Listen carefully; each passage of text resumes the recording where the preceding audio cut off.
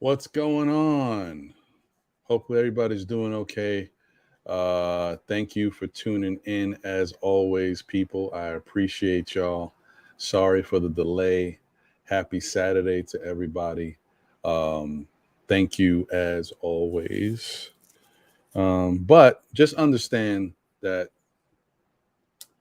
if you see me starting the show a little late for whatever reason, that means I'm dealing with something.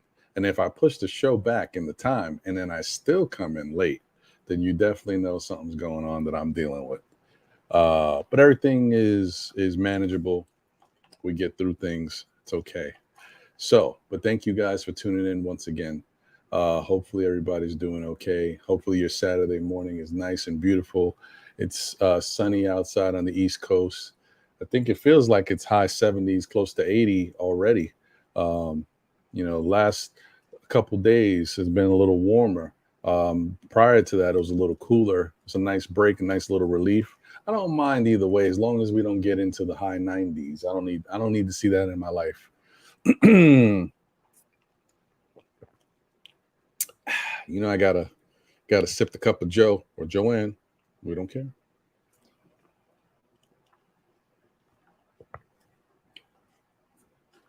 It's a little lighter than I'd like. It a little darker, but it's all right. It's gonna be okay. We'll make it through, folks. Anyway, hopefully y'all doing all right. Salute to David L. Appreciate you. He said SAS is bad luck. You may be right.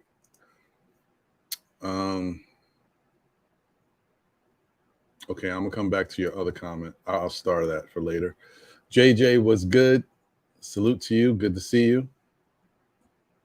OCD Shaggy in the building. Deshaun Wilson in the building. What's good? Angel Torres. What's good, brother?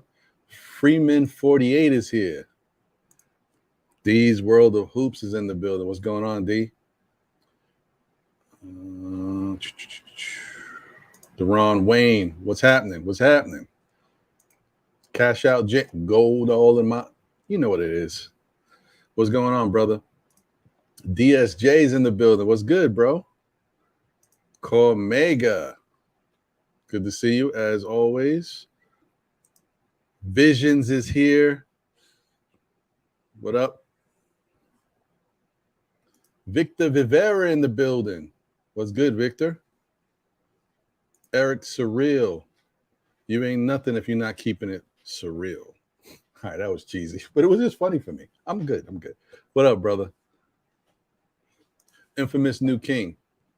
What's good, bro? Hope you're doing all right. Yeah, man. So just dealing with real life stuff right now. Sometimes, family members ain't feeling too good. You got to kind of deal with stuff, and so that's we getting through it. We're getting through it.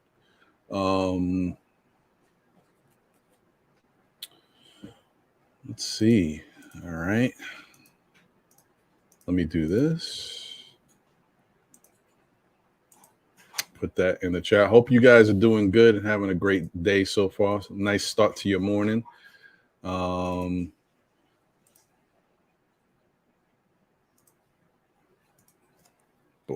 Throw that right there. Marvin's in the building. What's going on, Marvin? Thank you, brother. Appreciate that.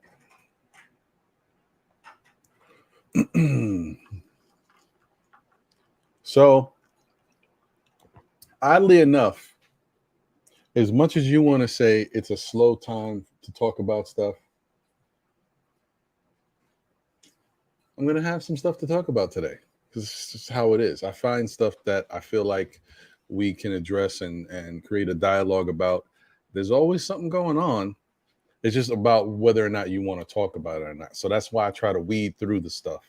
Like there's certain stuff that we could talk about that I just don't want to waste time talking about. But then there's other stuff I'm like, you know what? Let's chop it up about that. So just weeding through all of the garbage and the nonsense. And we definitely got to get into this Stephen A. dude. Speaking of garbage and nonsense.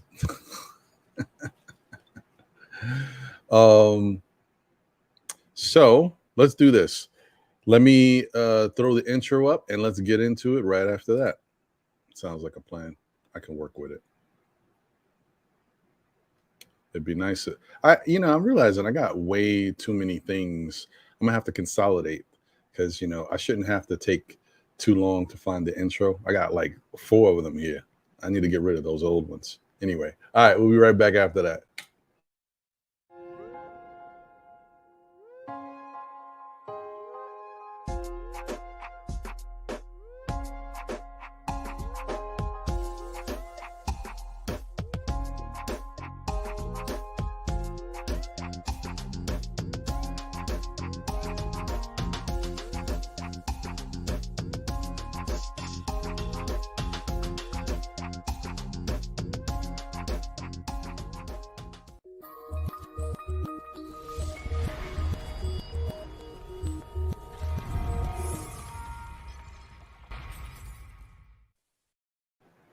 Yes, sir.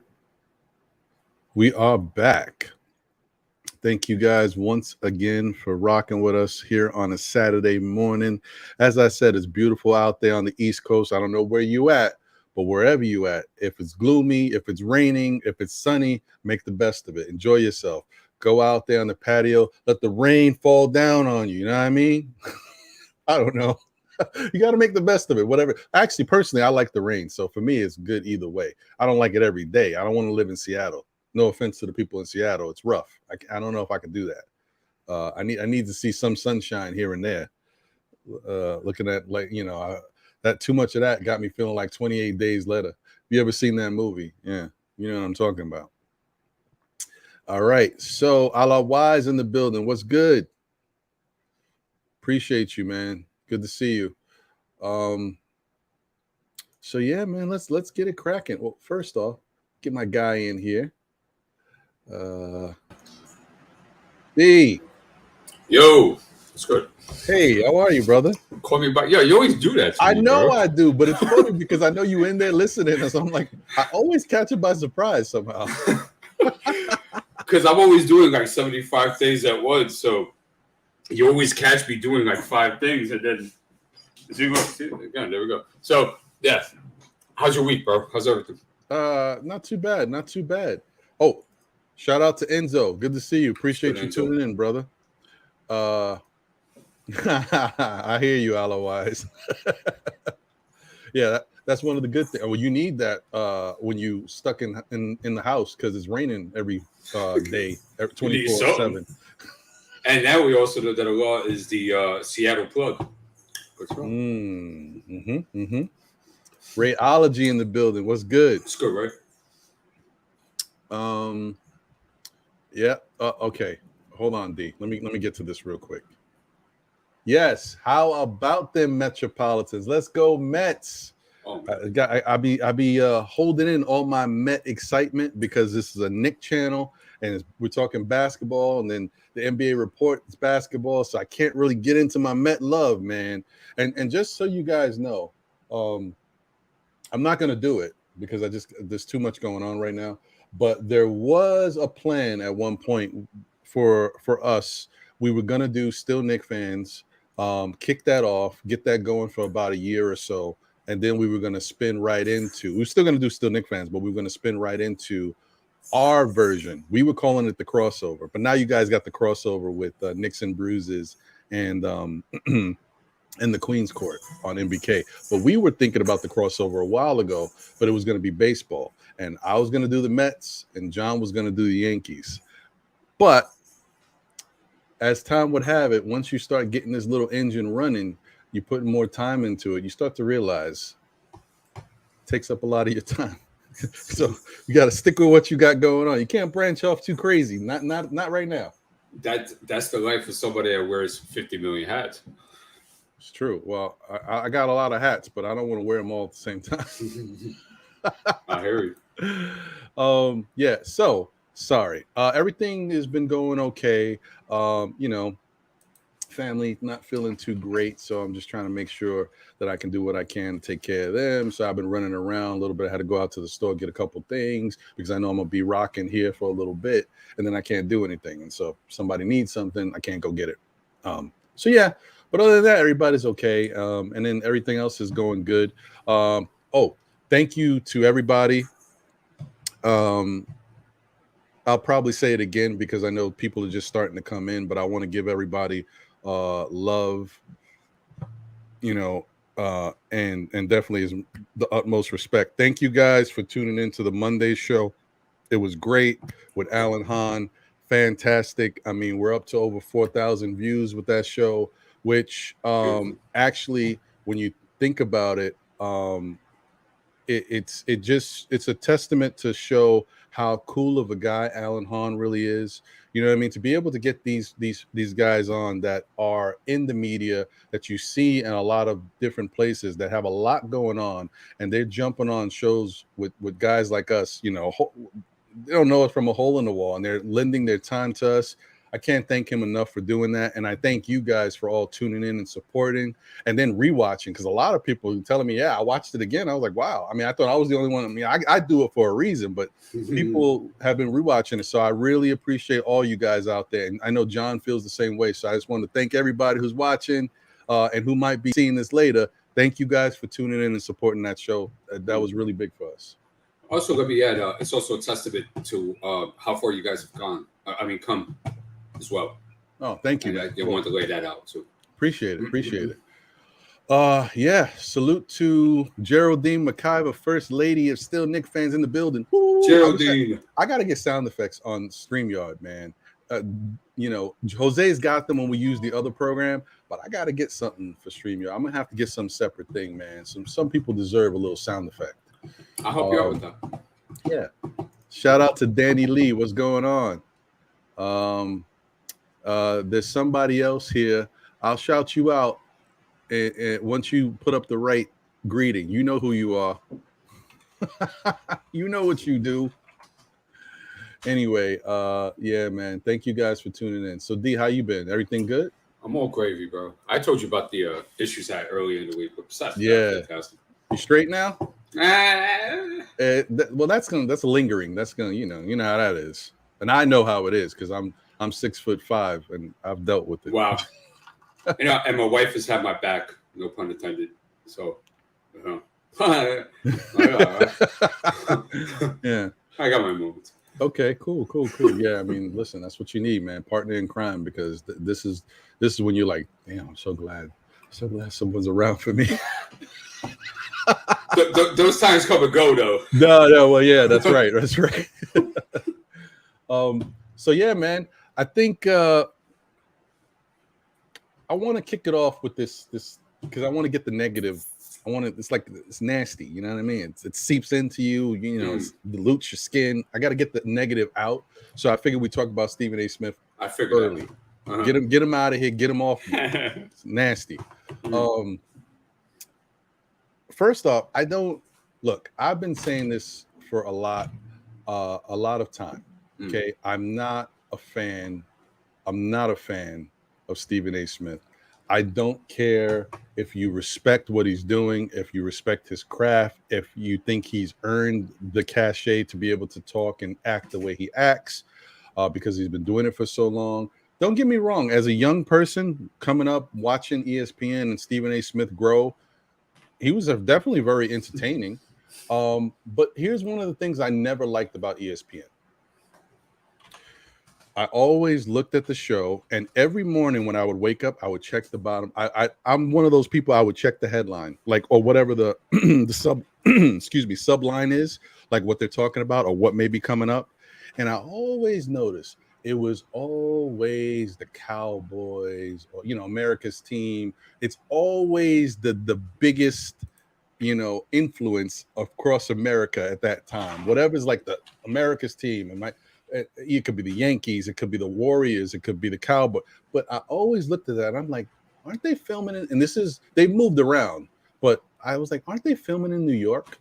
I'm like, how come they're never highlight? And this is when teams were doing good. Like I said, I've been watching for years. I'm like, why are they never talking about the Mets, or why are they not bringing up the Knicks right now? The Knicks had a really good run. This was and specifically, I go back to the 52 game season when they had Carmelo, and I'm like, why is the Knicks not, one of the highlights or one of the big storylines that they're talking about? I always thought that, I found that very interesting. I'm not saying they never talked about it. I'm just saying in the capacity that you would think, since they're in New York, Stephen A. Smith is a Knicks fan, and the Knicks were doing good at that time. So I always looked at that and I said, okay, I started to understand the game a little, but I was still young. I didn't get it all yet. Then I started to think about, watching them lately over the past couple years and just all the negative press. So you already know how I feel about that. I think it's ridiculous. It's one thing to be a bad team and you guys criticize. It's another thing to make fun of a team and belittle them just for your ratings and all that stuff. I think that's ridiculous. Especially it's ESPN. You don't need to do that. People watch, right? No need. Right. So I look at all that, and then I watch contradiction after contradiction after contradiction. Like there's no, I don't know how you want to phrase it, intellectual integrity, whatever. There's nothing, no responsibility for what comes out someone's mouth. And then you can't even be consistent with it. Stephen A. Smith was the same person that said, I don't even know how long ago it was, a month ago, 2 months ago, that the Knicks don't deserve Donovan Mitchell, that he should not come here, that it wouldn't be good for his, I don't want to put words in his mouth, but like basically it wouldn't be a good look for him. Okay. Now, all of a sudden, he's coming out like basically pleading with Donovan Mitchell to become a Knick, that the Knicks need him, that like, I don't know if anybody watches this and says, what the hell is going on? It's like the Twilight Zone. You like, what are you doing? I don't understand. For someone who's not a big entity, like if it was just me, if I just wanted to say stuff for shock value, I could say whatever I want. Okay, that's Ron. Who cares? But Stephen A. Smith on ESPN going back and forth, flip-flopping all the time, it just, oh man, you don't know, it just burns me. Look, listen, their ratings are high. They get paid bazillions of dollars as a company. They're the number one. Look, I'll put it, look, I wrote this down. I usually don't like spitting writtens, right? But I felt, I saw your topic and I said, this has to be said very clearly about Stephen A. Smith. I said, I try to understand why y'all give Stephen A. Smith so much energy and breath. He's a reporter for the most lucrative sports network on the planet, disguising himself as a Knicks fan. He doesn't speak to us as a basketball mind. He speaks to us as a fan on the sidelines that has connections to different organizations and players in his league, and his agendas will sway depending on what best suits Stephen A. Smith at that moment in time. Very easy to denounce him as a voice for Knicks fandom. End quote. Yeah, I agree with that 100%. Like Stephen A. Smith we tolerate him. Well, not me. Not me. I know a clown when I see one. Yeah, and I just say that, I said that twice in that way because I saw an interview on the Breakfast Club of 50 Cent. Say what you will about 50 Cent, he's very entertaining. And he was talking about how people was trying to take him to the cleaners. And I think he's still suing one of the singers because she tried to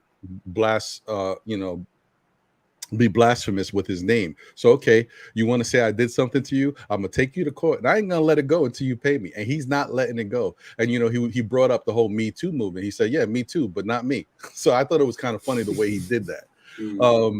So 50 crafty, bro. Yeah, he's definitely very crafty. So my whole thing is like, I understand why people still are endeared to. It's a staple. Like Stephen A. Smith, whatever it is, he's a staple. Like people, he's been around for so many years. You watch them, and then you're so accustomed to seeing him give you information. You're just used to it now. So he's a part of your mix. And there's been good times. There's been good times where you're rocking with him. He's hype and he's exciting. And then you're like, he's talking about my team, and you feel good about it. He's like, yeah, Stephen A. Well, not like once again. Not me, but I understand it. I get it. But at some point, you got to say, what are you watching? When I was young, which is always funny because as young kids, like who the hell would do this? But I think I was a homebody at certain points, like just going outside and doing nothing, like not having a plan. Sometimes I didn't want to do it. I'd rather stay inside. Listen, that's my own thing. But my friend used to come inside the house. They're like, "Yo, you want to go do this? Let's go play ball." I played ball earlier, but I don't want to go again. Like, yeah, but he didn't get a chance to play ball. So he's like, "No, let's go back out." It's like, "Nah, I'm good. Maybe later." But since he was trying to make his point, he would come in. I'd be watching TV. He shut the TV off. He said, "Look at yourself. What are you actually doing?" And I said, "You know what?" And he would always get me with that. I'd get up and I was like, "All right, let's go." I'm just sitting here like a log. I'm not doing anything with my time. You're right. And that is how I feel when I'm watching Stephen A. Smith and ESPN. Just what am I actually doing? Let me cut the TV off and get the hell out of here. And that's what I feel like at some point with a guy who's not giving you anything tangible or substantiated. What's the point? Stephen A. Smith is a sports analyst who talks highly and favorably about the bandwagon teams. He belittles and talks down about his favorite teams. And players as well. And players too. And the other thing is, I want to say there's an extra level of belittling for the Knicks because he's a Giant fan too, and the Giants have been bad, but the Giants are historically good in recent times when you think about it. And they got chips too and stuff like Correct. That's what I mean. Like, so I think he gives them a little bit better cachet. He doesn't go in on them like that. But he just goes in so heavy and hard on the Knicks just to make his little rants and raves get the publicity that he wants to generate for the channel. Okay, so you got that, right? Then you look at his breaking news, his breaking stories. Now, someone did say, I think it was on your show, might have been Lily, who mentioned that shout out to Lily. Yeah, shout out to Lily Phillips, that he did break a couple stories, like with regards to Leon Rose and Worldwide West coming to the Knicks. That's fine. Look, I'm not saying the dude is not a smart guy and can't find information out, and he's already patched into the inner sanctum. He he can get the scoops. Whether or not he actually does the work at this point. When you're young, beat writer and all that stuff, and you're hungry and you're trying to make your bones, you do a lot of extra work. You make sure you're coming out with all types of stuff, and you got to fact and check that stuff, because if not, you're not going to get your break. When you established, I think you take some liberties. And Stephen A. Smith, who's such a personality, I honestly feel like he takes liberties. You can't. I can't tell you if I don't want to do that because I don't care enough. But if you want me to go back and look at everything that Stephen A. Smith said that didn't come true when it comes to the Knicks, all his proclamations, oh, this is going to happen, 97% sure, and then he quantifies it with a number. You're just making it worse. Like I'm just looking at him, and I'm not trying to tear him down for all his accolades and what he's done. He's done a lot to get to this point. I'm just saying who he is right now, I can't rock with. I don't want to spend the time watching him. He's not giving me anything. That's me. I know it's valid. And I mean, whenever I saw Stephen A. Smith, I always knew that the circus was out. I never thought I was listening to a basketball mind that was giving me his insights with his connections in the league and stuff like that. So never really bothered me much. Yeah, it's all theatrics and drama, and you got to appreciate it for what it is. For some people, really, really love that type of way of doing things. It's entertaining. Some people just want to be, and I understand that too, because I'm a throwback. I like old R&B music. I like love music, like people who are in love, right? In this day and age, people just want to dance. They want to feel good. They want to groove. They're not so much thinking about. They don't want to hear about you're in love and all that. They don't even care about the words. They just want to dance and move and feel. So it's a different time. So I get it. It is what it is. Different strokes, for different folks. So, and to analyze exactly what he did say, obviously the uproar of the fan base is the disrespect to Patrick Ewing, most notably, and there was a shot at Melo as well. I thought the shot was more to Ewing, bringing up the fact that, like, for some reason, it was frowned upon to give it 15 feet to a guy that was our best Knick in the past, 40 years? Right. And had us championship contending for a decade. And they shipped Mark Jackson. And they shipped Rod Strickland. and he was left with Oakley, and fortunately they got Mason and all that. So it's uncalled for. There's no need for it. Just say we need to get Mitchell here because we're in dire need of a star. Call it a day. There you see, D. This is what I'm talking about. This is why I get so mad. This is why I don't like, guys like Stephen A. Smith and Max Kellerman. Yeah, I would respect them more if they hated the Knicks. Like if they were Skip Bayless, who can't stand some of these New York teams. He's a Cowboy fan and all that. I would expect that from them, and I'd be okay. I get it. He don't like them, but these guys supposedly like the teams. It doesn't make any sense to me. Yeah. And shout out to Skip, where he's completely out of his mind, and I wouldn't take his credibility on anything. But the way he's navigated through that scene throughout the years for being who he is, that's not easy to do, bro. True. Yeah, and you're right. The disrespect to some of the players that we had here that actually, without Patrick Ewing, what would this Knicks team have been in the 90s? Like it was Patrick Ewing, okay? And it's not like Patrick Ewing was just, he was a guy who gets you some points. Patrick Ewing was a two-way player and a very good one at that. One of the greatest. Championship contention for a decade. There should be no negative comments towards his direction. Crazy. It's crazy. Yo, man. Whatever. All right. I think that's enough, man. I'm getting got it out. Taste. Yeah.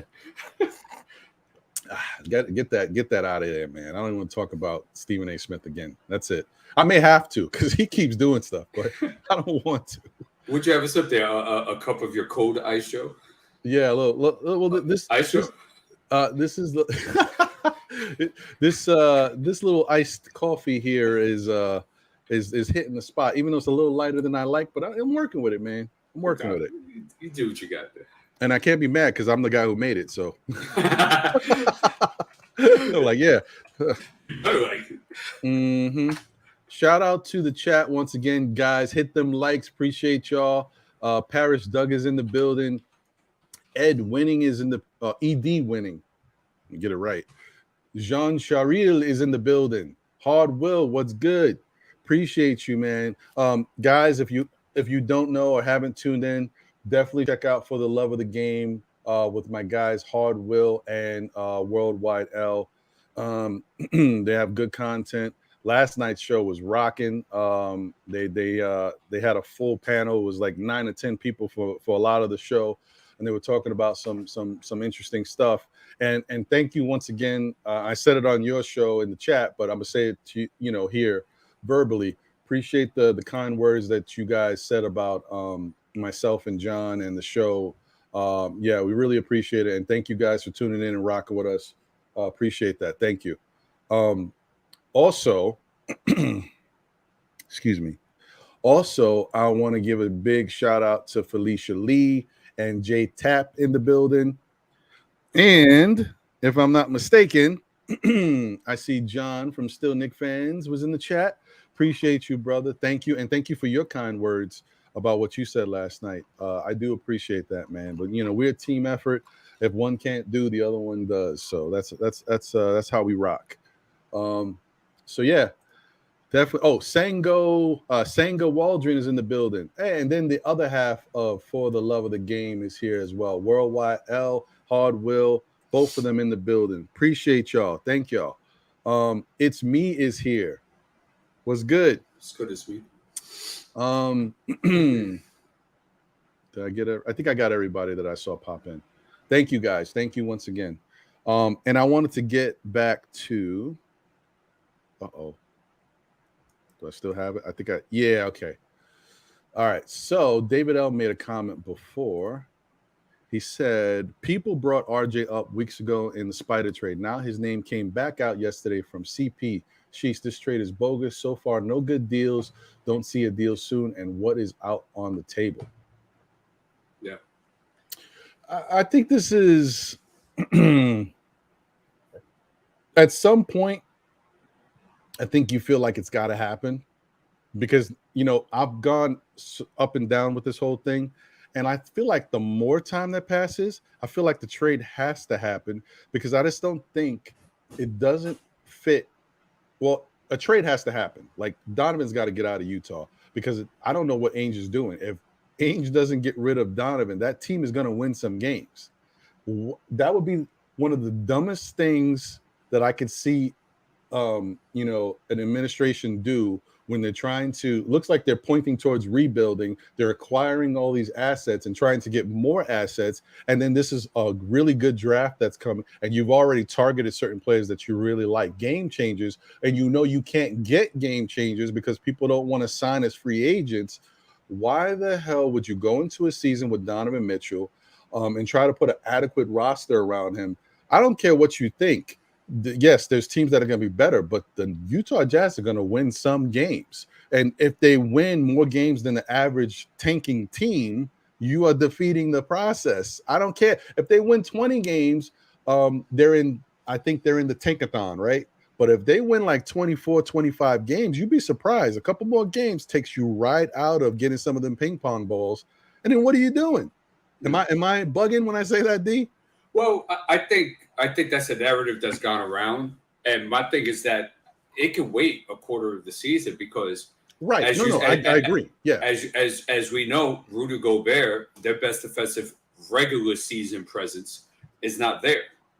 So now you got to work around with Donovan, Bogdanovich, Conley, and all that. And I mean, if you go through 15 games and they win 6 or 7 games, and then you get rid of them, you went through a quarter of the season and you're still in tankathon sweepstakes. So I don't think there's a gun to the head of Danny where it's like you got to do it right this instant. Training camp doesn't start to a month from now.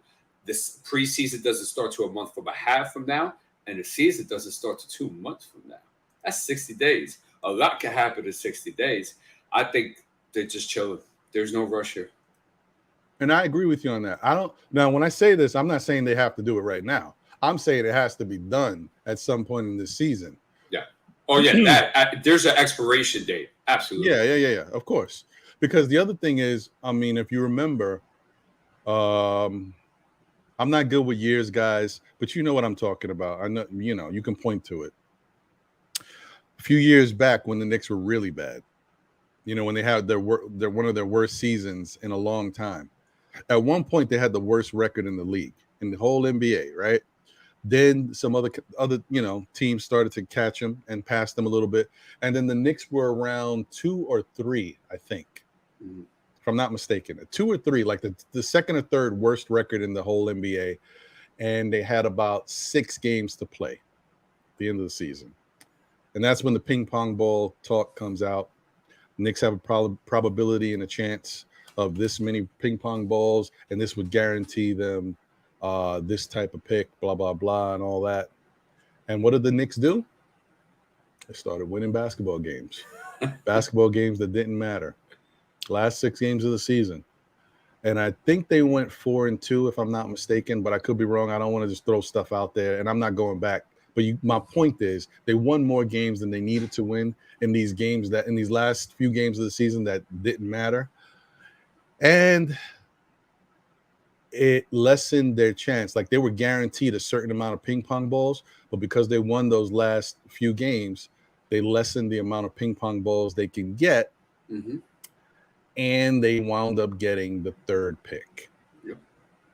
So all I'm saying is, as bad as Utah may be, I just don't think with Donovan Mitchell there and the other pieces, while they're still there, like Patrick Beverley and these other guys that they do have, and some of the players that are still on the team, I just don't think they're going to be bad enough to get the amount of ping pong balls and get the chances to. Now, there's always a chance, but to get a good amount of chances to get a top 3 pick, because that's what you really want. I mean, if not a top 3 pick, then you're not really doing it the way you want to do it. So that's it. That's all I was saying. I just think that a move has to happen. And as much as I think that Donovan Mitchell is a very stand-up guy, he's very professional, he handles himself with a certain level of class. If you put him out there and you're trying to tank with him, I think at some point he's going to get really frustrated and say something. He may not come out publicly, but he might make a stink behind closed doors. And then you just now you've created a bigger issue. So why not do what you got to do, get the best value you can for him, and go from there. Yeah. Shout out to Sherwood. He said something I completely agree with. And he said the Knicks, that would be a very bad trade for one team, the Knicks. Absolutely. And, but it depends on the parameters of the deal. And if it's anything like 4 draft picks, I think that's a bad deal because, listen, one of the most luxurious things you can have as a basketball organization is draft capital. Because there's so much flexibility that you can have with that. You can get studs that are coming for your ping pong balls. You're able to acquire stars. You're able to get really good players on the team with doing that. You're able to develop players maybe in later first round, stuff of that nature. There's just so much flexibility with that I would hate to see that be gone because of a tier 2 superstar. Right. And that's not a knock. But he is a tier 2. He's not a tier 1. He's not Luka. He's not Jokic. He's not Giannis. He's not in that league. He's not LeBron even to this day. He's not there. So there's no reason for me to be throwing out at least a half a king's ransom for a guy that if we do put him on this team with the present a roster that's constructed the way it is, maybe a first round. That's not good enough. I need more. So I hear you.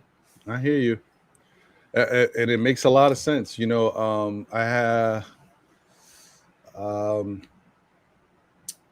I think it was R. Turner. I can never pronounce his first name, so I'm not even going to try. And I think I mentioned that to him. I'm going to say R. Turner. He put a really in-depth. He took a lot of time to write this comment on the Alan Hahn show on Monday, and that show. That comment was like, I don't know, it was like paragraphs. He went really all in on his feeling about Donovan Mitchell and if it makes makes for a good move for the Knicks. And he even put links to show Donovan's defensive issues and things of that nature. It was really in depth. I was like, oh man, it took me a minute to get through it because I had to read it and then I had to go look at all the links. And to his point, he said that he doesn't feel like the Donovan Mitchell to the Knicks trade would be a good trade because he doesn't know if giving up the assets for Donovan Mitchell is going to yield the value that you're looking for from him. And he doesn't necessarily think it's a great move for Donovan either because he was concerned about the development with the Knicks, which I thought was a really interesting point. He said that he might be able to develop a lot better in a different scenario with a different team because there's certain things that can be unlocked with Donovan that he hasn't really tapped into. He's shown effort, and he pointed to his years in college, and he pointed to his first couple years in the NBA and his defensive effort and how he was much more effort-based and did a lot more on the defensive end, and he didn't look as poor on the defensive side of things. And I was like, that's true. I mean, I think we can point to that. And then you see over the past couple of years, then that's when he showed the links of him currently and different things and how he was a little bit more lackadaisical with stuff and getting caught in certain situations and not giving that same effort. He's like, he feels like coming to the Knicks is not going to improve on that. Whereas if he went to a different team, a different climate, he might be able to buy in and learn some different techniques and different things and how to get better. And I was like, that's a really good point. Now, my retort back to him, which don't get me wrong, what he said is very true, and I think a lot of people would agree with it. When you really look at it, that's a very true statement. And the Knicks haven't shown that they're really an all-encompassing development staff. Maybe a couple people have developed, but not the majority of you know what it is. Oh yeah, I know. All the time. I know. So it was a very good point. What I said is sometimes, and I'm going to say it a little bit more. I can elaborate a little bit more because when you're typing, it's tough. Sometimes you will make a move that doesn't necessarily make the best sense, but if it fills a bigger need. So the Knicks getting Donovan Mitchell, one, if they bring him here now, he's the best player on the team. No doubt. What it is. Even No if doubt. he's not at his full potential and he's not like what you would really want to bank on, he's still the best player on the team. No doubt. So bringing him in gives you that right away. Fine. Then 2, you say, well, I look at it like Tom Thibodeau is supposed to be this defensive guru. I've seen him get good things out of certain players and bring them to another level. And the one thing I will give him credit for is it usually is a star type player or the best player on the team at that time. So if you look at, they pointed to stuff that's happened with him in the past. Yeah, it happened with a lot of the regular standard player on the team. But when you point to the star, getting the best out of Derrick Rose, if you want to say at one point Luol Deng was killing it, getting the best out of Luol Deng, getting the best out of Noah for what Noah did. Then you want to look at Minnesota. Say what you will, but if you look at Karl Anthony Towns' numbers as opposed to this past year, but he had one of his best seasons under Tom Thibodeau. So Tom Thibodeau knows how to get the best out of the can't miss guy, the star, and that's why I'm like, if you give him Donovan Mitchell, maybe he will bring the best out of Donovan Mitchell. He is somewhat a player's coach, but it's a player to the stars, to the key guys that he knows he can't miss with. I don't necessarily know if he's a player's coach with the underlings, but with the key guys, he's pretty good with that. And he builds them up.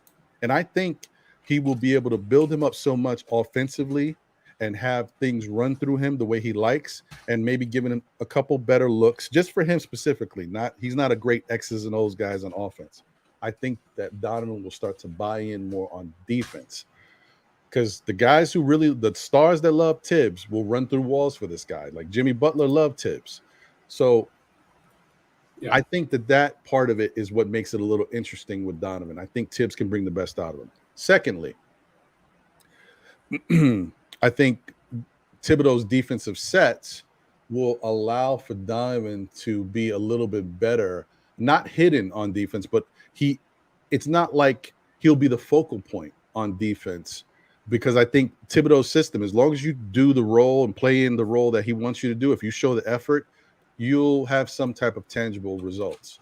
And I think that's all we really want. We just don't want him to be a sieve. Don't be a turnstile out there. Stay in front of your guy and try to affect the shot. That's all we can ask for. Because on the offensive end, we expect you to bring it.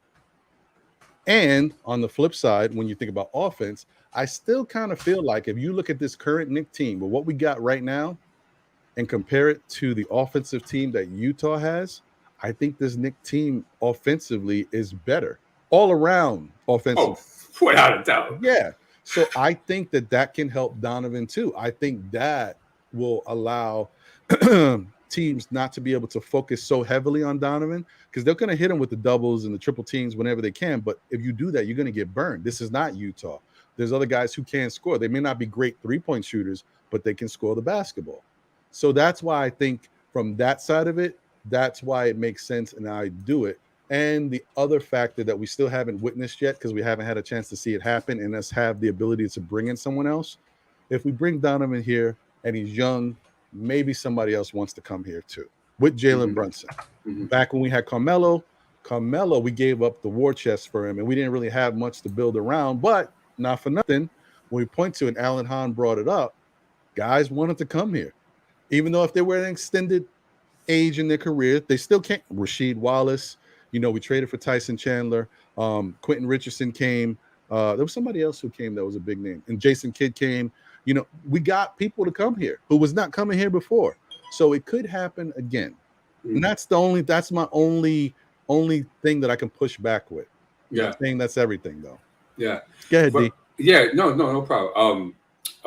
Star J Boogie's comment, because he said something I wanted to allude to. It was a little bit earlier. I think it was about the value of the trade going down when the season starts. Okay, I'll get because I was going to bring up a great point about that. So thank you, J Boogie, for that. And shout out to J Boogie as well. I think he was on Streets of Buzzing yesterday, if I'm not mistaken. If you guys haven't seen that, please check that out.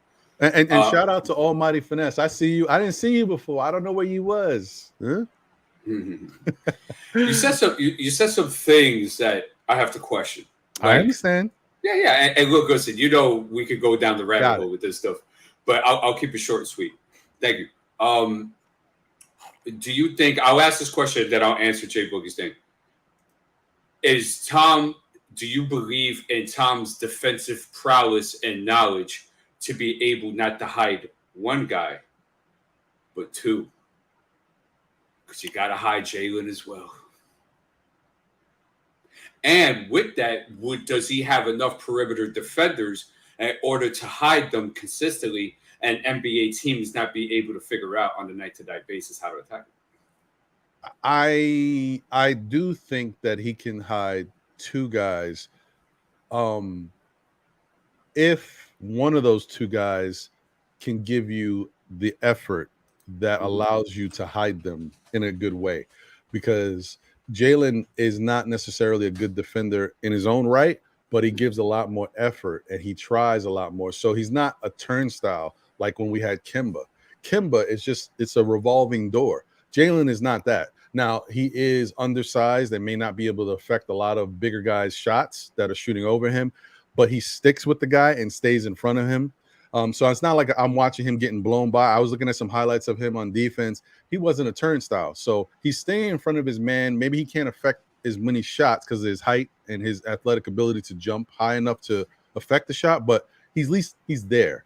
And that's all you can ask. That's how you're supposed to hide a guy who at least stays in front of the guy and allows for help to come. You got to give the help a chance to get there and help.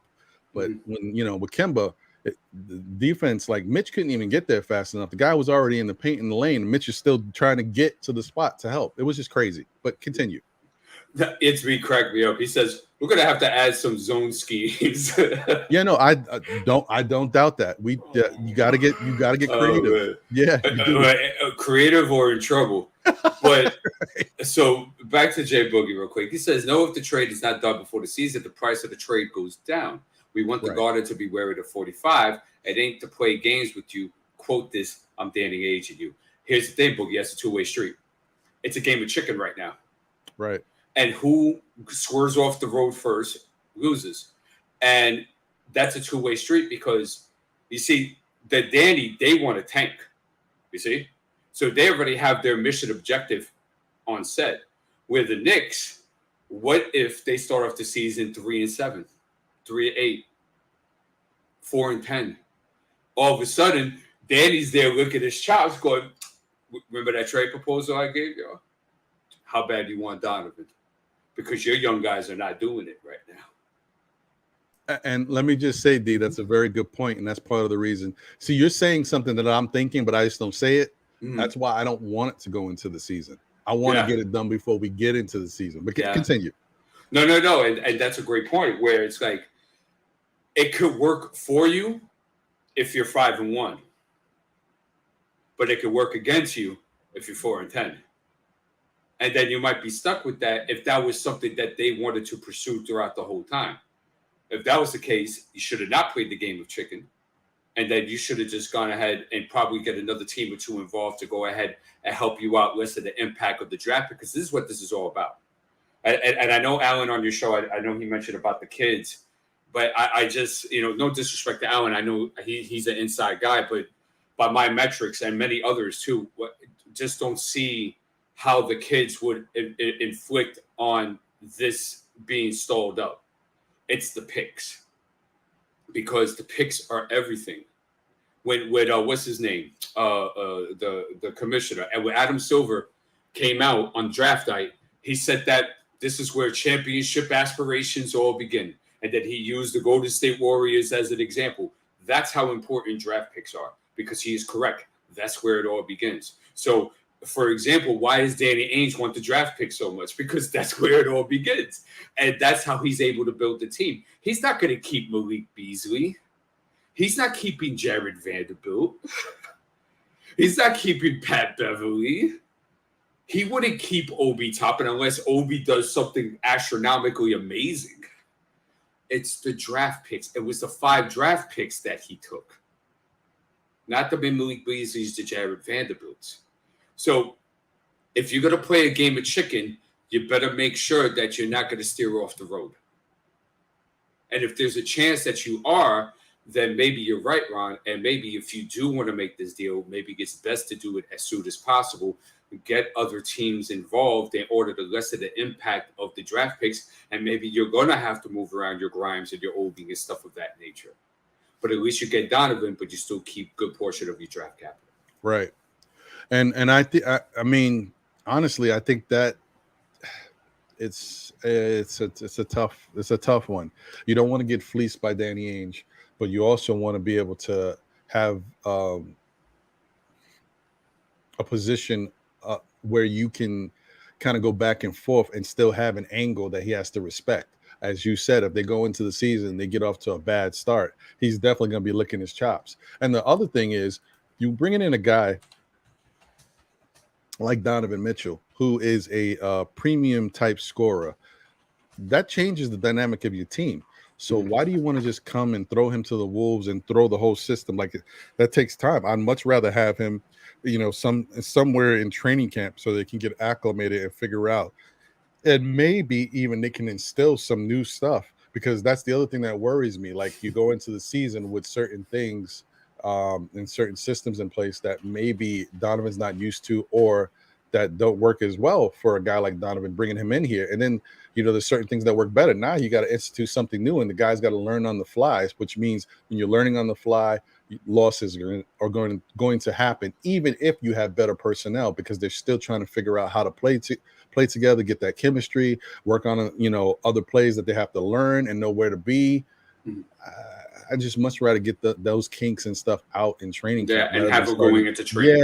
Yeah. Like, but either way, if they get him, they get him. I don't care when it happens, as long as it happens and it makes sense.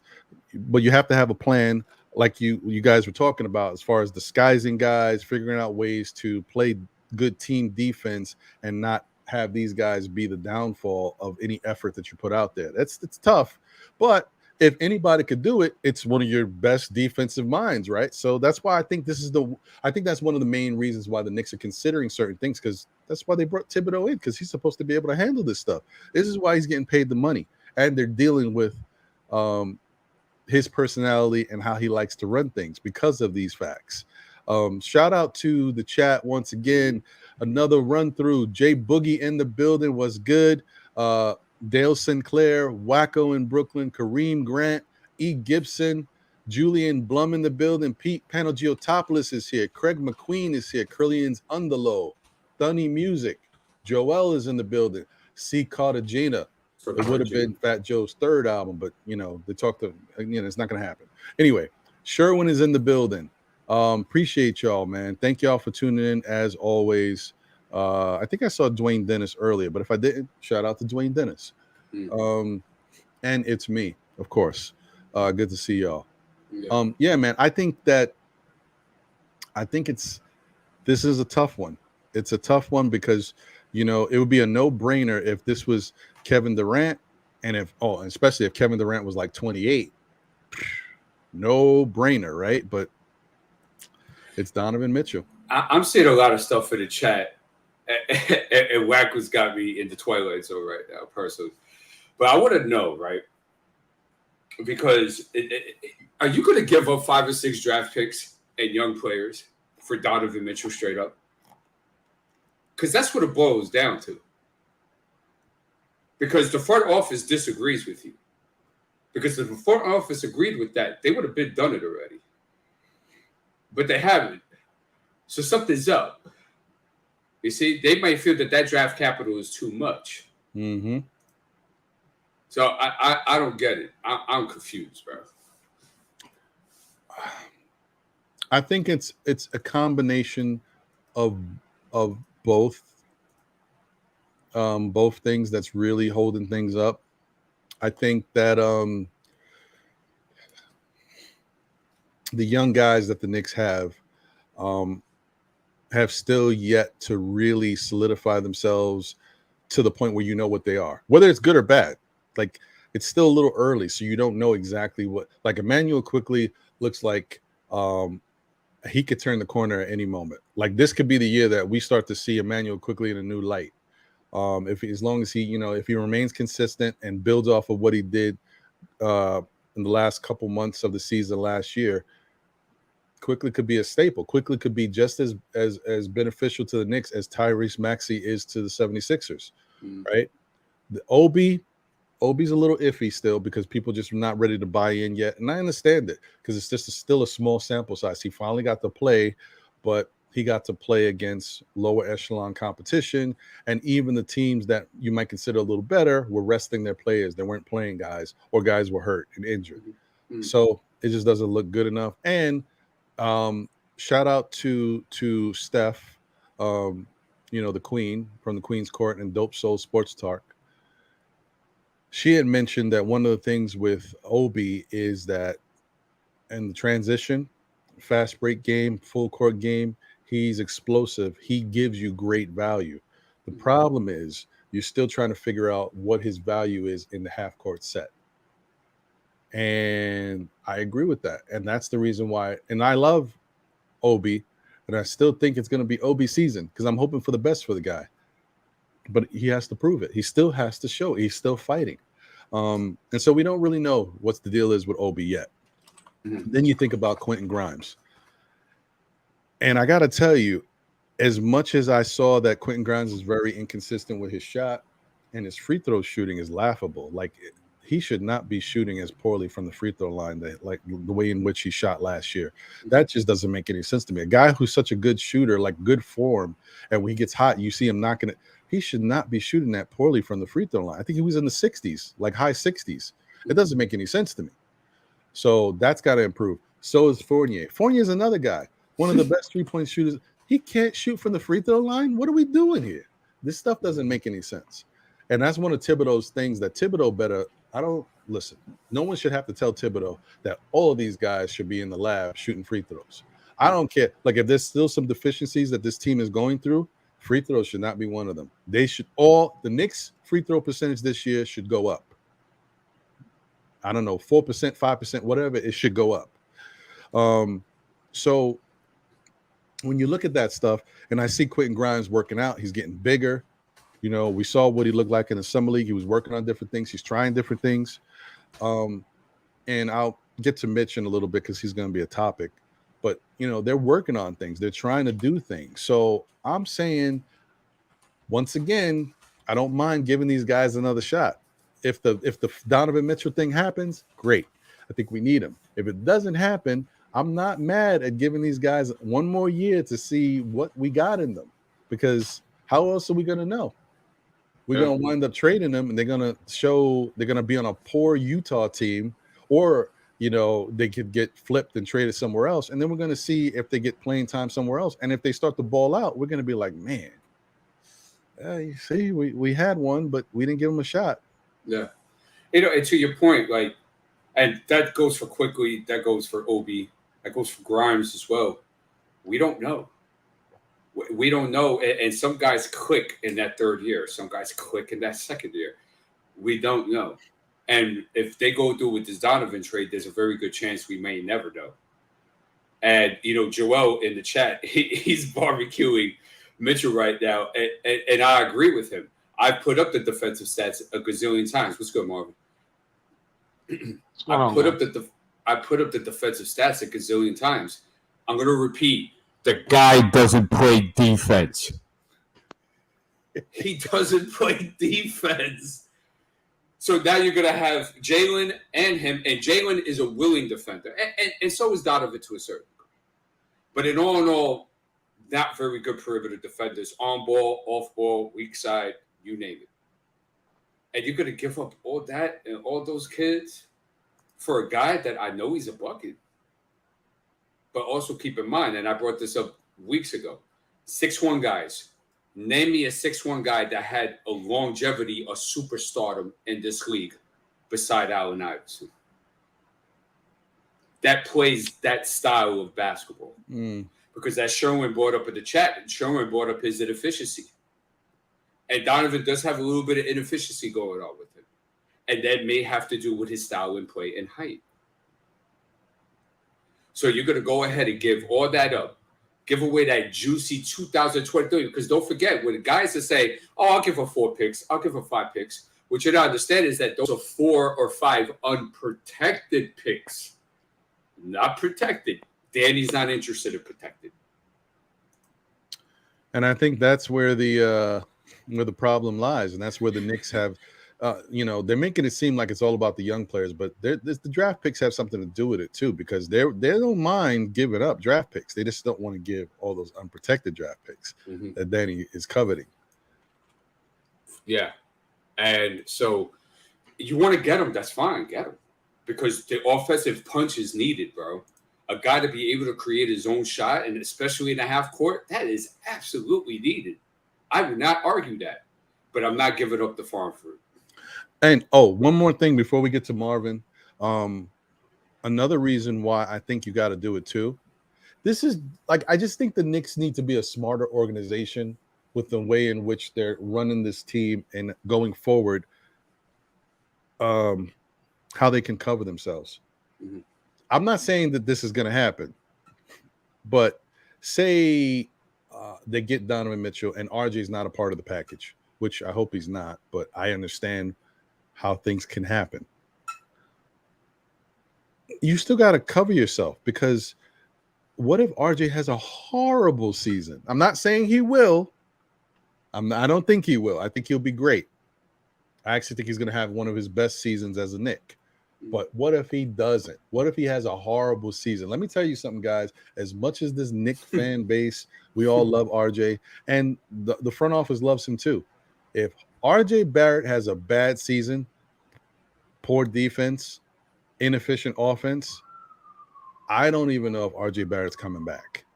And if you have Donovan Mitchell, I think that choice is even easier for them.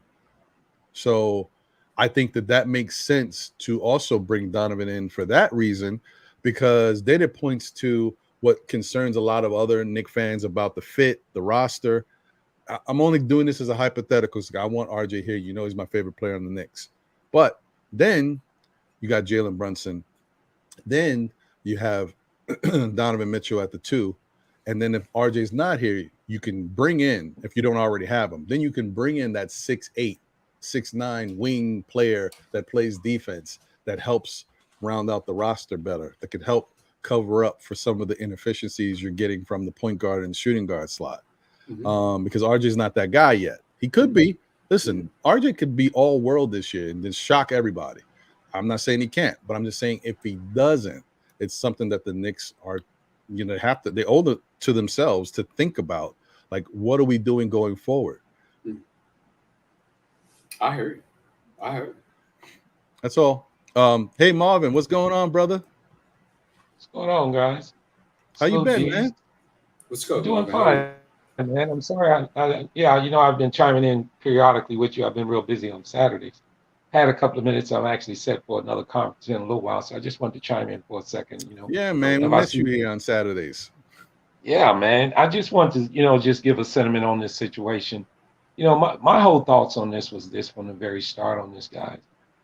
I was unsure about Donovan Mitchell. I know he's a talent, and I know everybody knows that. But then I agree with Deez in the fact that if you feel you're giving up a little bit too much, let's just hold our hands for a second and think about this thing. My sentiment, I'm not going to elaborate on it very far because I got another thing I want to bring up, but I just want to say that if it doesn't happen, think of this, guys. You play this thing out to the trade deadline. You see how well your team is, and you address your problems there. And you still have all your access. You still have all your young players also, and your draft picks, and you see what's happening then. I'm not saying it's the definite answer, but you don't just completely just give up the ship. And then if it doesn't work, now you kind of lost in limbo. But I wanted to bring up the schedule itself before I go. I wanted to address this with you guys. I believe the first 5 games of the Knicks schedule is important, especially the first one being on the road against Memphis. The reason I say that is this. Out of the first 20 games of the season, the Knicks get the West Coast swing in there. And in that West Coast swing, and the Knicks are the only team where they got the most back-to-back road games. And a lot of people don't put a lot of emphasis on that, but that means a lot. And on that West Coast swing, there's 2 back-to-back games on the road. And the West Coast swing is already hard enough. When you have to travel and do back-to-backs behind them, it makes it even tougher, guys. So I think I really believe this. I really believe we need to concentrate on what's going on with the team and the schedule right now. Getting away from let the front office be the front office, and let's see how we can, manipulate through this thing for at least the first 20 games. We have to get started on the right foot, seriously, because if you don't, with you having that early West Coast swing, then everything can change. So this, to me, I really feel like the Donovan Mitchell thing, it'll play itself out. There's nothing either one of us can do, so we're just gonna have to play it out anyway. We have to concentrate on the task at hand, and that's winning games in the NBA. And it starts with knowing that you have this West Coast swing in the first 20 games of the season. Now, we can all remember last year we had that West Coast swing late in the year and we struggled. To me, the best time to have that West Coast swing is early, because more than likely, the sentiment of the team, it should be healthy. You should be more healthy at the beginning of the season. So if you're going to have a tough part of the season, you need it early, because you can maybe at least get through this with healthy players and get through it in a nice way. To have that West Coast swing late in the year, that's when you're trying to rest players. That's when you got bruises. That's when you got nicks and bruises, and you kind of struggle with it. So as far as the Donovan thing, yes, we all want it to happen, but hey, let's make the right moves in doing that. But let's concentrate on the first 20 games of the season and see how far we get then, and get to the trade deadline. And if the Mitchell move hadn't been done, address our issues then, and we'll still have all our assets and players also. That was well said. Makes sense. That makes sense. That was well I mean, said. there's so many ways. There's so many ways to look at this, but to look at realistically is the best way us as a fan should do it. I mean, listen, anytime somebody throw a Donovan Mitchell at your face when the reports first came out, either we're going to get, yeah, man, yeah, let's get him. But then you see the Rudy trade and you think, damn, do we want to give up this much for this guy? And I don't even go to the 6'1" guard, 6-point guard. I don't do that, because Donovan Mitchell is a dog. He can play. And I'm guaranteeing a whole lot of Knicks fans right there, and all of us included, Brunson he's gonna live up to his contract. Brunson is a true point guard. This is gonna upgrade Mitch Robb tremendously. I mean, Brunson means a lot to Mitchell. He's a great lob threat. Brunson a great lob guard. So I think that combination will work. I mean, there's a lot of ifs and maybes that are going into the season, but let's concentrate on what we got to do, and that's win NBA games first. We can't get, none of us can get down to Mitchell. We can only hope and pray about that. All right. And check this out. Here's another thing too. Last year, right, we moaned and groaned it. We did as a fan base. We moaned and groaned about basketball purgatory and being stuck in the middle and the whole nine. And we still had the chance to get Tyree Eason. We still had the chance to get a Jalen Williams. And those guys coming in the door change organizations. I'm not saying like tier 1 superstar type of thing, but just like, the skill set, the attitude, the pit bullness, they changed that. And we had that in our hands, and we still could have acquired that. I don't understand what they did to a certain degree in the draft, but here's my point. My point is that, say, for example, we have another season like that this year, right? And we don't get Donovan. We're still eligible with 3 draft picks to either pick up 2 or 3 really good players this draft, or mash all that up and shoot for a really good stud, because we have the draft flexibility. That's right. And to that, G's, I want to bring up the point of that's a great point that you bring in right there, because, and I want a realistic take from everybody in the chat and all of us.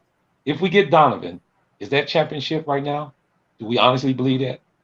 I think we're still missing maybe 1 to 2 pieces, guys.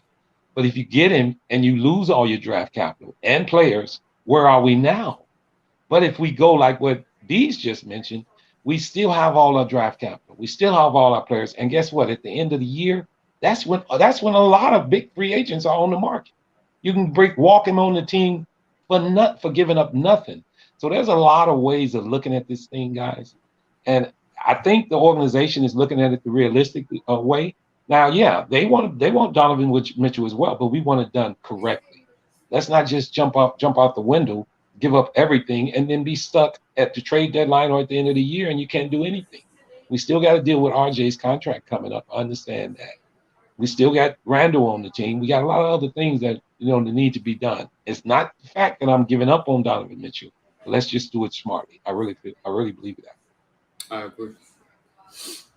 Yeah, I agree with you too. Here's another thought. Okay, so suppose the Knicks are ready to make this trade. And I'm not talking about the Donovan Mitchell trade. Suppose the Knicks are ready to make a trade for a star or a star-like guy. Doesn't matter what we're saying, they're ready, whether it's Donovan Mitchell or someone else. My question to you is, who are they going to be able to bring in? One player right now that's going to take this team to a championship team. And I think the answer is going to be nobody. Nobody. Because it's not going to be one player. One player is not enough for this team. Now, I agree with you what you're saying, Marvin, as far as we should be cultivating our talent and building them up so that way we could bring in one player and then that player makes a big difference. Or it still might take one or two players, to be honest. But, you know, till we get to the point where now you're filling out the roster with a big piece that takes you to another level. Bringing Donovan Mitchell right now, does that take us to another level? Don't know. I think it makes us a better team. The fact that Jalen Brunson is here definitely solidifies that. I think we'd be a much better team with both of them here. Overall, we're going to get beat up by some teams that are very offensively skilled, right? Because we know the defensive issues that we would have. But even if we brought in Kevin Durant, you guys bring in Kevin Durant to the New York Knicks right now, Knicks are not a championship team. Knicks will play good basketball. They'll have moments. You definitely have a closer in KD. They'll still have same defensive issues. You'll still be dealing with certain problems, and you don't have enough pieces to know if you're ready to go far. It's just if you look at. I just wanted to chime in for 1 second because we all know that the Knicks were ranked 11th last year in defense, right? Now we talk about the 13th, and that was because of Mitchell Robinson. Yes, and that's what I was getting to. And those are the deficiencies that everybody's feeling. If we get Donovan, it's going to be the issue. Well, Mitchell Robinson covers up a lot of that. I know we're asking a lot out of him to do that, but he covers a lot of that up. So this was short, Ron, so you can continue.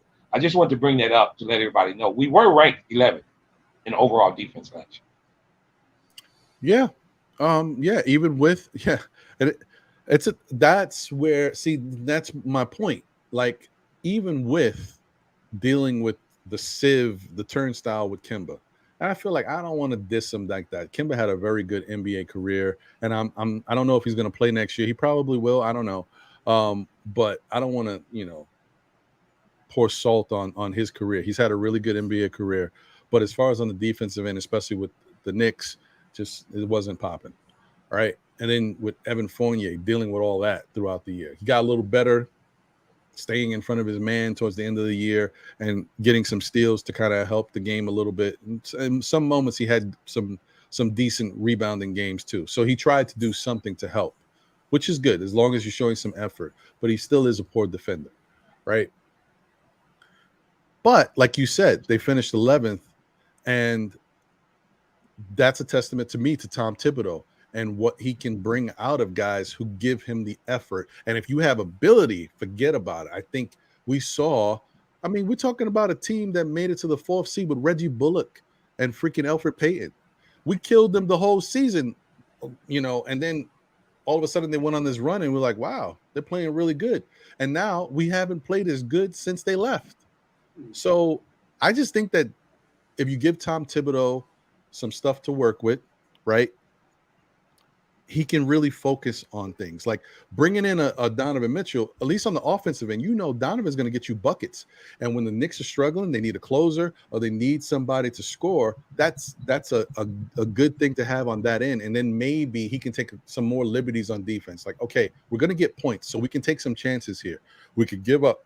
If these guys want to take long perimeter shots, we'll give them that, because we're going to come back down and score. I can take chances. But when you don't have good offensive weaponry and you don't know how you're getting your baskets because your system's not working, you don't want to give up anything. You got to figure out how to lock down everything. I'm just saying the Thibodeau might be able to take a little bit more liberty if he has a better offense. Then he can kind of gamble a little bit, because I think Thibodeau's defensive style is a little bit of a gamble. He's giving you 3-point shots. Take them. I just don't think you can hit that many of them. And then we can see the NBA, they're hitting them. And that's why I look at Thibodeau's defense and I'm like, he needs to tweak it a little bit, make a couple changes. Yeah. Let me get are the averages in our favor there though, Ron? If you look at the percentages, look at the percentages on 3-point shooting in the league, and it's lower than 50%. So your averages are in your favor if you're giving that shot up. Also, because I was reading in the chat, one of the guys was saying they don't like the fact of relying on Mitchell Robinson that much. But here's the deal: you have to deal with what you have. If you're getting beat on the perimeter, then at least you have that rim protector behind you to solidify that rim. You're gonna have to deal with what you have. Now, we can't say that because Burks was here last year that their perimeter defense was much better. I mean, think about it. You can say we talk about Fournier, we talk about the lack of defense that Brunson might bring, but we had Fournier and we had Kimba last year, and we ended up 11th in the league. Do you think we're a better defensive squad right now? I think so than we were considering that Kimba's gone. And I think Thibodeau, and I mean, going back to Ron's sentiment on that, Thibodeau is a factor in that. He just brings out the best in some players defensively than they usually don't do. And it's infectious. Defense is infectious. If Mitch Rob is blocking a lot of shots, then, you know, guys are getting out and running. And also, now, I want to go on the other side to Donovan Mitchell comment. One thing about lack of defense, when you have a Donovan Mitchell, your defense can get better because there are more shots made. You play better defense taking the ball out of the net than you do rebounding. Because, listen, if you got better shot percentage and you're hitting more shots, your defense is going to, you get a chance to get back and set up. So it's a 50-50 on all of it. But I believe Thibodeau brings out a lot of defense and a lot of players that probably don't show it from the start. Salute, J Boogie. What's going on, guys? Hey, good afternoon, gentlemen. How your brothers doing, man? Salute, salute, salute. 3 capital S's, blessings, and health, and safe to you all. Everybody that's in the chat, hope you're having a wonderful Saturday. You had a chance to watch cartoons maybe with your kids, you know what I'm saying? Be relaxed and chill. A karate movie might be coming on at this time. Maybe a Godzilla King Kong movie might be coming on. But blessings and health, that's safe to everybody, man. Just come to chat and rock with y'all for a few minutes, man. About to get an oil change, man. So what's happening with Mr. Ron? What's happening to D's balling? How y'all doing, man? Maintain it, bro. How you, brother? Man, I'm good, man. I'm good, man. Good. Yeah, I can't complain. I'm good, bro. I want to say something real quick to Marvin. But Marvin, you have to understand something that today's NBA, and it's always been like this, but especially today because of the 3-point volume, right? It's predicated on perimeter defense. Your success lies. So let's throw out the numbers for a second. Your success lies on how well equipped your roster is to perimeter defend the premier perimeter players on the opposite teams. And I agree with that. But I want to ask you one question. Did the Knicks get beat on the perimeter last year, or did they get beat on bad field goal percentage? Was their shooting bad? Was their shooting worse than their defense? I think their defense stood up a little taller than their offensive game, and they were missing a point guard. Both, Marvin. I could bring you to the film room any day and show you the atrocities of the perimeter defense last year and how much it was put on Mitch. It was put on, well, not Sims, but it was put even on Randall. There was a lot of times where Randall had the weak side when he really didn't. But because of bad perimeter defense and letting the ball get into the middle or letting the ball get into the seams, it was unnecessary. So, I understand that, but you say throughout the numbers. But the Knicks were ranked 23rd in offense, 11th on defense. Which one should you fix? No, I hear you, bro. And I understand that. But if they get better offensively, right, they're still going to have problems containing the basketball. Oh, yeah, you're going to be who you are on your perimeter defense. But you cover up a little better with Mitch Rob there being there.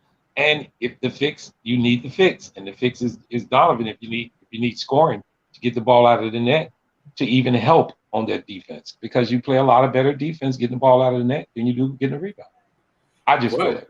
But although you do fix your offensive issues, you still haven't gotten into the core of the nucleus of the issue is perimeter defense.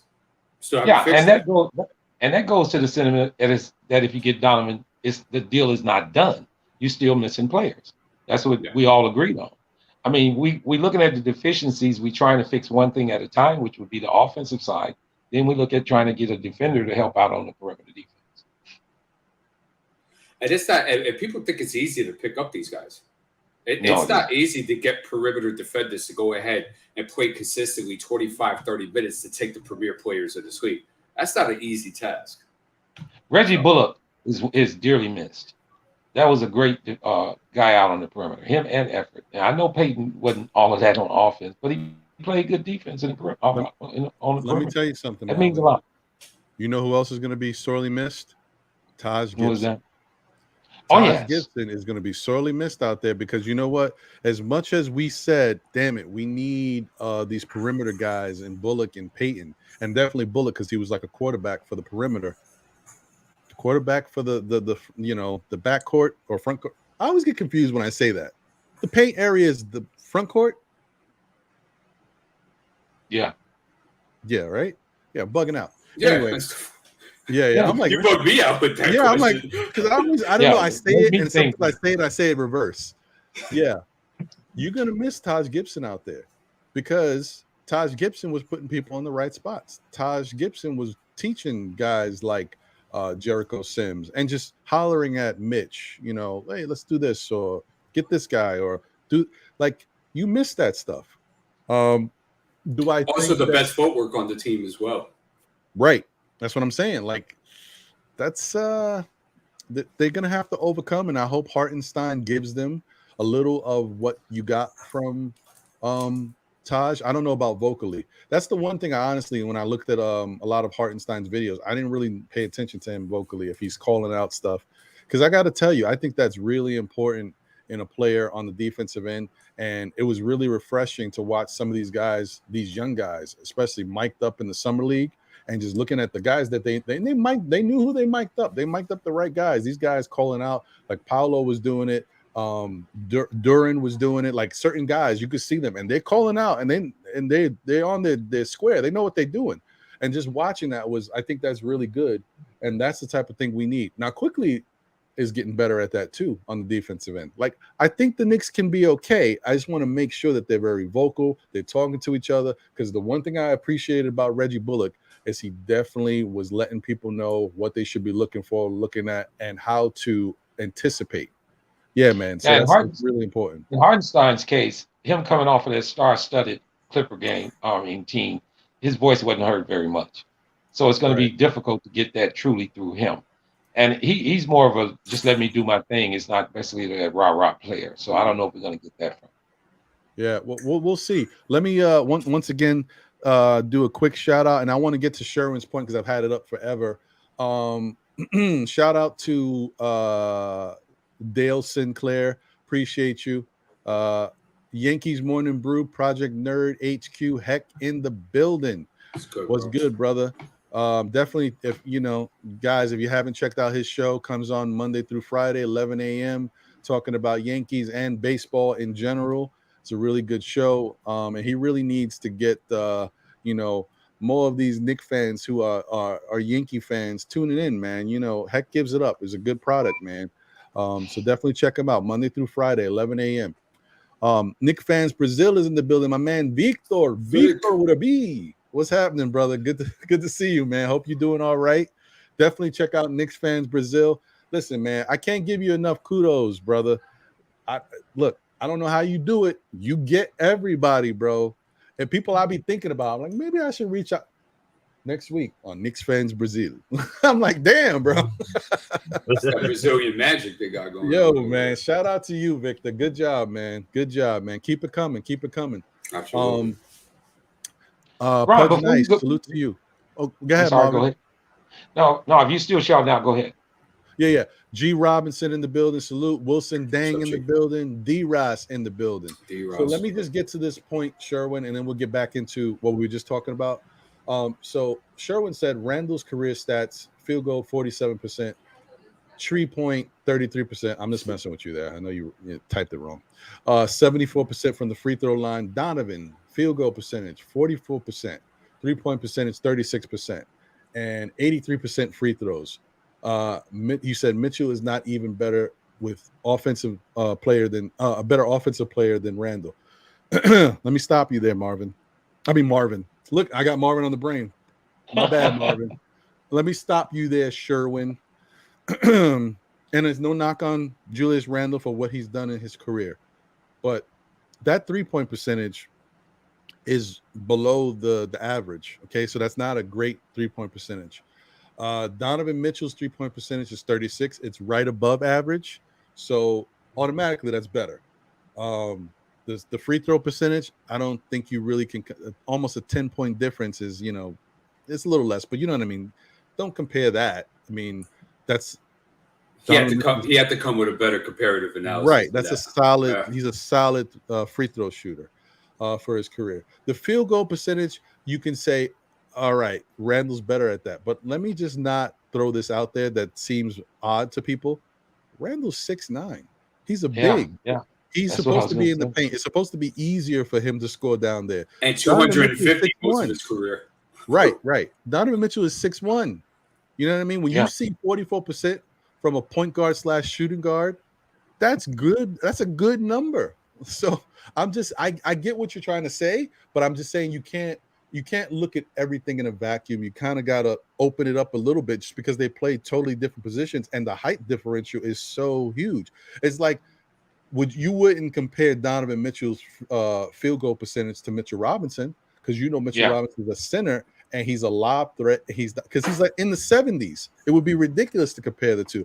But are you saying that Mitchell Robinson is a better player than Donovan Mitchell because of that alone? I'm not talking about the other stuff, but just because of that, no, you can't do it. No, you can't do it. So, and another thing too is that Donovan has been battle tested in the playoffs offensively. He's exploded quite a few games. Definitely. In the playoffs. So definitely. And even if you want to say point to the bubble, it is what it is, but Donovan Mitchell had a legendary experience in the bubble. Okay. It's going to be down with the highlight reels forever. He had one of the best showings in the playoffs at that time. So he's making history in that realm. So when it's time and you need somebody to step up, he's battle tested and he's shown up. Give him credit for that. Give him credit for that. That's most important. When you show up in your battle test, when you show up in battle tested moments, that's what's more important to me. A lot of guys, they like to throw up field goal percentages over the course of a game. No, let me know what your field goal percentage is when the game's on the line. What you look like when the clutch time is about, you know what I'm saying? We already know what this guy can do in closing moments. Remember they used to have, that listing of the best the highest fourth quarter scores. It used to be like Kobe and Paul Pierce and all these dudes, you know what I'm saying? I don't really care what happens over in the course of the game. When a game gets tight and you need buckets, that's when I need you to show up. A lot of guys shoot shots early, you know what I'm saying, so they can fall late. That is basketball too. You know what I'm saying? You try to get your shot on going early so you can know what it feels like going down the stretch late to the game. But that's not a comparison at all. You comparing a guy that don't want to go to the free throw line, you know what I'm saying, and shoot free throws when the game is on the line. You know what I'm saying? Big time moments. He has not been able to make shots many times. As, we try to call a play and force a play for Julius, actual facts is he's been unable to make those clutch shots. Now, if you have a guy that that wants to take them shots first and is willing to and willing to make them shots, you can't compare those two, man. I mean, that to me, that's not even a comparison at all, man. Yeah, and if Randall was about that, go ahead, Mark. Yeah, GOAT players are made by winning baskets in championship games. They're not made by guys who score 10 in the first quarter. You're going by the guys who do it down the stretch, and that's just plain and simple. And if Randall was about that tier 2 superstar life, he would have willed the Knicks to a playoff berth last year. Just saying. Yeah. Before you go any further, Ron, I just want to ask you three guys and the panel and the chat also, and especially you, D's. Now, we are real concerned about the perimeter defense, truthfully enough. Can Cam Reddish be that answer? Question to all three of you guys. It's been in the chat.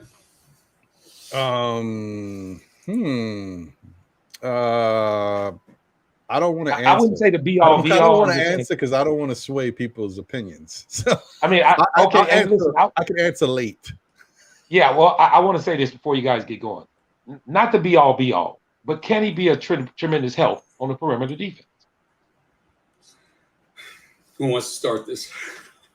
I go real quick, man. He has a whole lot of potential to be, you know what I'm saying, that missing person at the 3. You know what I'm saying? The body tells it all. His length, his athleticism, it tells it all.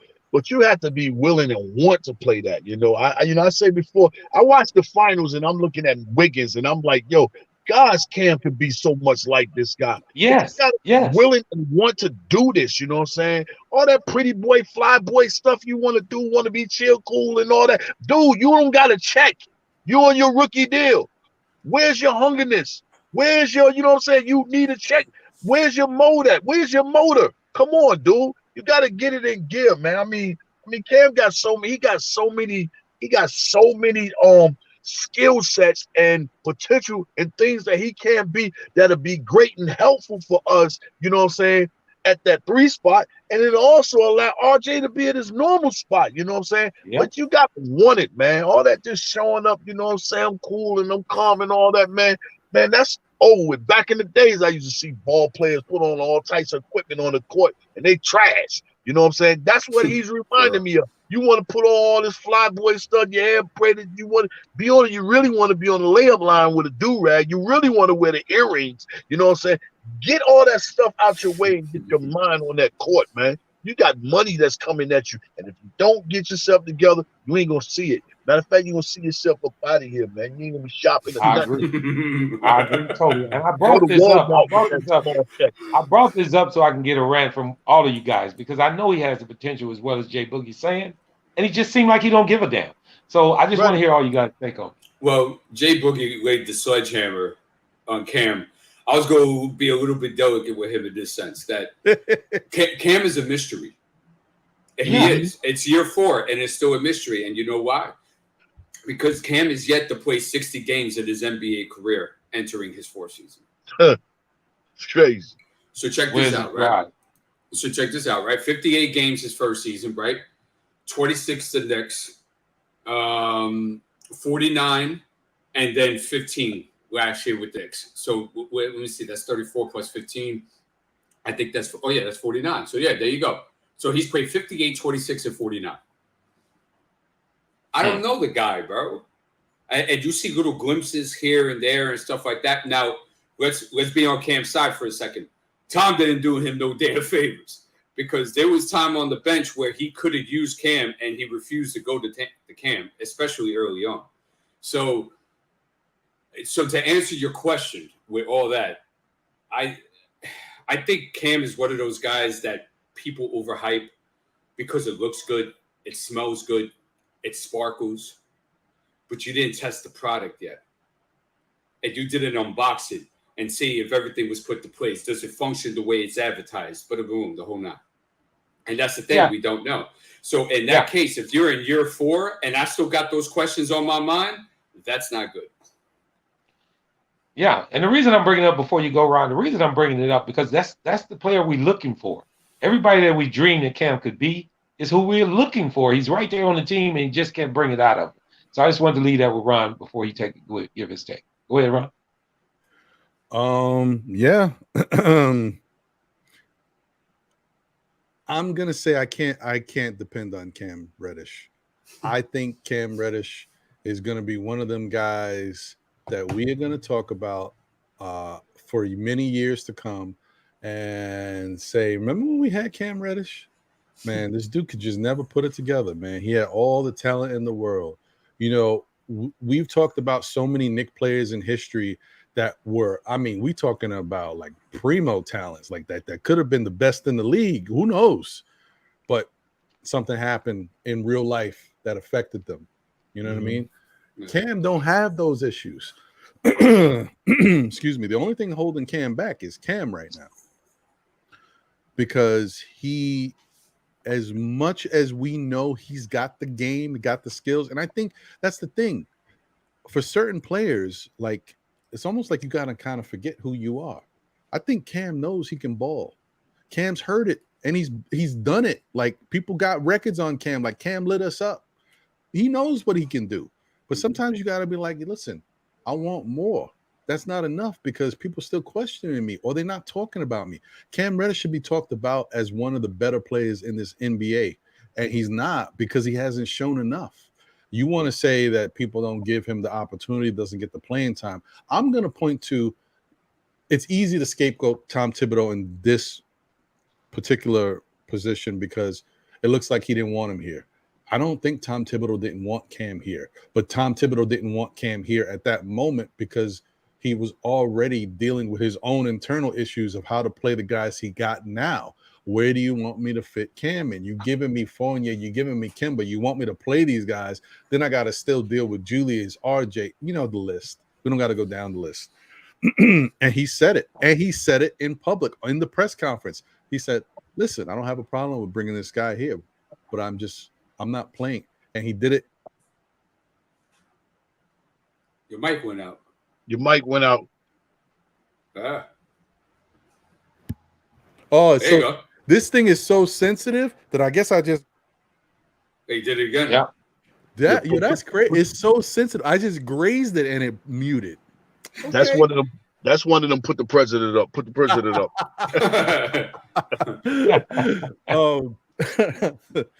So what I was saying is, Thibodeau did it in the most, I guess, PR way he can think of. It's not that I don't want to play Cam. He tried to kind of make it seem like, okay, it's not Cam.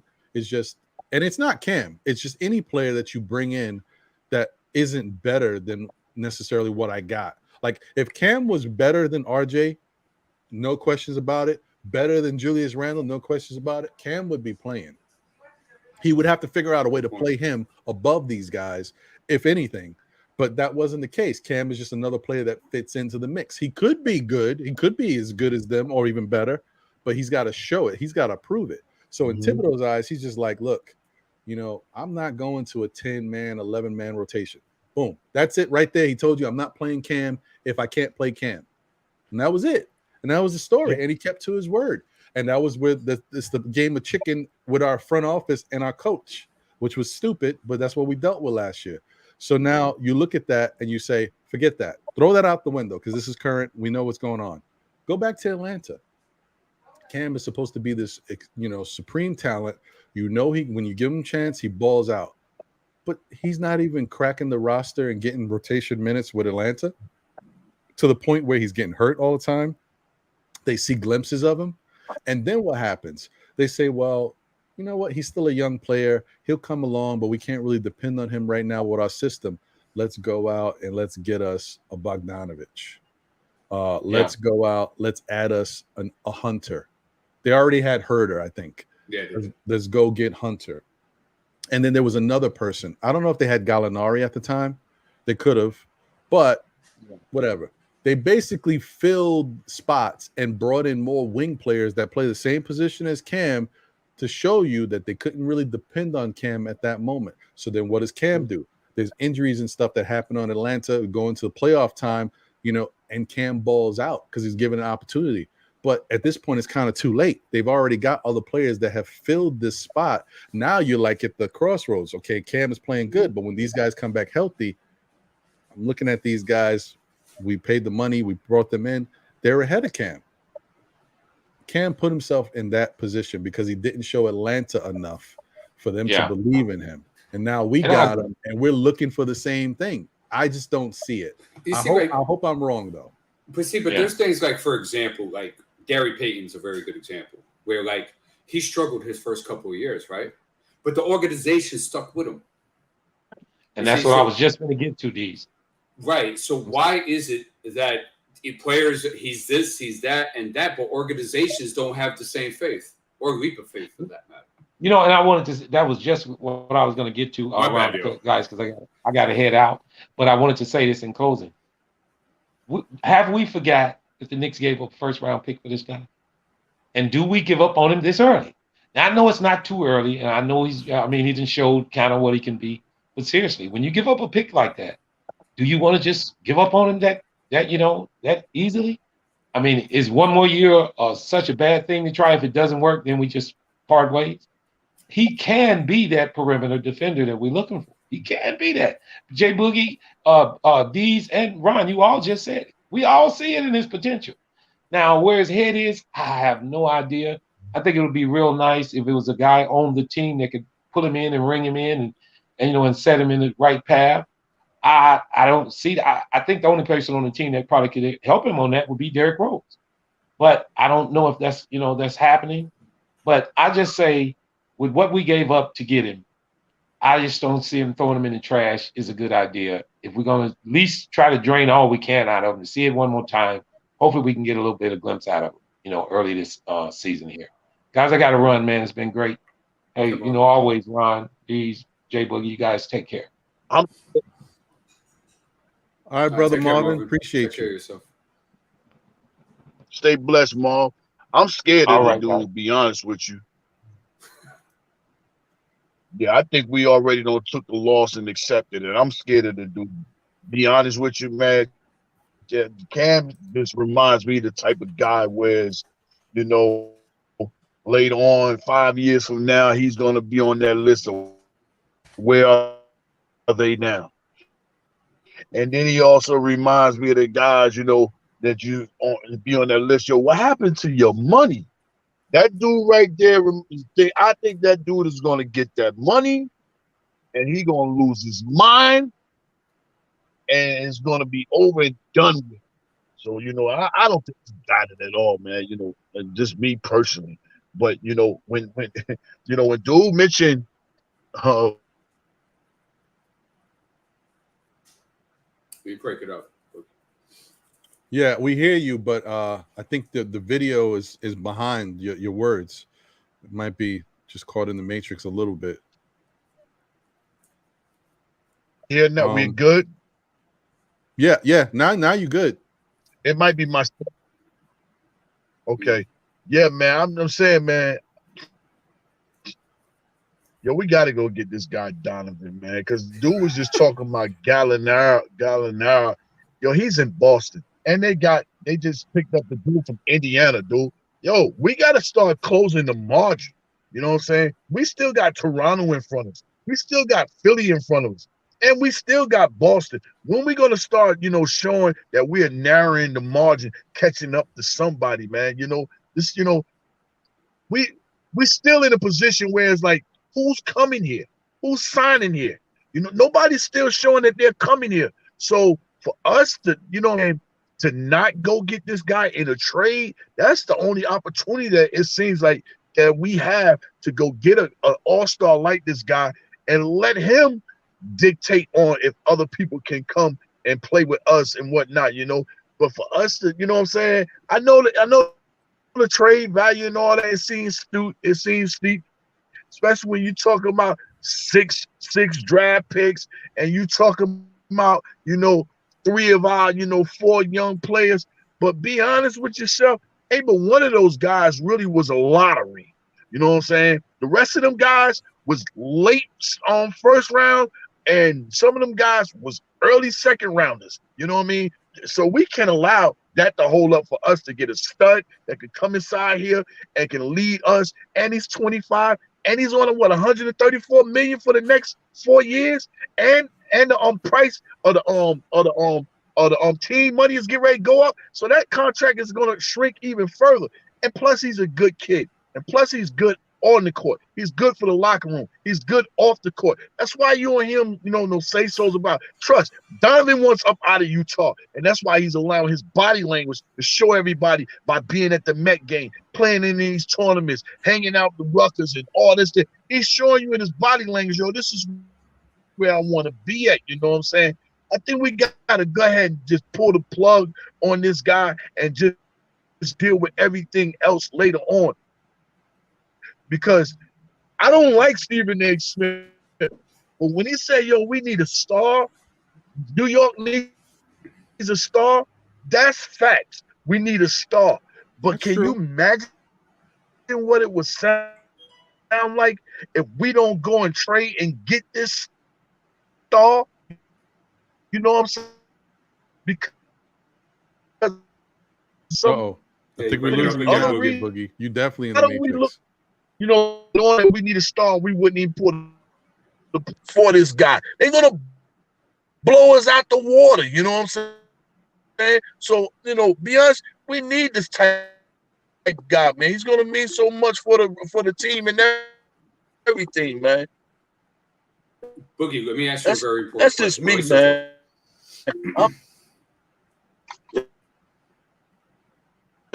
I'm sick of just, you know, barely looking like something. I'm sick of it, man. So, Boogie, you were breaking up a lot, so it was hard to catch some of the things you were saying. I have a question for you. If you were Leon, what would be your ideal trade package for Donovan? What do you think? Oh, okay, he gone altogether.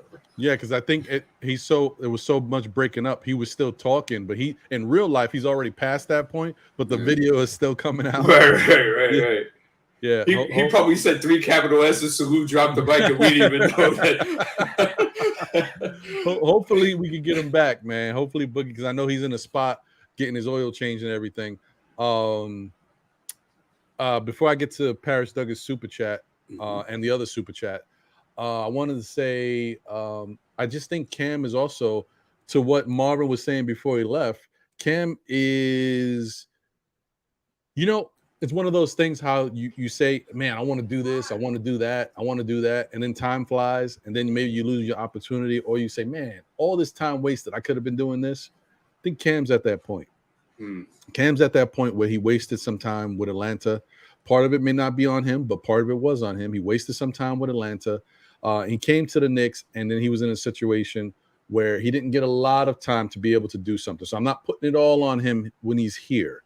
But I definitely think that he needs to really go in this year and show what he can do. He's going to have a training camp. He's going to have, most likely, unless he gets moved, he's going to have an opportunity to show what he can do out there and really open up Thibodeau's eyes, right?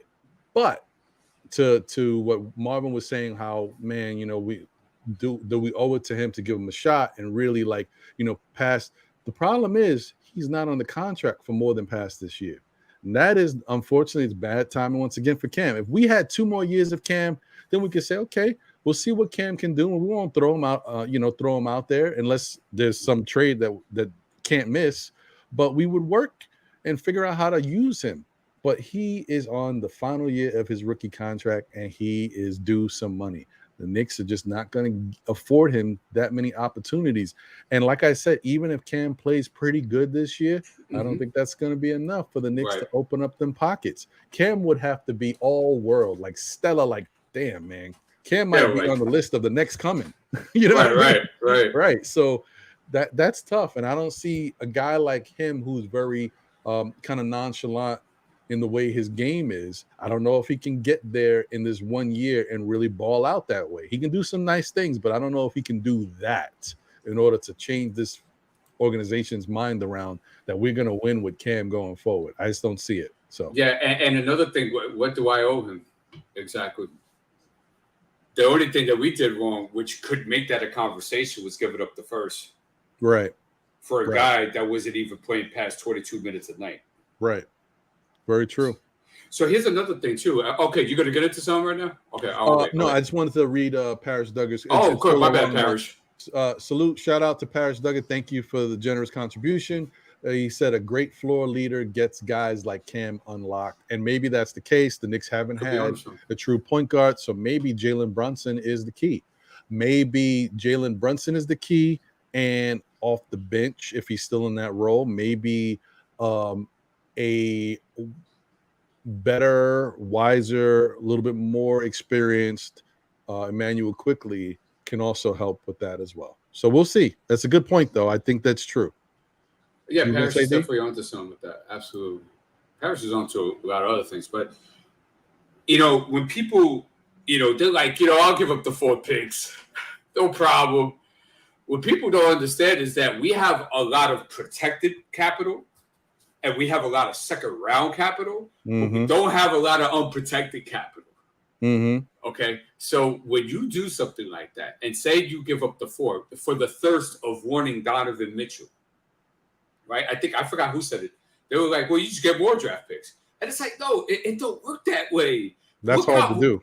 But yeah, look how long and hard it took the New York Knicks organization to be at the position in which they're at with their draft capital right now. It took friggin' years. Okay, so then I go ahead and look at Draft Pro, right? We have our own for this year, right? Coming up, which I'm not giving up. Right.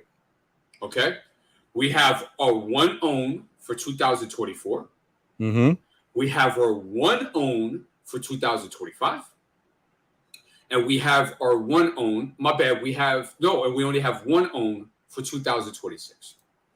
So let's say, for example, you give up 4, right? What's up, Andy? How you doing? Shout out to Nothing But Knicks. Andy saying so. That means that, and if they want 23, because most likely Danny would want 23. It would make sense, right? Because he's at the start of a rebuild. I think he would definitely want to put himself in a position of having 2 lottery picks that year, right? And especially that is so jam-packed with talent. So you give up 23, 24, 25, and 26. So that means throughout Jalen Brunson's contract, and that means throughout Donovan Mitchell's contract, you will have no draft picks on your own, knowing that you have so many holes to plug into the roster. See, people don't analyze it like that. And it's like, it's not so easy to get this out like a deck of cards or something like that. This is valuable stuff. Why do you think Danny Ainge wants them? Because they're so valuable. Having your own pick is one of the most valuable commodities besides having a tier 1 superstar in this league. That's a fact. So right. I'm very cautious about those things. And well, I mean, so what did you say? 23, 24, 25, and 26? Correct. Now, the good thing there is what does give us a little bit of, and that's why I think that, the Knicks are smart to kind of really look at the picks and what they can do and protections and stuff. But, as I was going to say, but I see Wellner beat me to it. The only thing is you can't trade consecutive picks. So we can't give them 23, 24, 25, 26 because the NBA won't allow it. We can give them 23 and then 25 and then 27, but they won't allow us to give up all of our picks in succession. I always forget that. Yeah, I always forget that. Okay, so I see that. Okay, that's a little bit. I always forget that consecutive because that's big. That's huge for the Knicks in the fact that giving up something, but you're not like. So it's really, do you want to give them 23? Because I think it might come down to specific years too. Do we want to give up 23? And I think 25 might be a good year too, if I'm not mistaken. I'm not sure, but do you want to give up 23 and 25, or would you be more comfortable giving up 24 and 26? Well, Danny needs 24. Yeah, so definitely 24. Right. So then that means 23, we don't give up our pick. We give them the Dallas pick. I think we still have the Dallas pick, if I'm not mistaken. But I know it's not unprotected, but at least that gives him another pick in the 23 draft. Okay, so educate me real quick. So would the consecutive picks work, right? Is it different parameters for what is protected and unprotected? Right. So the consecutive picks is only for the team itself, the team's own picks. Any picks that you acquire from another team, that could be as many as you want. Yeah. But Danny's not interested in that. Correct. But he also has to understand. He knows how it works. There's just no way he's not getting 23, 24, 25. He's not getting that. He can't. So it's all about, for him, as many unprotected that are in years that he's interested in. So if he wants 23, then that's a sticking point. The Knicks got to give him 23. Then the next one is 25, which 25 may be another good year. I know. So he probably wants 23 and 20. I know he likes 24, but he might want 23 and 25. Because if you get 24, you go to 26, unless the Knicks have, I think if I'm not mistaken, the Knicks might have the 2025 Milwaukee Bucks pick. I don't have it in front of me. So there's ways around it, but some of the protections have to come into play. And that's where I think that's where he's trying to get his hold on the players. Like I mentioned before on another show that we had, he doesn't care about these players. But he does see a way that I can use these players and flip them and send them somewhere else and get some more. You know what I mean? That's the game, right? But OCD Shaggy brought up a good point and saying that they have 3 picks. So that means they don't want 2023. I was just gonna say that they're not interested in any of those protected. So now, but what Shaggy missed was that yes, they do have 3, but one of them is conditioned on how Philadelphia does, and Philly's going to be top 4, top 5 of the league amid injury. So that's not going to come out very well. And the other one is dependent on Minnesota, which Minnesota was 7th last year in the West. So even if, let's say they drop off, which I don't think they will, I think Minnesota will be a good regular season team. They're looking at 18, 19, 20, which could be valuable for them because it is a deep draft. But I think he's looking for another unprotected from somewhere else this year. So, which goes to the fact that if it is the Knicks that he's playing with, they would probably give up the 2023 pick unprotected because he needs that extra one to upstart the what do you call it? I just lost it. The rebuild. Right. So, and it's so much, man. You don't know because as he just pointed to, Jazz do have 3 2023 first round picks already. Good point.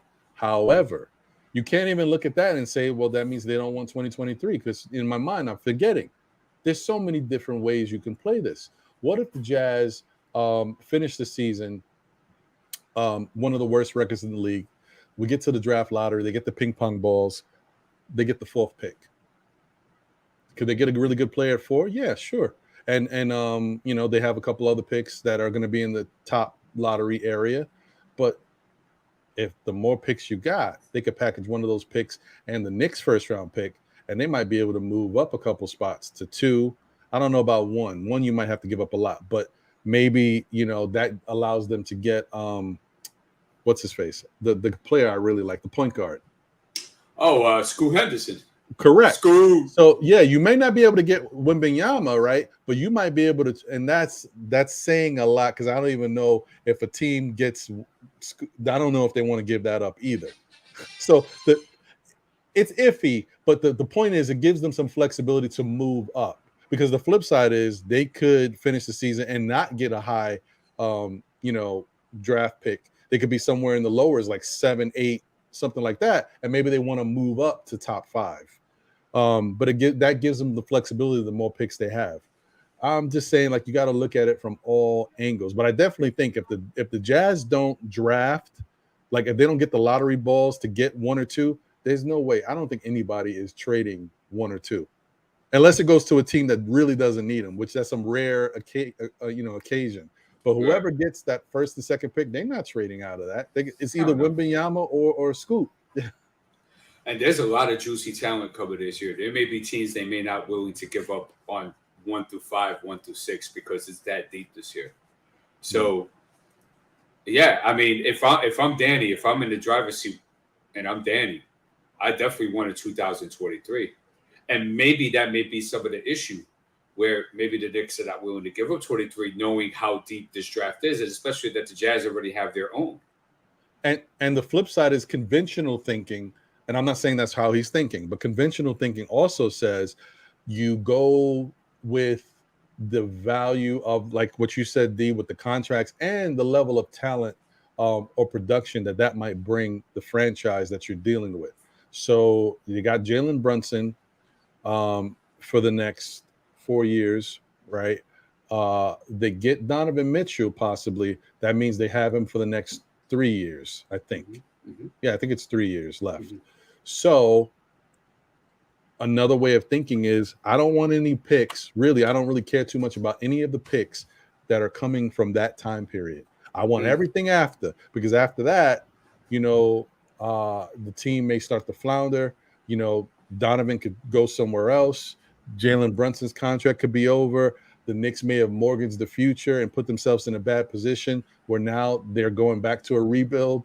You never know. So those picks tend to have more value. It's just so many different ways to look at this. You don't know. And that's why I think it's so difficult because, Ainge has all these different things in his mind, different things he wants. And the Knicks just have to figure out, well, do we want to put ourselves in a situation where if things don't work out, now we've given up all our future picks when we could be bad then. So what do we have to work with? And our starting point to rebuild. And this is like past, Thibodeau's time, past Leon Rose's time. These guys might not even be here, but at least they're kind of thinking about the franchise going forward, which is how you're supposed to work. Yeah, you would hope. Right. Sorry. So we'll see. Shout out to I just had it up. Man, where did I? Oh, there we go. Shout out to Drugs Only. What's good? Salute, brother. Good to see you. White Falcons in the building. What's happening, brother? Lewis Hedges is here. Sha Power is in the building. What's good, Sha? Good, Sha.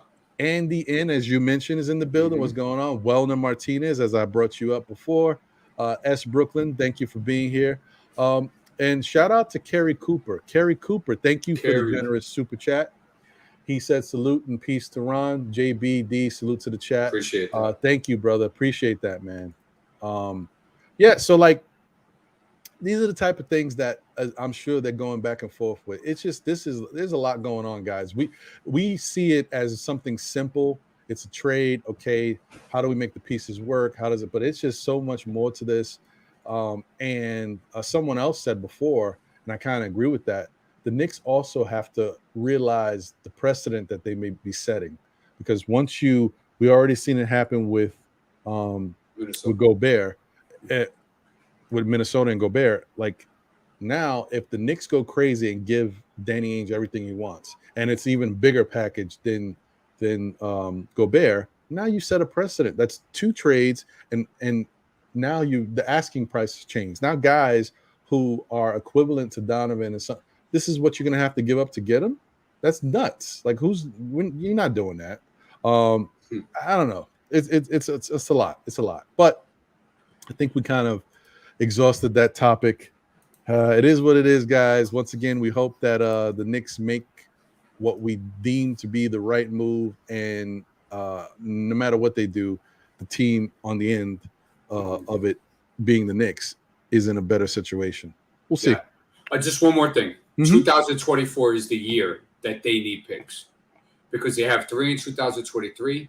They have 2 in 2020. My bad. They have 4 in 2025. They have, I think, 6 in 2026 and quite a few in 2027. So 2024 would be the year I think they would be targeting.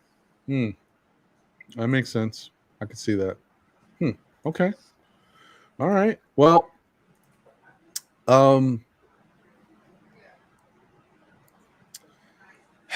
let's see.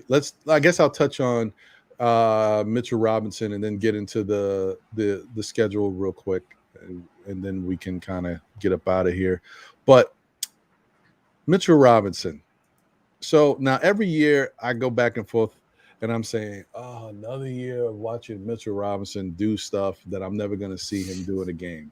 Right. So I'm like, it's always the same thing for me. I'm like, oh boy. But in credit to Mitchell, I do like the way he's working out. I like what he's working on. He's doing different things that I haven't seen him do before. I don't know if he's done it before, but they never highlighted it. So it leads me to the feeling that it's new workouts, running in the sand, doing the I forgot what they call it, like carry the man stuff, when you put the when you're dragging someone else's weight, a man's weight, while you're running up, in sand.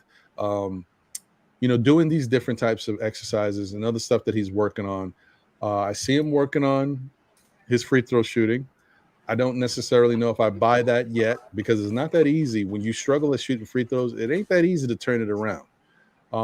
It looks good when no one's, yelling at you, screaming at you. There's no fans around you.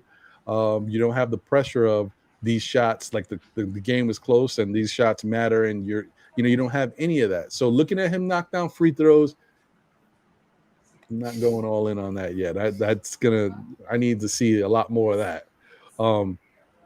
Shooting threes, once again, one of those things that it's nice to see him do it, but then I never seen him, do it in a game or anything. However, there was a little like pickup game that we're playing the other day, and they did show Mitchell Robinson take a 3 in the course of the game, and he knocked it down. And I thought, okay, now this is a good look. If I actually see him attempt it when basketball is being played, at least I could say, okay, well, maybe you could do something. I don't really care about the 3. I prefer if he stepped in 10 feet, made it 18 to 20 footer. That makes a little bit more sense to me, because we don't really need him to shoot threes. It's nice to stretch the floor, but just to be able to knock down, a long 2 would definitely be great for him. And also figuring out a way to, I can't get There we go. Got the sound off. A way to like incorporate that in the game and just stretch the floor a little bit. Work on a hook shot or something. Give me something else to work with on the offensive end. And let me see if I can put this up while I'm talking. Might as well. Sounds like a lot of wishful thinking. It is. It really okay. is, bro. Because you can't really. How are we gonna know for sure that this is something that he can incorporate in his game? Like, because once you could try all the stuff in the world, but once you get back to actually playing basketball, it's back to the same old It's stuff. a different animal. Yeah. Right. Yeah. So let me share my screen. Put this puppy up. There is it. There he goes. All right.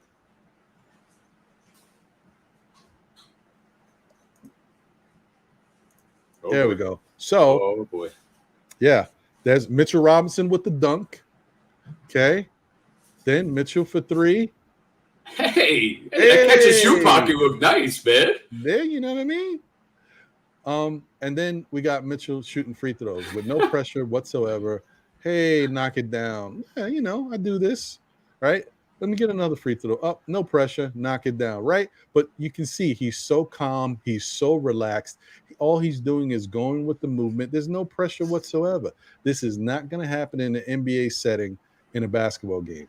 But I do like looking at him shoot that 3. I like that. He caught it in the flow.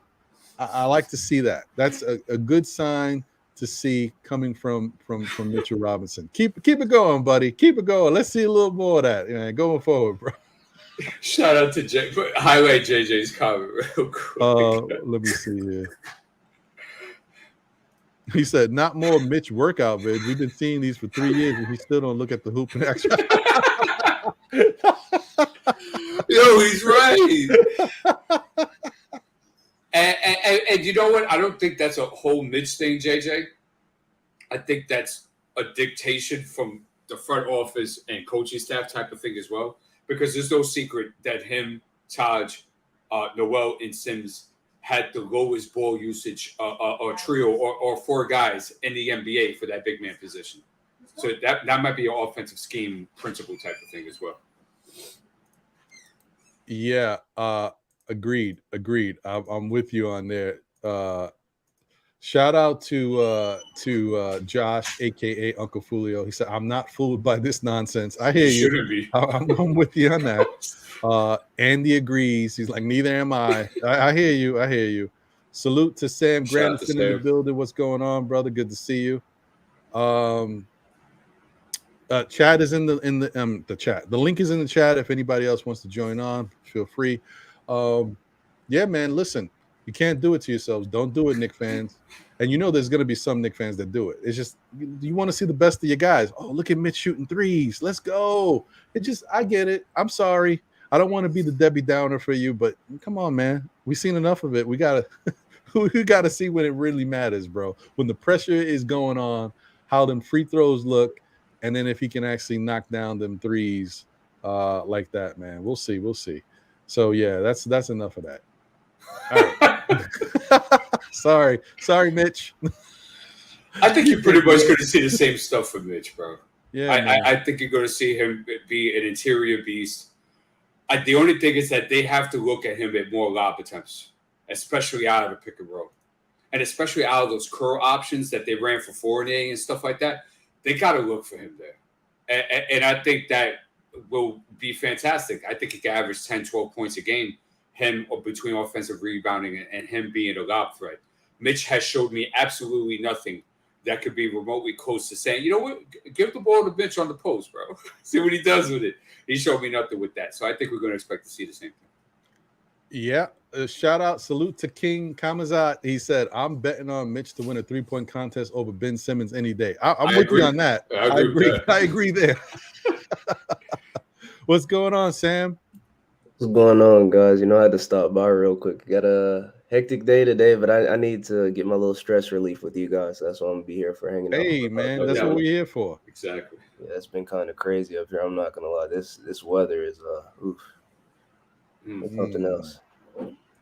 Real good switch up, Ron. Real switch up. Yeah, no. It's all good, brother. Yeah, man. Happy to hear from you. Hopefully, we can give you a little bit of reciprocity so that you can get like your mind off of whatever's going on. Y'all got to explain to me though, Ron. Why was I looking at Mitch highlights when I come into the chat today? What are we talking about today, Ron? What am I looking at the Mitch? Hey man, well you missed the other parts of the conversation, which was the Stephen A talk. Oh goodness. Yeah. You missed the Donovan Mitchell trade stuff and kind of us talking about once again why it should happen or why it shouldn't happen. Speaking of that, just want to throw this out there real quick. I don't put any stock into the other teams that are supposedly now throwing their hand in the Donovan Mitchell sweepstakes. I don't care what they're doing. Yeah. They're not. This is the one rare time, guys. I don't care how much people say it or try to dissuade you from it. This is the one rare time. This doesn't always happen. This is very rare. I don't know if you guys realize how rare this is, that the Knicks still have the best package to offer. Mm-hmm. It's still the case. That doesn't mean that Ainge won't say at one point, like, I'm done with you guys, forget it. I'm going to go somewhere else. But right now, Ainge is still a businessman, and right now, the Knicks still have the best possible package for Donovan. Absolutely. Yeah. I think those other teams are involved because, don't forget, as I mentioned before, he's got to unload Bogdanovich. He has to unload Conley. He has to unload Clarkson in order for this rebuild and tankathon to go into full effect. So those other teams might be interested in some of those scattered pieces. They might be interested in some things that the Knicks have as well and stuff like that. And those draft picks, I think the Knicks will be calling on if they are asking for 5 or 6. So. Yeah, he's gonna have to work fast. I mean, we see who's the lock right now for number 1 in my eyes, and that's the Spurs. Like they've blown it up to where like Keldon Johnson's MVP, but who else do you have? Like they're gonna be the Keldon Johnson show all season long. So I think they're the lock right now between them, and depending on how those young teams mesh, like the Rockets and the Magic, how they build off their acquisitions. But right now, it's looking to me like Victor is going to the Spurs. Yeah. No, I agree with that. And shout out to Keyshawn in the building. What's good, brother? New York. He says, let me put that out. I'll come back to Lonnie. New York says the Mitch hate is real. Nah, it's not hate, man. We just poking fun at Mitch. We want Mitch to get better and continue to work on stuff. But listen, have you seen Beverly Hills Cop 1? Not gonna fall for the banana in the tailpipe. We've been through that. We've seen it. Remember, I wouldn't even be clowning or saying anything about Mitch if there was a different coach here. This is Tom Thibodeau's team. Tom Thibodeau ain't gonna let you ain't gonna explore your game with Tom Thibodeau. He's gonna have to see it and really think he's gonna believe in it first before he allows you to do it. We've seen it already. So on a different coach, maybe a different coach will be like, yeah, go ahead, take a couple threes. Go ahead, young fella. Thibodeau don't do that. So right now, when he's stretching, first off, I don't need to see him shooting threes. That's one thing. Work on your game, work on the free throws. You want to work on a hook shot, different things around the basket. Mm-hmm. Great. Work on an 18-footer, a 20-footer. I don't need you to. I don't take a 12-footer. Shoot threes. That's all I'm saying. Well, Kruger said it best. He said Tibbs would need a triple bypass if Mitch does that. I was like, sheesh.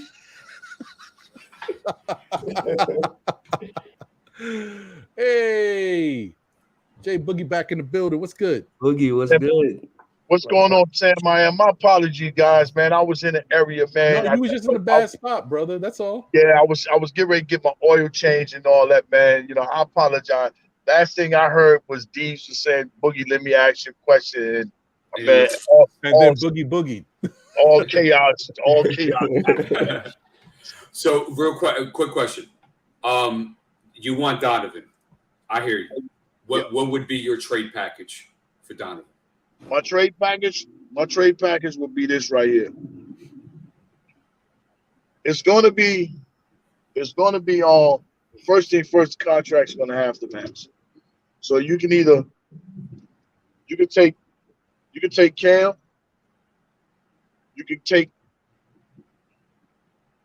You're gonna want to expiring, so I'm gonna have to put D Rose in there, and I'm gonna go ahead and put Grimes in there. and I'm gonna go ahead and give you my 4 picks. Let me start with that. You can say anything else out of the way, crazy, then I'm gonna offer him another 5th pick. So that way I'll at least be able to keep one of them.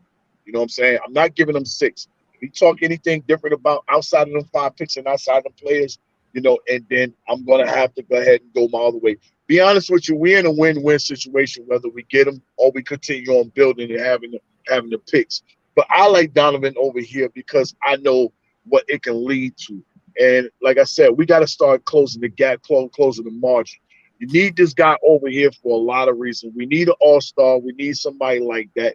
Then you can't allow for somebody like Miami to go ahead and grab that guy. We don't close the gap on Miami. PJ's not there. You know what I'm saying? But I'm looking at Toronto. I'm looking at Philly, and I'm looking at Boston. We got to start closing the gap. Donovan on this team, I like Donovan and Jalen in the backcourt. I can see the Atlanta Hawks any given time, any day. You know what I'm saying? But we got to start somewhere, and that's what I would offer him. If he wants more than that, then guess what? Yo, I'm sorry. Don't call me when y'all start losing. You know what I'm saying? And we're not going to call you while we winning. But to the flip side of that, when I said earlier that if you don't holler at us before the season starts, the price of the trade it goes down. If we're losing at the beginning of our season, we don't get Donovan, and we try to go back for Donovan.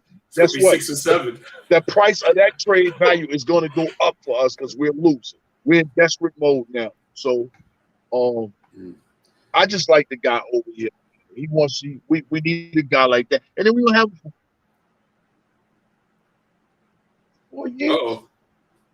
Dead drop. Uh-oh. I was gonna ask him, is he gonna, follow up with if you get Donovan, are you offloading Randall, I assume, right after, or are you gonna keep Randall around?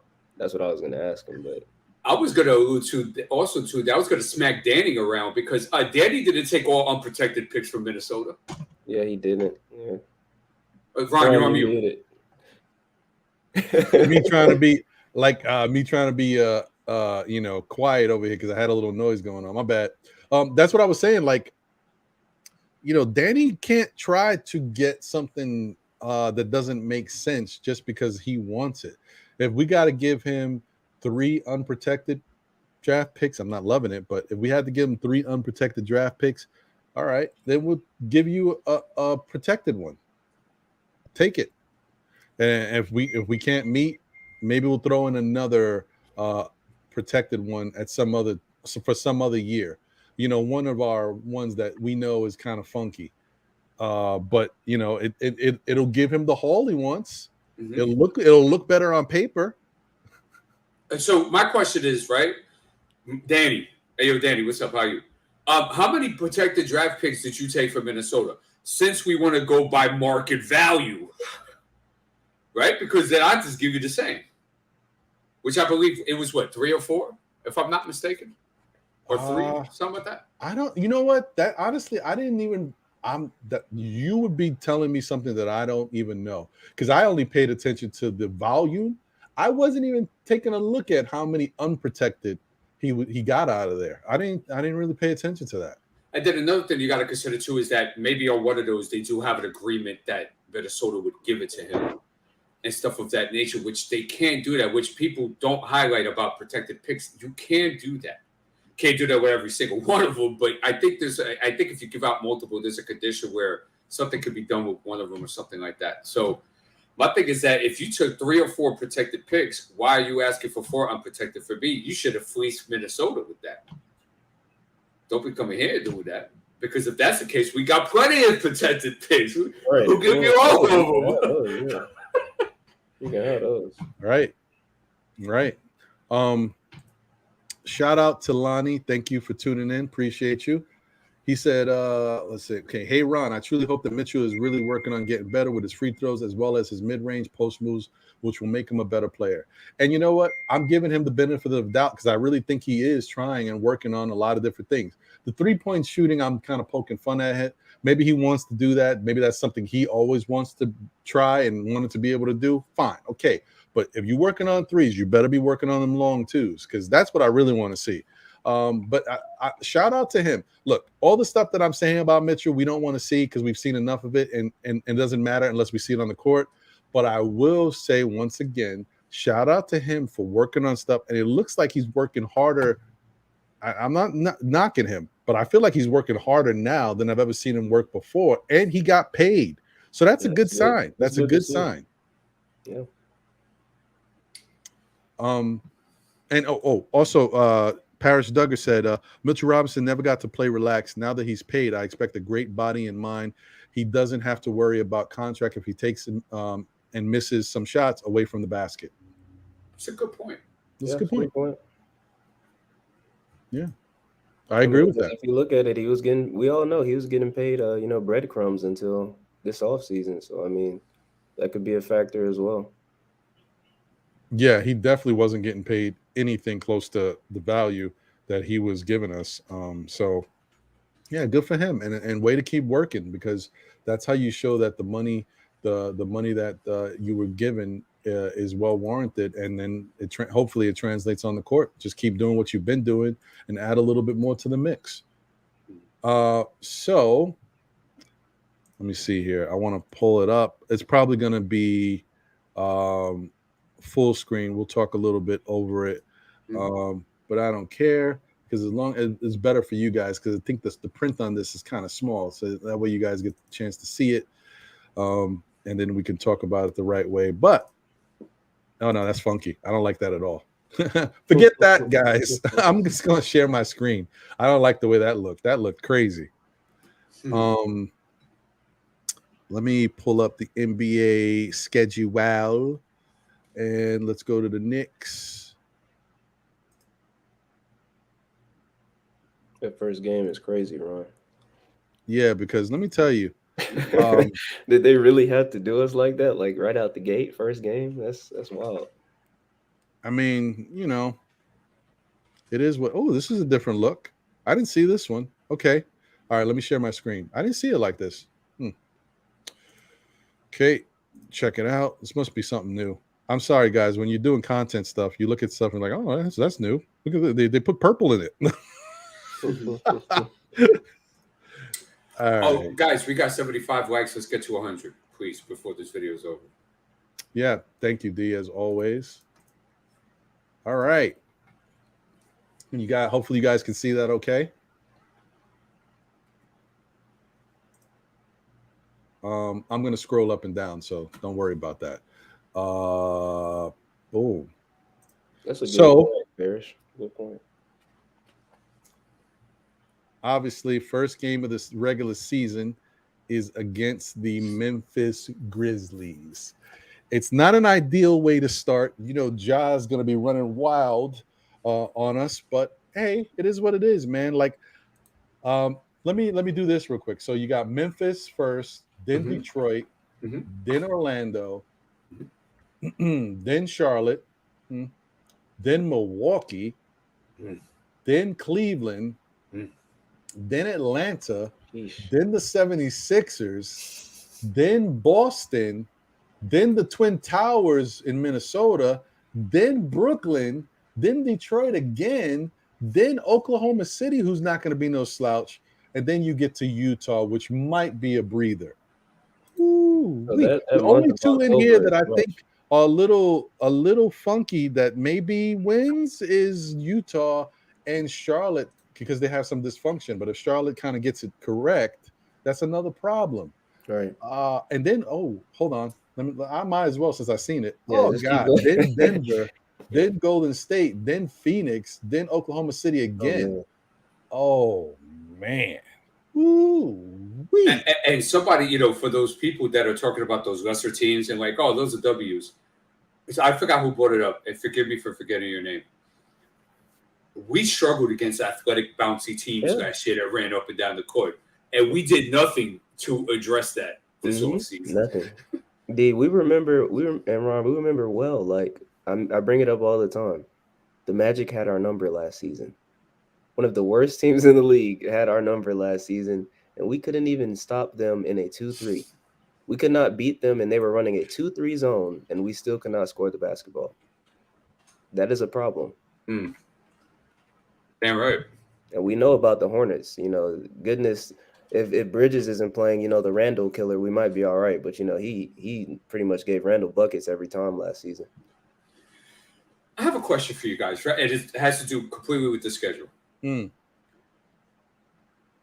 Do we all agree that it's a little gloomy looking? Yeah, we know. He says it now. We know. Yeah, we know. I'm not even gonna sugarcoat it, man. It's rough. I didn't want to cut you off, Sam. Go ahead, brother. Who, me? No, I'm good. Honestly, now that I'm looking at this schedule again, now and don't get me wrong. Out the gate, I was saying that this is good in a way because it allows the Knicks to come out with intensity. They have to play hard. They've got a rough one starting the season. But after we've already had this lengthy conversation about Donovan Mitchell, I ain't gonna lie. Now I'm a little worried because now I'm thinking when D said, well, what if we get off to this type of, I'm like, yo, we really could get off to that type of start. So now I'm a little worried that the Knicks, see, that puts me in a little bit of a desperation mode. And I think the Knicks obviously see what's going on. They see the schedule. I might want to get Donovan Mitchell in here before the season starts. I'm just saying. I don't like the way this is looking. And if I'm Tom Thibodeau, I might want to get Donovan Mitchell in here before the season starts. You know, I laugh because I remember last year having like these same kind of conversations where we would look at the schedule and be like, damn, man, that's looking tough, bro. And dudes would be like, you know, shout out to D-Raz. He's a nice guy, but, you know, sipping on the optimistic juice of 7-3. Oh, you know, we definitely go make the play in. Or, man, we're going 10-2 here. And I'm like, look, man, look at the schedule. The schedule looking tough here. And then it exactly came out, and it kind of reminds me of that right now. This is a really tough start. It's rough. And here's my question. Do you pull the trigger like you want to run on Donovan Mitchell? Right? Because we know that's what you've wanted throughout the whole day of time. Right? So do you pull the trigger, right? Or do you get the living crap kicked out of you this year and be in the Scoot Henderson Wimbambe sweepstakes? Yeah. What would you take? Victor sweepstakes. I think personally the way I'm looking at it from what the Knicks have been showing me by the moves they're making, I don't think they want to go that second route. I don't think they want to get the stuff kicked out of them and go into that trying to get another possible star player in the draft in a Scoot or a Wembanyama, for example, because they've already tried this. Now, I'm just saying it in the vacuum. They've already tried this multiple times, and them ping pong balls have not fallen the Knicks' way. Nope. So they might be saying, we got to go the opposite way. We got to go get Donovan. Go get this dude now. Bring him in here because we don't know what's going to happen. The other thing is, listen, there's a lot that can go on right in between now and the end of the season. What if they don't go get Donovan? They get everything kicked out of them. Knicks have one of the worst records in the NBA, which, listen, I'm not saying they're that bad, but anything can happen. Once the tables start to turn, things start to fall apart. Maybe they, there's some infighting with the team because we're not playing the way we should be playing. Thibodeau has some issues. He starts to finally lose the locker room. Anything can happen, and then it could turn ugly at the end of the season. Maybe RJ is like, well, you guys aren't paying me. You're waiting. I don't even know if I want to be here. I don't know if I like the way the direction of the team is going anyway. And whose team is this? I don't know. And if it's not my team, I might as well go somewhere else and be the second fiddle. You know what I mean? So anything can happen. This whole thing could get crazy. Here's another thing, too. Yeah. We've gone over the luxury tax 10 times. This year will be 11th. And those seasons, we've only had 2 winning seasons. Oh, gosh. Right? And we've already won 1 playoff matchup. Series, and that was, and then after that, we got the stew kicked out of the second round. That was nice, yeah. So me too, Pete. Me too. So I look, you know what it is? It's funny how like you say like, well, you know, the ping pong balls have never gone away, which you're 100% right? But I could also bring the other side of that argument and say, but trying to win now hasn't worked either. So it's like you're caught in the fork of the road now. And you're like, which way do I go? So for those that want Donovan, maybe this is the best time to do it right now. I mean, you're right, dude. You know, and then Ron, you know, I just wanted to crack you up with this one thing. Like, we know that the Knicks have never like went into a season saying, you know, especially this year or even last year, saying, yeah, we want to get the stew kicked out of us. But they might not have a choice. Like, if they don't pull this trade off, they're gonna get the stew kicked out of them some of these games, regardless. Unless the chemistry is just so good that we haven't seen yet. Like, they're just gonna have to take it. You want to trust Josh? Yeah. And thank you, Josh, for the generous super chat. Appreciate you. Yeah. This okay. So he says, excuse me. This obsession with the picks is baffling to me. If we get Spider, the Knicks are going to be good. How valuable are the unprotected picks? Once you make this trade, it's about trying to win sooner than later. And I know when you say that, Josh, this is kind of what I mentioned before. Conventional thinking is that if you're adding a better asset to your team, which gives you better value and ups your winning percentage, the level of the draft picks should be significantly lower because you become a better team, and so their value gets lower. I get it. I understand what you're trying to say. D, you can respond. Yeah, they're important because you don't have your number one guy there. You don't have the pillars yet established. You're still on the road to doing that. There's still holes that have to be plugged. One. Number two, ask any championship team and ask them how important picks were to them. 3, we don't know how good this team is going to be with Donovan here, with the roster presently constructed. They're still going to have a lot of answers, questions to answer defensively. So so say, for example, Donovan comes, right? And say it's so-so. We could still actually be in the lottery around 14, 13, 12, right? And be able to still acquire something of value that you could put day one on our roster, especially in some of these deep drafts that are coming up. This young talent that's coming, you cannot overestimate or underestimate how beautiful these guys are looking right now, bro. So there's a lot of value to picks. Yeah. And that's the thing. Like, I agree with what Josh is saying, like the level of thinking like that this should affect this, so therefore this is not as good anymore. I agree with that. I understand that. And then to D's point, I also understand that even with all of this, we still have question marks on the defensive end. You also need to figure out how guys are going to gel, how the chemistry is going to work, if RJ is going to have a rebound season from last year, efficiency wise, if Randall is going to be more efficient this year, because he's going to give you the 20, 10, whatever, most likely. Right. But with Donovan here, those numbers might take a little dip just because the ball is going to be spread out a little bit more, and with Jalen Brunson as well. So how does that all work? I think the Knicks will be a better team, right. But it's like I can't flip flop. As much as I love the Knicks and how they can improve and be better, I can't avoid looking at how good this Eastern Conference is going to be. Like, it was so good last year that I'm like, man, this is really a shift. This year, it should be, on paper at least, even better. Now, anything can happen. Injuries can happen. COVID protocol, all this stuff could change the dynamic for a lot of teams. But it's just, on paper, the East looks like it's going to be even better than last year. And so even with the Knicks possibly improving in that way, how much are they really gonna, like, where's the gimmies in the East? Where's the gimmies? Because you're gonna play the East most of the time. You play the West Coast, twice a year, different teams sporadically. But where are the gimmies? Detroit's not a gimme. Even when you get to 2 games against the OKC, not a gimme. Orlando wasn't a gimme last year, and they're better this year. Definitely not a gimme. Charlotte, maybe they're funky because of all the dysfunction they got. Maybe. That's one team. Atlanta, they should be better. They should be different. I don't know. We'll see if they're better, but they should be different. Yeah. but that's not a gimme, right? The Washington Wizards, they've got some talent over there, and if everybody's healthy, definitely not a gimme.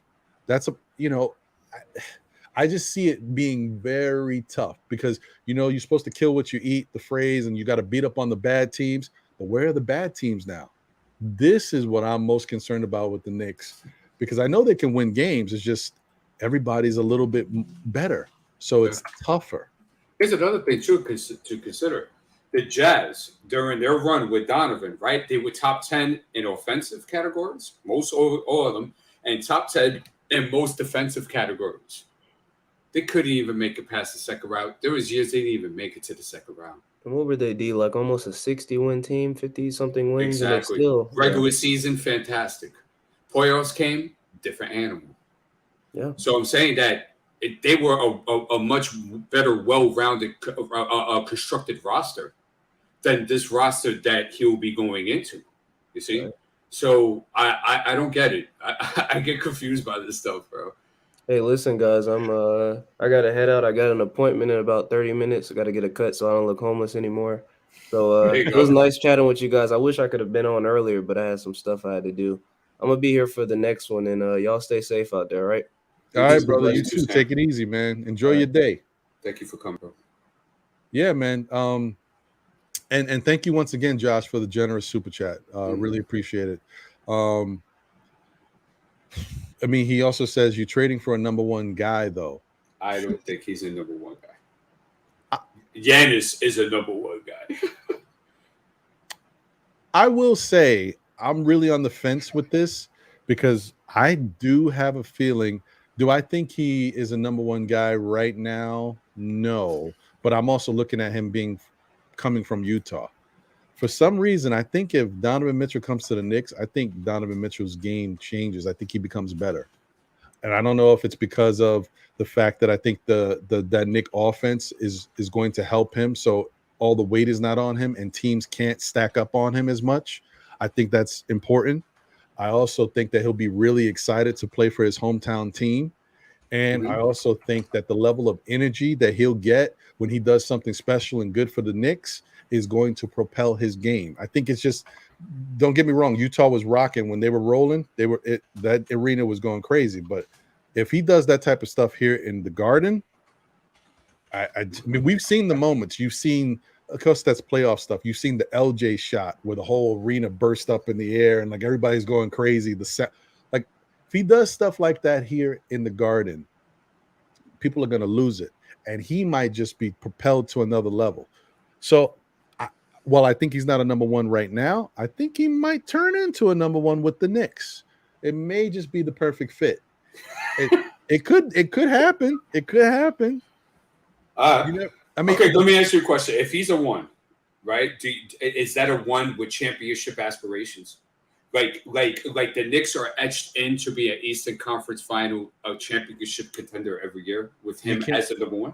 No, you can't say that yet because the Knicks still have the roster still needs some changes. Yeah. So that's the problem. But it shouldn't be a knock on him and what he might be able to bring if he takes his game to the next level. It's just that hey, I got my guy. Now we got to figure out what would complement his game and what else we need to take us to the next level. This is when a guy like a Mikal Bridges would be great. A guy who is going to bring that defense and give you that three-point shooting when you need a basket, and might be able to break down his defender and get to the rim on certain occasions, rarely. But this is when you try to round out with better pieces. This is when you figure it out. You get rid of a guy like Cam if you're not going to pay him, but you bring in a guy who plays similar to Cam, but is more consistent. This is where you say, is RJ the guy? Okay, if he is, we're going to pay him and we're going to rock with him. Fine. Is Julius going to work in this lineup? This is when you see if Julius is going to be here. And if he's not going to be here, we move on from Julius and get ourselves a solid power forward who can rebound and give us some defensive presence, might be able to score a little bit around the basket. If you can stretch the floor, great, but you don't have to. All we need is consistent scoring, the rebounding, and the defense, and maybe you're cheaper. Like stuff like that. That's what you got to look at and kind of work your way around the whole roster. We've already put our money into Mitch. He ain't going nowhere. We gave Jalen the bag. for good reason, and I think that'll pay off. No need to look there. But all these other spots, you gotta start picking them apart and kind of look at where can we improve. Obi may or may not get to the next level. If this year Obi improves, we keep Obi. If he's here, if he's not traded. If he doesn't improve, if Obi's numbers seem similar to last year's numbers and he gets more minutes, then guess what? You got to move on from Obi too. Like, you got to make some tough decisions because now it's about winning and taking the team to the next level. And I'm saying this if you're trading for Donovan Mitchell. At this point, now it's no more, there's no more babysitting. Now you gotta go through the steps and see where we go from here. That's all I'm saying. It's a lot to talk about. Let me ask you a question, right? And forgive me for going in circles. It's just that it's the freaking off season, bro, and like this is the hottest topic. But have you ever seen a team not only win a championship, right, but be in contention like that every year in the thick of things with a 6-1 backcourt? Because Jalen ain't going nowhere. He's the heir to the throne type of ordeal. Yes, we've seen it. But the problem is the example is not good because their skill set and their games are directly a contradiction of the skill set of the guys we would have in our backcourt. That's Toronto with Lowry and Fred VanVleet. But Fred isn't starting. But they're both defensive players. Lowry is a defensive player, and Fred VanVleet is a very good defensive player. So it's tough to say that because they're different. They're undersized, but they play great defense. And also, they have perimeter defenders to take the bigger perimeter defenders as well. You could hide them and put them on shooters if you had to. But you didn't even need to with them. That's why they're like different. It's to your point. It's a tough one to come up with a real example that's similar because those two guys are not similar. They're really strong on the defensive end. I can't think of one that. So, and I wouldn't care if you had a presence of a Kawhi, and I'm talking about offensively, I'm talking about defensively. If you had that type of impact, if you had the impact that Siakam had that year, defensively on the other perimeter players, that's different. I would literally shut up.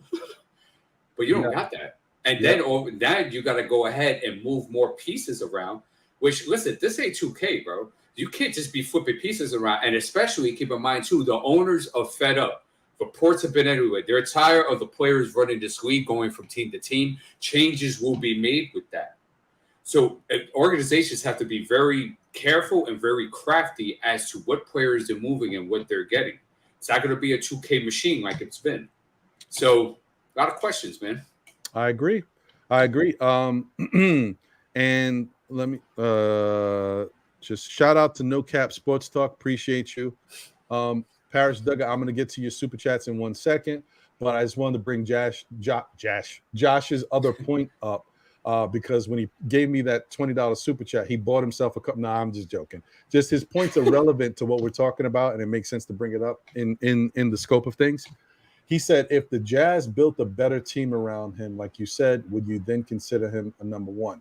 I would, because I think that is the difference for him and other guys, other number ones, not all of them, but some other number ones don't have the same type of burden that maybe Donovan had with that Utah team.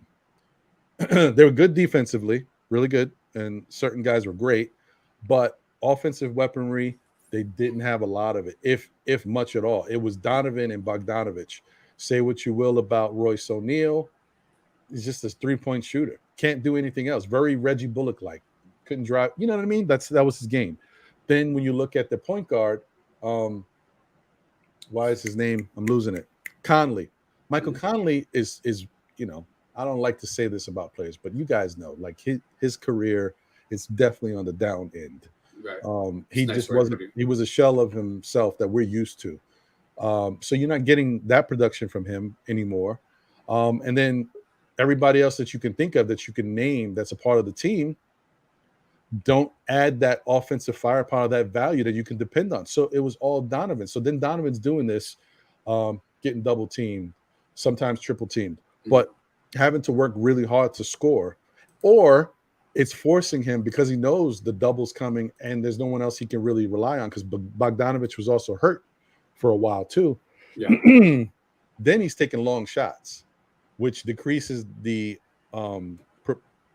probability of hitting these long shots. He's taking threes from way out rather than going into the lane because he knows what's going to happen. So I'm just saying, in a different situation with a better offense, similar defense, you might see Donovan's game go to the next level because he can take high quality shots. The defense can't collapse on him, can't really take him out of what he wants to do. And you're going to see a better product for him. And back to that #1 status, more of that playoff that we saw, that bubble play that he was doing, you could see a little bit more of that because it just is in a better situation. Right. And I don't think I'm stretching it too much by saying that, when you're constantly getting double teamed because they don't have to worry about anybody else, you know how that's going to happen, what that's going to affect. Yeah. Just so to get the question right, it says if the Jazz build a better team around him, like you said, would you consider him a #1, right? Oh, so I'm talking in the past tense, and he's talking future. Right. Yeah, right. So that's why, right. Oh, I'm sorry, Josh. I apologize, but I think my explanation for past tense was great. Just to address some things real quick because there's some stuff going on here. No Caps says Isaiah Thomas and Joe Dumars. Very true. But they did have one of the best perimeter defenders that ever lived in Dennis Rodman. Keep that in mind. That's not there. Here's another one. I know you want to do Parrish, so no, it's okay. I'll be quick because there's a little funny stuff going on here. Andy says the 6'1" thing doesn't bother me much. If 2 6'1" guys that don't play defense in a league that's driven on perimeter play where you need perimeter defenders is not a problem for you, I don't know what universe you're in. Josh says, and who's to say you can't get those pieces taped? Makes the move. I don't think it matters that much. Wow, that's crazy. Yeah, because everyone's shooting from deep. Like, I don't understand. Like, Conley and Mitchell themselves were the 1 seed in the West, and they were like, what, 6'1"? Yeah, but they have Royce O'Neal. Okay. Bogdanovich is no slouch on the perimeter. Royce O'Neal wasn't much of anything, really. No, but he's Let's a be perimeter realistic. defender. Like, though. we have a Cam Reddish who could be better than Royce O'Neal. We have a Mitchell Robinson who does the same thing. Yeah, but Royce played 30 minutes, and who's to say we can't build minutes, around it? Who's to say we can't build around him? Mitchell's not the end all be all. We're gonna build stuff around him. I think we're actually looking. It does take time. So who's to say it's a win now situation? Where's this win now thing coming from? Well, because we're getting talent now. We're not winning now. We're getting talent. Yeah, but you got 6'1" guys that are getting older that don't play defense. Already. Brunson is ascending. Mitchell is hitting his prime. I'm saying, but by the time you work that out, these guys could be 27, 28 years old. Who's to say it's going to take that long, though? They could have another move ready. That's why they're not giving. Okay, then, but it's kind of seeming like you're saying it isn't. It is. That's what I'm saying. What I'm saying is that your guys' projections of being able to put guys be over the salary cap and be able to flip those guys and just have this roster just be put out like that, it doesn't happen. I'm just going by the history of the NBA, not my thoughts. This is what the history of the NBA we're not trying shows. to win now. Next season is not a win now season, right? Okay, so you're trying to win the next season. We're going to build to be a better team the next season, yes. That doesn't mean, we're going to be a title contender, but we're going to be better than we were in the future, yes. In the past, I mean. Like, we can still build the roster. I don't know why people think that getting Mitchell is just the end-all, be-all of everything. Like, you got a roster construct. Like, they have a plan with this guy. Apparently, if they're going all in on this guy, they're probably looking at the next person to get after Mitchell. We don't know this stuff. Correct. This could be why they're getting rid of Randall, is to open a spot for someone else who can do the things that we might have trouble with. Perimeter defense, it could be all that. So we don't know this. So we can't say, it's going to be this and that. Okay, but you only go by evidence. Evidence shows that when you are over the salary cap and you don't have cap flexibility like that, it's very hard to do the things that you guys are talking about. And that's why they're trying to trade Randall. We hear the rumors of these Randall trades. Fournier's going to be dealt. Rose is they're not going to be here forever. Mitchell's 25. They're not going to be here when Mitchell's 30. Are you signing RJ next year? Yeah, but I mean, we'll see. So you're still in that situation. Nah, you can get out of it. It's not impossible to get out of.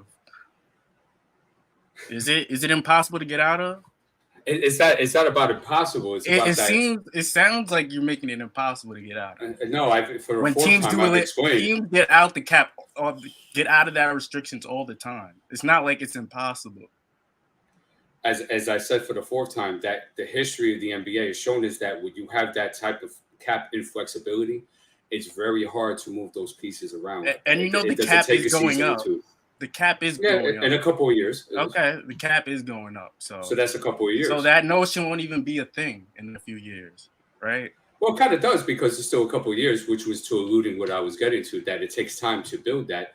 And you got guys getting older on contracts, like Jalen's on a 3-year contract with a 4th-year option. And I think Donovan still has 4 years left, right? If he's taken now. So that's already sliced in half. All right, we could things can work. RJ can take a team-friendly deal. Like other things can happen. Like it's not the end-all be-all. So I don't understand where the fear is coming from for the season. Like we're not trying to win now. We're trying to get talent now. We're trying to acquire talent to be a competitive team, so we can be respected in the league, and then we could talk about being a contender. It's steps. You don't just jump after. There's never going to be one big move that's going to happen for you guys to be a title contender. You have to go from bad to good to really good to then contender. It's a process. Oh, I understand that clearly, but that process takes time. It does take time. That's what I'm saying. And Mitchell's 25. He's not 31. He's not this. He's young. he still hasn't hit his prime yet. What the question that I asked before was that how many guys have you seen with his type of game? See, Jalen Brunson's a little bit different because his game's a little bit older, style type of play. But Donovan, with that type of play that he does, how many guys have you seen be at their high 20s, inching towards 30, and still be at that elite caliber type of play? We will see, right? So I'm saying that you got to put all this. It's not about fearing. It's about putting all the variables in the equation before you come out with a result. And it's just that you got to question these things and see, okay, which directions can they go if they do this? I'm not against getting Donovan. Actually, I am against it, to be honest. But I'm not against it if you're not giving up too much to do it. I'm only against it if you're giving up a whole truckload in order for it to do it, because then it leaves you inflexible. I would like to ask, how many picks do you think it would take to get to the top 5 or 10 in next year's draft? How many picks do you think it will take? What do you mean to trade up? I'm saying to trade up. Like how many picks you think it would take to trade up? Probably the same amount we would give up for Donovan, probably 3, 4. Yeah, but I'll be giving up a 20 to 21-year-old that we don't know nothing about in the NBA, right? Yeah, but come on, man. Okay, then. So they want to go on a sure thing. They want to bet on a sure thing. Is that a problem for betting on a sure thing that's hitting his prime? Keyshawn, the history of the NBA has shown that you go ahead and you take the chances on those guys that you don't know, because those guys are going to be super. It's called projection. And that has how been many of those guys missed in history? How many of those guys swung and missed? But the ones that in Knicks history, how many of the guys we picked swung and missed? But I could bring that argument the same way and say that how many supposed sure shots have missed as well. I say that to say, let's not sit back and wait and try and get lucky. Let's make our own luck. Let's do something that we can stand behind instead of being like, let's just wait. But my thing is that when those draft picks hit, right? Those guys hit, they lead to championships. But there's still a chance they're not gonna hit. So we're just going I know, but that's the same chance that you have with the sure shot. And what I'm trying to say is that teams that have built to the draft have more championships than teams that have tried to put win now stuff together. And the differences are dramatic. But the sure shot, we know what we can build and get the pieces around him to make him better, right? It's a sure thing, right? So surely if I get this, that, and that, I can make it a better team, right? So name me how many teams have won championships that have done that. What do What do you mean? People get stars all the time and put players around them to be a better team. Just listen to the question. Teams that have just gotten talent together, not drafting, right? That has just gotten talent together, because this is what the situation is with the Knicks, except for RJ. That has gotten, he's not even your number one guy or two. And gotten that talent together and has won championships.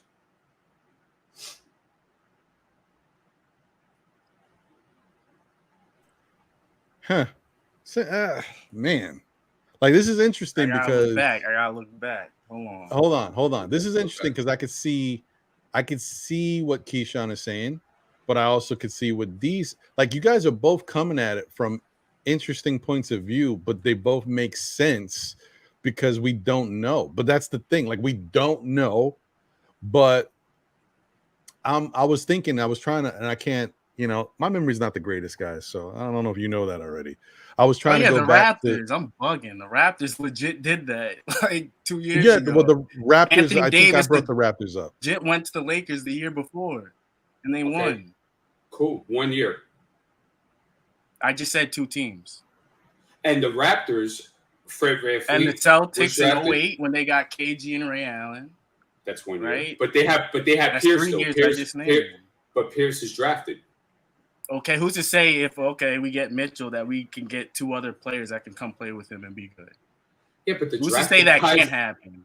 But the drafted guy's your number one guy or your 1B, bro.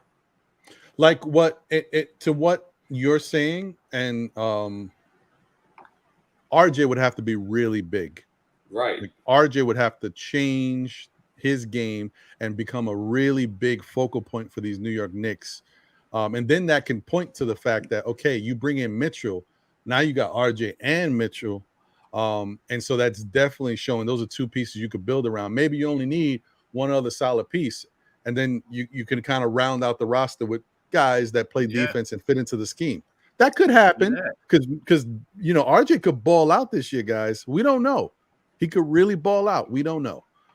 But it's a very up in the air thing. D, I know you're thinking long term, like what puts us in the best position, because right now no one has appeared, and we know that this is the guy. Whereas there's still unknowns out there that we could bring in that could be the guy.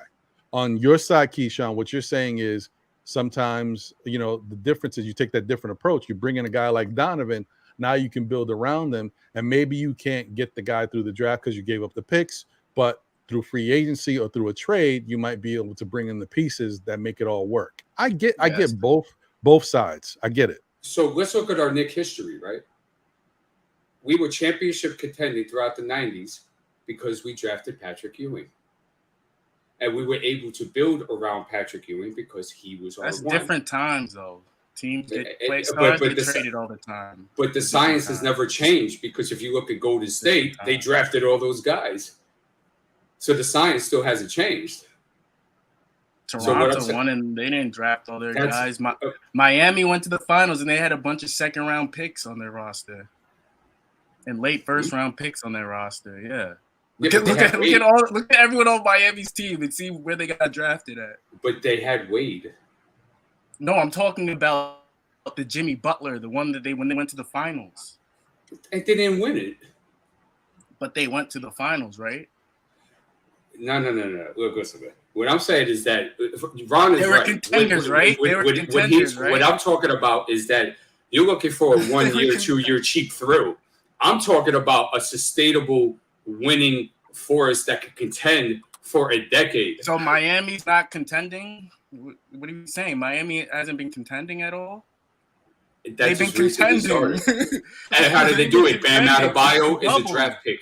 Tyler Hero is a draft pick. What pick was he in the draft? Was he a high pick? But who cares where they're at? It's I'm saying the pick. All right. You're changing the parameters of the argument. I'm just saying draft pick. No, you're saying draft picks. Okay, that's cool. Right. But what I'm saying is they were late picks. They weren't like these heralded picks that these guys were waiting on. Like, no, they were just picks. Still the draft. But they weren't high picks. Like, you're making it seem like has shown throughout the years that higher picks can be just as valuable. Nikola Jokic was picked in the second round at 40-something, and he's a top 5 player. And that's my point. We've been getting talent through late round picks, right? So why is it so important for us to do this when we can get a star in Mitchell and possibly, we get a late round pick or whatever in the 2023 draft that could help us? Why does it have to be this? Why does it have to be this heralded top pick that we're going to probably trade the same amount of picks for and probably not going to have the same amount of production as a Donovan Mitchell would give us? I see what you're saying, Keyshawn, but I think to D's point, what he's trying to say is, even though we've drafted well, especially in the later rounds, we've done a really good job at finding guys that can play ball, but we haven't drafted a stud yet. You haven't gotten that second round pick that you could say, man, the Knicks hit and no one else could see this. Right. Like, we haven't gotten that yet. And so when D's making his argument, he's talking about positioning ourselves in order to get that can't miss guy. Whereas even if you're not, what would you say? Then we'd have to tank. True.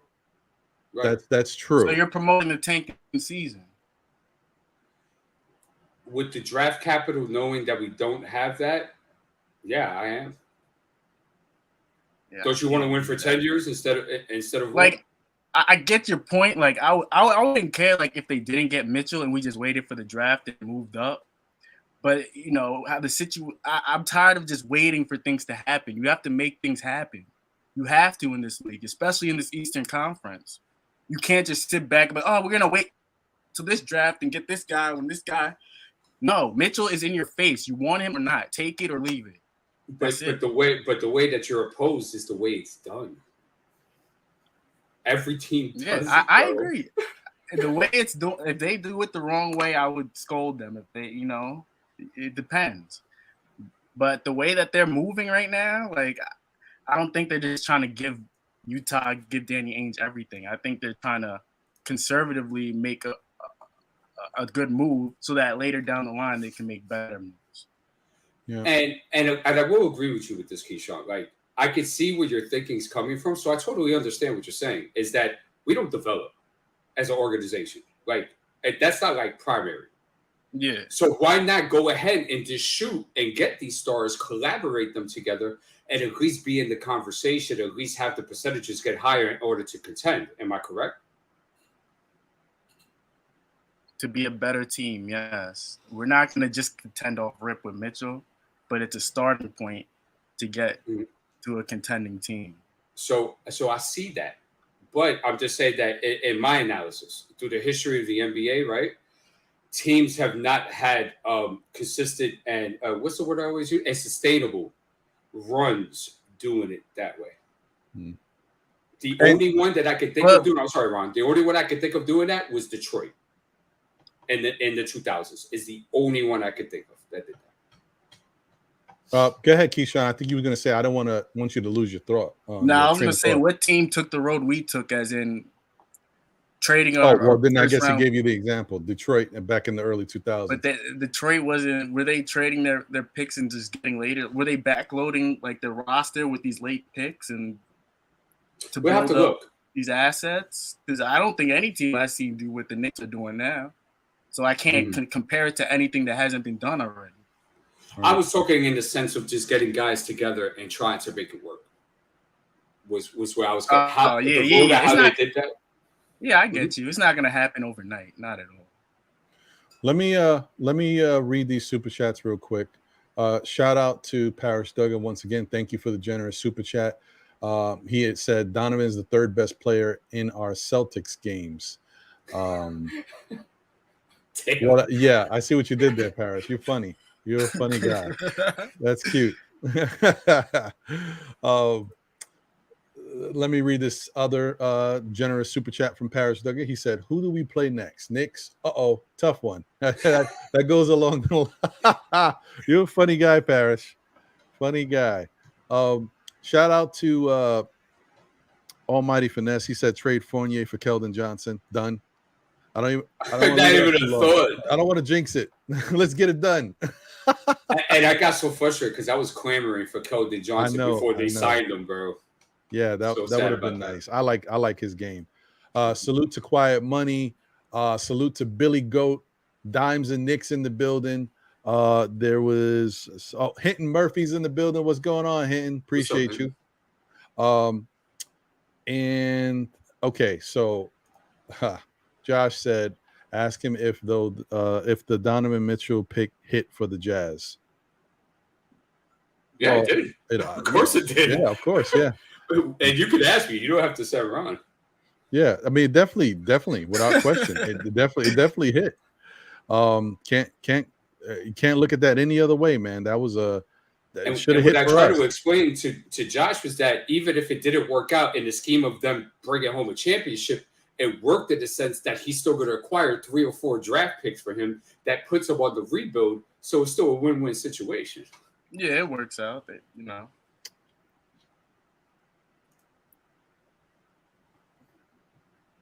There he is. There he is. What's going on, fellas? How's everything? What's happening, brother? What's going on, man? Not much. Good to see you. Let me say before you get going, there was something. Damn it! I think I lost it. Oh, am I gonna get it back? No, I'll get it. I'll probably come back at another moment. Whatever.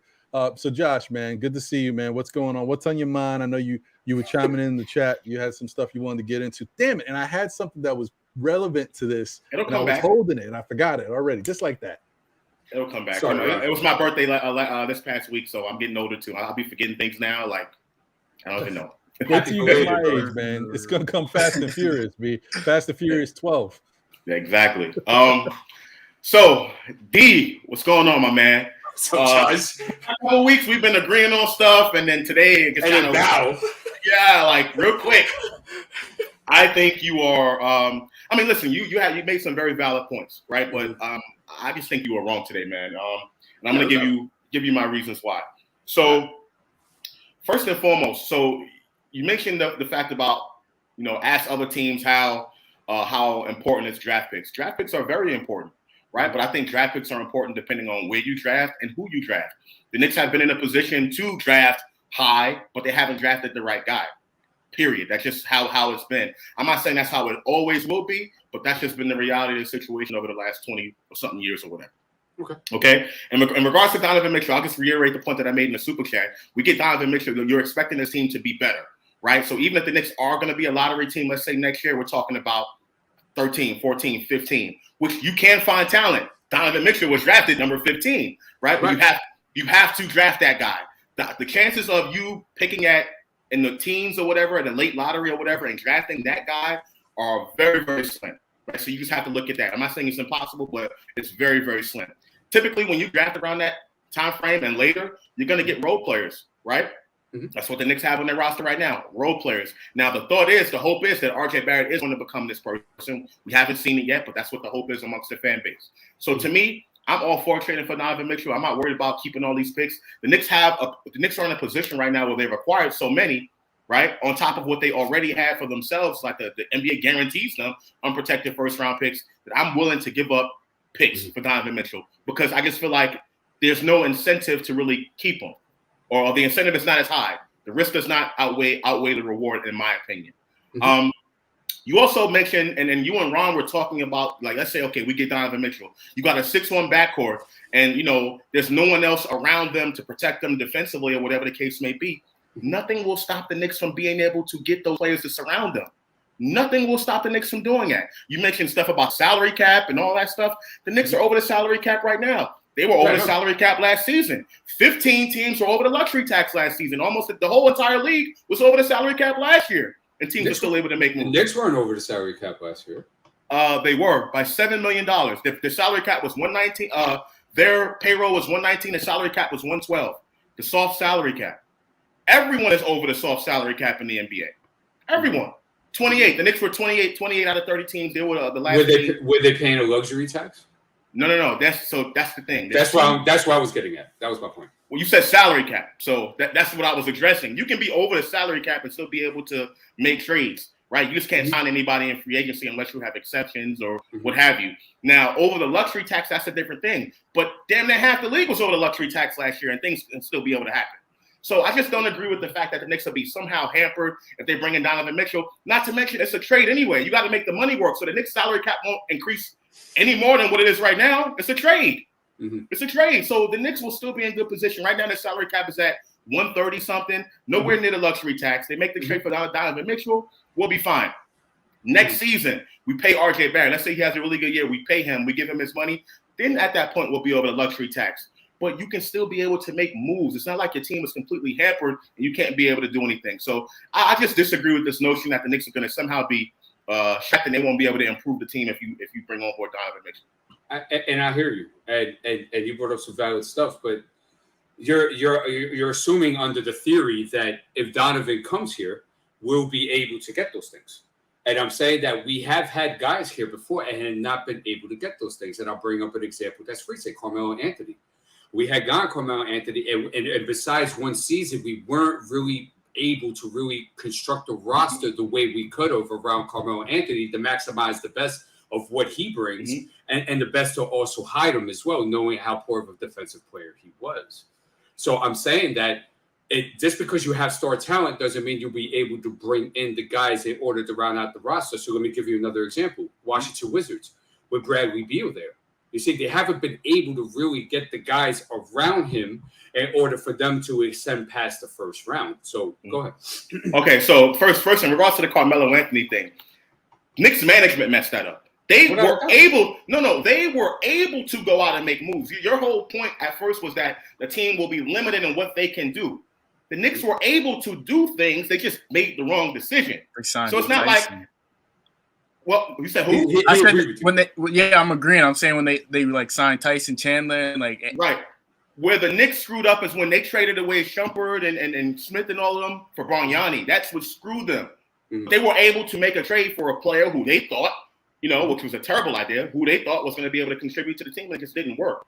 So the money part will not prevent you from doing that. In regards to the Wizards, Porzingis, they just made a trade for Porzingis and all that stuff. They are able to do stuff. It's just that they don't bring in the right guy. So it's not – I don't want us to stop trying to do stuff because it hasn't worked in the past. Right now, if you think our management is smarter or somehow or whatever, you continue to do and do business. You're not going to win in the NBA by not doing any business. Like the process has not worked for Philly. It hasn't. Right? They drafted, 2 guys who made all-star teams or whatever. It hasn't worked for them. They've been perennially in the Eastern Conference, top 4 or whatever. But it hasn't worked for them. They haven't won a title. And Ben Simmons wants to leave. He left. Right? He can play this way out of town. There's no guarantee that if you draft a guy, you draft a blue chipper, that he's going to want to stay anyway. RJ Barrett, after he gets paid this next offseason, he might want to leave in 2 years. Who knows? So to me, waiting for draft picks and waiting to me, I just am not on board with that. You're in a position right now where you're able to make moves and you have a lot in the cupboard that you can be able to do it without completely hampering your whole team. So I think that they should go ahead and make that move. And I hear you, Josh. And your scenario is for all 30 teams in the NBA. All 30 teams are eligible to those same pros and cons and ups and downs and left and rights and what you're saying. The thing is that I understand, listen, you want to move forward and make sure you make the right choice every time. But if I'm making an argument, right, or if I'm making a discussion point, right, I have to validate it with some evidence. And the only way that I could go by evidence is by going to the past in order to do that. Okay. So what I'm saying is that the past has shown me, and this is even with this regime, because I like what the front office has done, for example, this offseason. I love the Jalen Brunson signing. I love more the contract construction of it. Fantastic. It's the way it should have been done. Okay. The Isaiah Hartenstein signing, I love the contract construction. It's the way it should have been done. But there was a question that Lee Phillips had brought up the other day that I have been talking about for months, and he hit it right on the nail. The last question with this front office is how do they construct the roster? Because we have not been able to see that yet. They struck gold the first year by signing those guys to the 1 years. They got the best out of them. They got the best out of that situation. Last year, let's agree, it was complete debacle, bro, of what they did and how they constructed that roster last year. So now, I don't agree with that. No problem. So what I'm saying is that now it's left to this year too to say, okay, what are you guys going to do now? Okay, if you do get a Donovan Mitchell in here, how are you going to put this roster together in order to get the best out of your guys that you're signing to multi-year contracts that are going to have the ball in their hands most of the time? So I just disagree with the fact that last year's roster construction was completely bad. Just because, and I guess I kind of can see where you're coming from in the sense if you look at the Knicks that season, right? But I think when you're running a front office, it's not just about what the teams do in one particular season. You have to look beyond that. And sometimes looking beyond that means that, okay, you may put together a roster that's not balanced right now with the hopes of you got contracts that are running out, that are expiring, that you can be able to move in the future to improve the roster. It's not just about what's directly ahead of you. You got to start thinking 2, 3, 4 steps down the road. Without a doubt. So that's where I'm coming from with it in terms of running a front office. And to me, the Knicks roster, even though the players didn't seem to really fit that well together, if you want to say that, okay, then I'll give you that. But from a contract perspective, the Knicks are fine financially. Like their roster construction fit very much so with what their payroll was, which was one of the lowest payrolls in the NBA. So You're not expecting that team to do well. A lot of Knicks fans expected them to do well, and we were very, very naive in that regard because we came off a season with the 4th seed and everything like that. But as far as roster construction and how it matches up with the payroll, like what the Knicks put out as far as payroll is exactly what they got on the floor, if not better. Like if you're 28th in the league in payroll, you're not supposed to win 37 games. You're just not, if you look at it that way, right? Yeah. And even now, the Knicks increased their payroll by what, $20 million? You pay Mitch, and then I guess you include Hartenstein's money in there, get rid of Taj and all the rest of those guys. Your payroll only went up by $20 million. Still going to be one of the lowest payrolls in the NBA. I think 20th or 21st or something like that. Not over the luxury tax, so you're not paying luxury tax money. So based on the results matter as far as if you look at it that way. The Knicks get to the 8th seed or whatever, their payroll is right on par with that. Now, what's terrible is if you have a team like the Lakers who's paying out all of that money and they don't make the playoffs at all. Of course. That's bad roster management because now you have no future. Your payroll's super high. You're over the luxury tax. So at that point, you're limited in what you can do. So that's an issue. But what the Knicks are doing right now, from a front office standpoint, I kind of like what they're doing. It makes all the sense in the world, and they can continue to get better. Hypothetically, we bring in Donovan Mitchell, right? We trade, we make the money work, give up the picks or whatever. The Knicks will still be under the luxury tax for next year. You sign RJ Barrett, okay, now you're over. Who's to say that Randall can't be traded? Fournier will be an expiring contract at that point, right? So he can be traded at that point. You don't know what you're going to have with Cam Reddish. He's probably going to be a free agent. They can pick up his qualifying offer, and then they can trade him at that point, right? Grimes, all these other role players. Like, the Knicks are fine. They can continue to build the roster. They won't be hampered by bringing in Donovan Mitchell. Okay, so I just don't agree with the whole thing of looking at the Knicks, what they're going to be next season, because they don't have these guys. They don't have these role-playing guys. They can always get those role players, the star guys who you need to get. That's the hardest part to get. Okay, so and I'm with that. Let's backtrack a second. So you said, because what you said was that the contracts were to you were very well constructed last year. Let's shout out to Brock Gower for that as well. That's what he's there for. He's there to crunch the numbers and make sure everything fits on the salary cap on a year-to-year basis. But that doesn't mean that the overall roster construction was done well, because as you did admit that the pieces didn't fit. So I could still allude and say that the roster was not constructed well last year. So that's that. Another thing too is that with that in mind and knowing that the pieces didn't fit, the front office still has not shown me that they can make pieces fit. Or are they still trying to put squares into circles? I still don't know that yet. And that's a mystery that still has to be found out. So if they do get Donovan Mitchell, I still got to find that out. If they don't get Donovan Mitchell, I still got to find that out anyway, because this year we got a lot of guys that are logjam in certain positions, especially the wings, minutes distribution, how you're going to figure out who's on the pecking order of the rotation and stuff of that nature comes into play. That's not just a coaching staff thing. That's also a front office thing as well, because they pay the players and they get the players. It's just a fact. So there's a lot of questions with that, bro. What? Okay. But before you go in again, shout out to everybody just tuning in. Appreciate you guys. Hit that like button.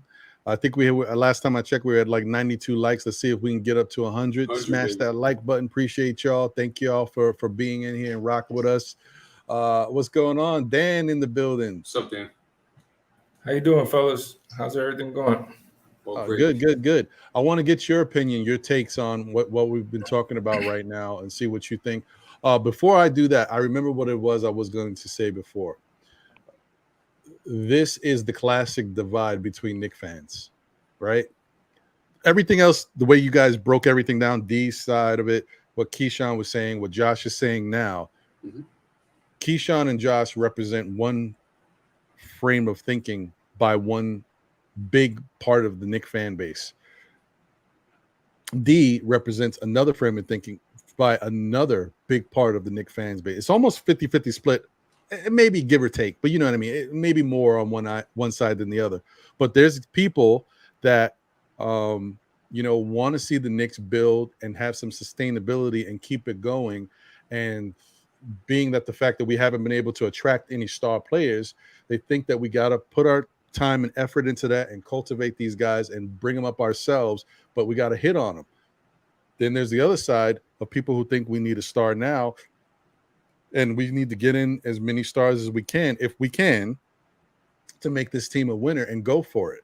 I mean, I'm going to point to Freezy because he's older than I am, and he's a part of that other Knicks fan base that wants to win now. I think it was to a point, and I want to put words in his mouth, but I think, there was a point where he said, I think there was an option if it was build with the youth and get to a point where you possibly might be able to win a championship down the line and have sustainability in the playoffs, at least every year you're guaranteed a winning season, or get one championship next year and then suck for the next 10 years. I think he chose, you guys can correct me if you remember, but I think he chose to get that one championship because some people just want to get that one and see it in their lifetime, even if it means that the team won't be good going forward, but they want to win now.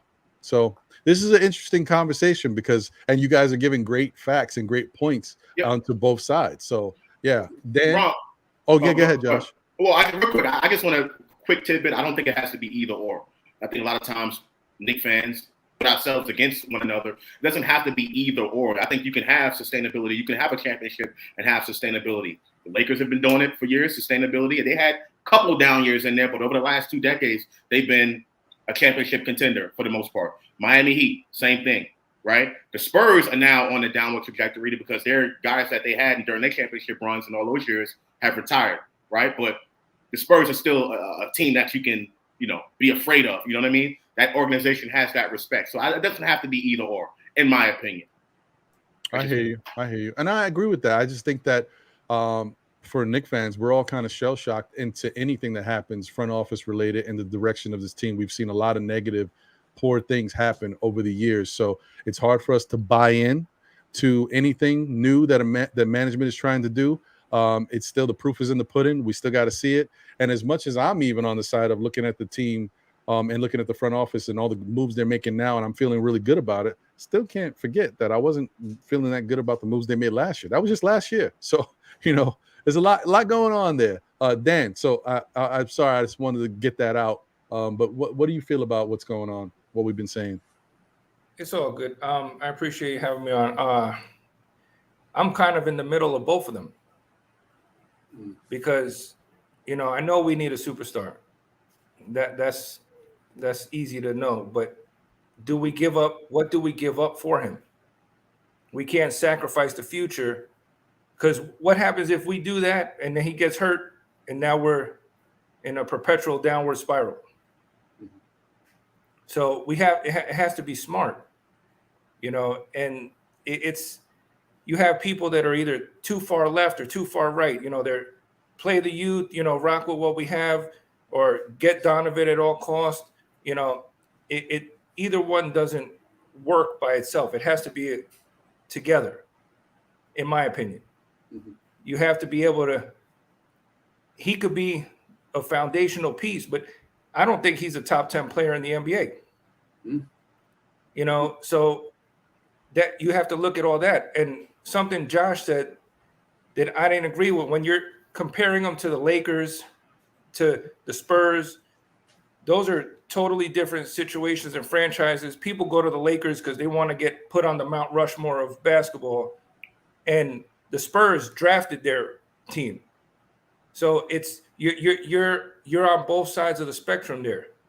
With the Knicks, we have to be like right in the middle, because we haven't been drafting good. We haven't been getting free agents. So we got to kind of play the hand we're dealt and try to make it work. The Lakers didn't draft Kobe Bryant? Huh? The Lakers didn't draft Kobe Bryant? No, well, technically, no. They traded for him. Technically, well, you know what I'm trying to get at. They acquired him on draft night, right? So he's a blue chipper. Like right now, all these Knicks draft picks that they have outside of RJ Barrett, none of those guys are blue chippers. None of them. And the Knicks have had opportunities to draft blue chippers, we just haven't drafted the right guy. And I agree. I think you need a blue chipper star. You need that in order to win. You need that. You gotta have it. I agree with you on that. The only thing is I don't agree with giving them 6, 7, 8 picks, because you have to look. Think about this too. You're talking about when they drafted Kobe. Who else in our lifetime did the Lakers really draft that did anything for them? No one. Nobody. So it's a gamble. Plus, another thing that comes into play is now the high school kids, like when Kobe was drafted, are coming into the draft. So that's giving you a whole nother slew of options to put into play. So it has to be a balance. I'm not saying don't go after Donovan, because I want him to come. But at the same time, I don't think that we should succumb to Ainge's, death threats. If you don't get him for this, then you're not getting him. Then it is what it is. Okay. Yeah, I think we would have made the trade by now if we did. Right. And that's exactly the too. I'm sorry, go ahead. And this is not for nothing. To me, this is probably the happiest I've been with a front office in most of my lifetime. Right. Because they haven't screwed anything up. Yeah. They haven't screwed anything up. Not royally, no, they haven't. No. Even the Kimba stuff and the Fournier stuff. Yeah. Say what you will about it. Fournier did give the Knicks value, especially in the second half of last season, and they were able to get rid of Kimba. You got out from under Nerlens Noel and Alec Burks. That's how they were able to get Brunson now. That's the thing. People are looking at those moves, and they were looking at them when they happened in last season and the results from last season. The team had terrible roster construction. When you're building a team, right, it's not just about who you get for that one particular season. Like if we get Donovan Mitchell right now, I'm not worried about just next year. I'm worried about the duration of his contract and the 4 years that he has left, not just next year, but also after that, when you can add pieces, right? So it's not just about last season and those moves. Those moves weren't for last season. Those moves were for right now. Now they got rid of Noel's contract, what's his name, Burks and all of them. That's how they were able to get Brunson, being over the salary cap. That's how they were able to get him. Let me ask you a question, Josh. If you were to pull the trigger on the deal, right, what would your package look like? Easy. Hold on 1 second, Josh. Before you answer that, let me just get to Paris Duggar super chat. Thank you once again for the generous super chat, Mr. Paris Duggar. Thank you, brother.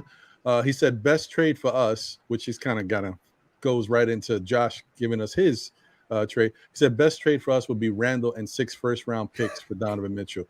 Now, don't get me wrong. I know you do not like to give up the picks, but what if 3 of those picks were unprotected and 3 were protected? You gave up. I would do this trade in a heartbeat because when you look at what you're actually giving up,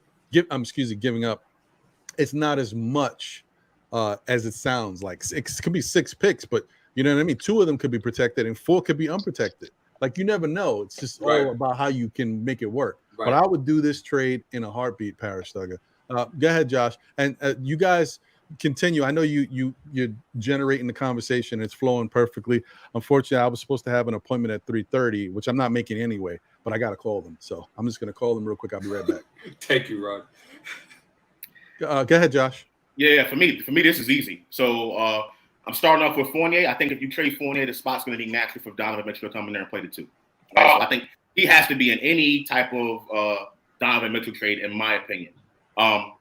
Him, Rose, and 6 first-round picks. 4 of them unprotected. You can go 2 protected. I think that gets the deal done. Now, let's say they don't trade Rose or whatever. I would do Fournier, Reddish, and then McBride or something like that. No, but do the one that you want. That one. Either one of those. Either one. So you said Fournier. Who else? So the first one I said was Fournier and Rose, right? Mm-hmm. And the second one I said was Fournier, not Grimes, Fournier, Reddish, and Miles. Okay, so let's go with. And you're going to split 2 unprotected with 2 protected.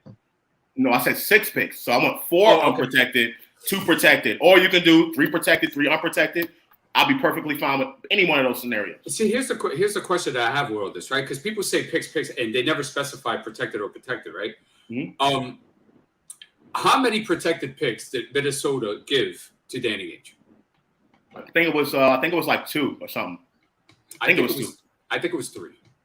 Okay. But so that's only 2 unprotected. Why in God's creation will we give up more than 2 unprotected picks if that's the haul that they got for Gobert? It's a good point. Because I think we could all agree that unprotected picks are more valuable than protected picks. Are we Absolutely. in agreement in that? Okay, absolutely. Cool. So I would go with market value. See, Deez, I wouldn't want to ask you a question on that. I want to ask a question on that. Are we Minnesota or are we in New York? That deal is done. We can't follow and find out and think we're going to get anything else because they got it this way or that way. I'm not saying that's not a great point you're bringing up, but we just got to make the best deal that's good for us. Well, the reason why I bring that up is because what Minnesota did was that they set the market price. They set the market price at the value of what it was. So so that's why you have to kind of go along those guidelines. Because if they're saying, oh, this and that and the third for that, then that's where the market is set at. Now, see. I just wanted to say one more thing.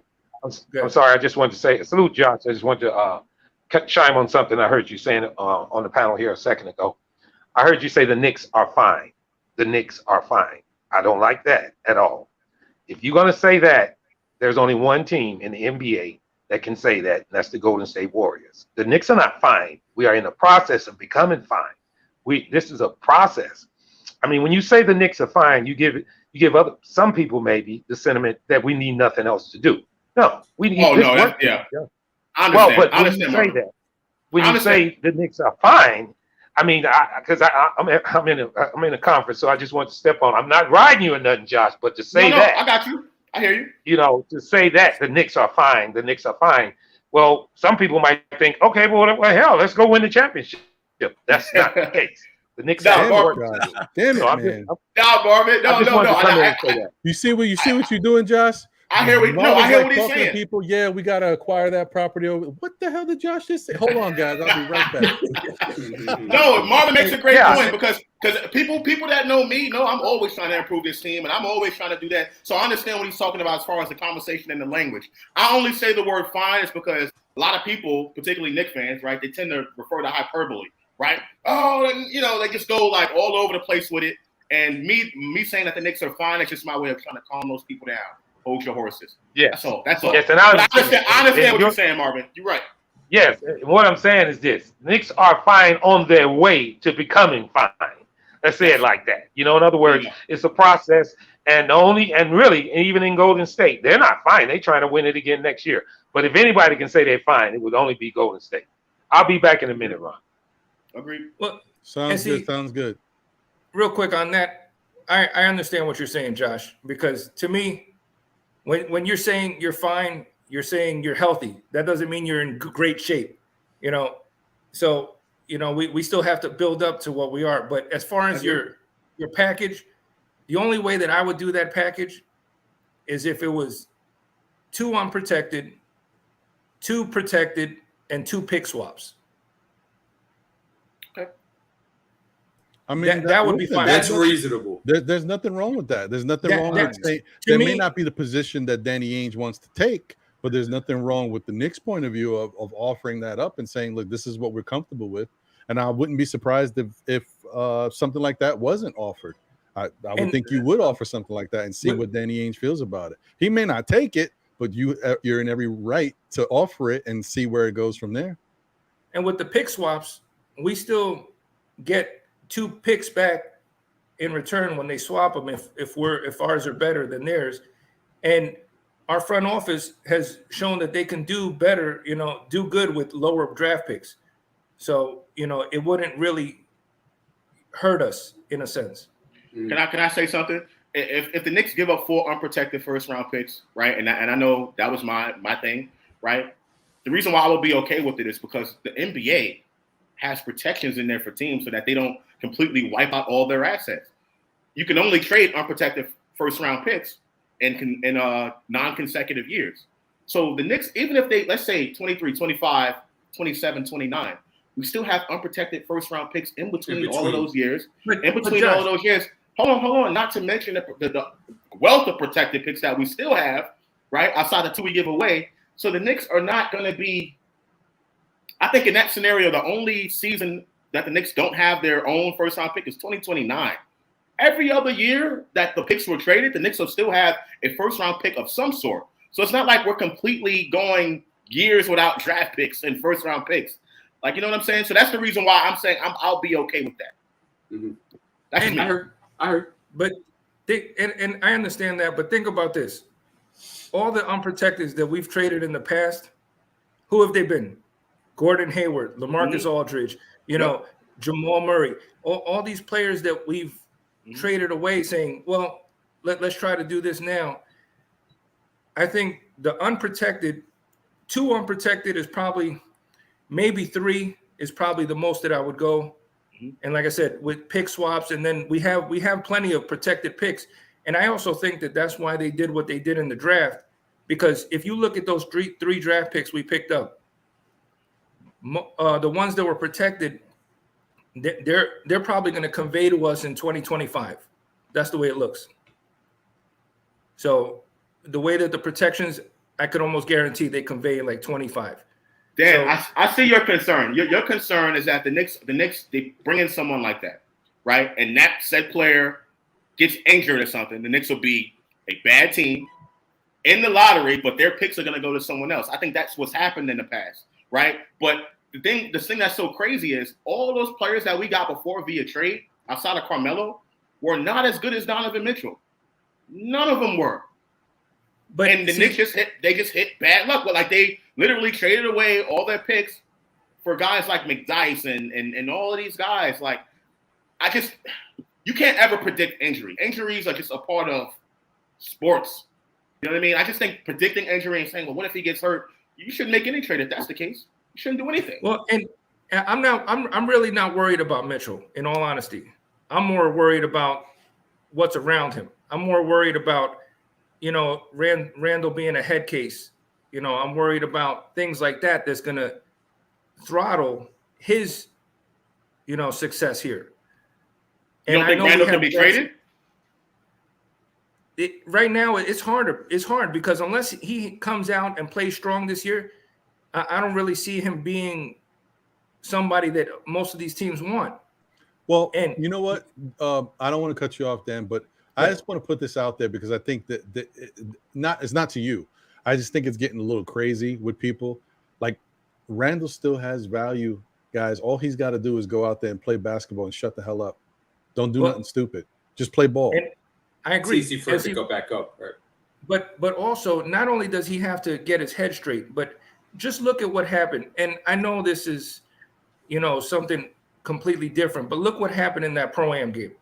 He went in there thinking that he was just going to abuse these guys and bully them. And, you know, what's his name? Washington dropped 42 on him. Well, you know what? In fairness, and I'm only saying this because everybody looks at things differently. We look at things as fans and we're looking at the presentation and the product out there and we're like, well, what the hell's going on? But if I'm going by what Alan Hahn said, Alan Hahn talked to Jalen Brunson after it happened. He said that they understood that they were going to get some ragging because of how things worked out. But he said, we just went out there to play ball like a scrimmage. I mean, it was trying to get some reps, trying to play together and just understand, get a feel for each other on the court. Whereas those guys on that other team, especially those two who dropped 40 apiece, they trying to get jobs. Like they're playing for their life. Like it was a different thing for them. And, you know, that's all I can say. That's all I can say. That's just my only pushback to that, Ron, is that but that ain't the mentality of Giannis and Luka when they play overseas. Yep. That's why those guys are different. Yeah, but that overseas mentality is different. Giannis, you could put Giannis in a court full of little kids. he's gonna get his points. I'm gonna let the little kids score, but Giannis have more points. Because like Giannis don't play. But Ron, I also believe too, that's why it's good that we're bringing Brunson in and Mitchell, because they have that New York state of mind. And think about this. When I'm at the court, my wife gets on me because she's like, "Why are you taking it so serious? You act like you playing professionally." But I'm there to win, regardless if it's a scrimmage or not. That just shows, you know, I don't know. It's to me, when he's out there, he needs to get his mind right, and I hope he does because he has the talent. If Randall would get his mind right, I'm telling you, everything would be good. I agree with you on that, though. But I will say, I don't think they went into that with the mindset that they were trying to win the game. I think they were going out there to play together, have fun, you know, put on a little show for the people who were in attendance. And, you know, obviously the goal is you want to win, but that's not like that was their true mindset. They were just going out there to work together, get a feel for each other, because that's the first time they were, you know, those three were playing together like that. So they were trying to get a feel for it. And I think the other thing is, like, you get Julius Randle participating and giving some effort, but once he almost got hurt on that play, that's it. You know, Julius's day was done. He'll still be out there, but you knew you wasn't getting any more max effort from Julius. Once you almost get hurt and start affecting the real livelihood, that was it. So, but I get it. I hear you. And it was just, in the end, the optics, it wasn't a good look.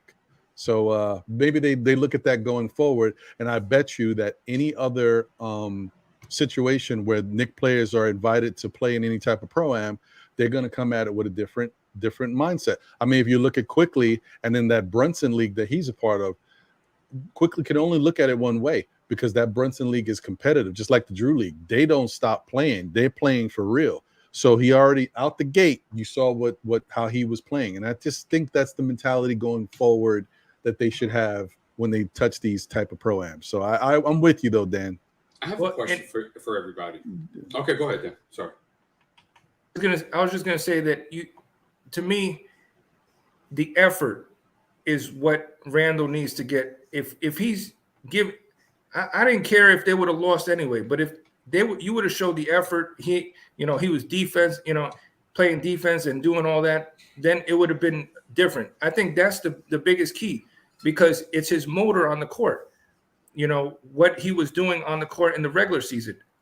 And how does that not translate into the regular season? Right.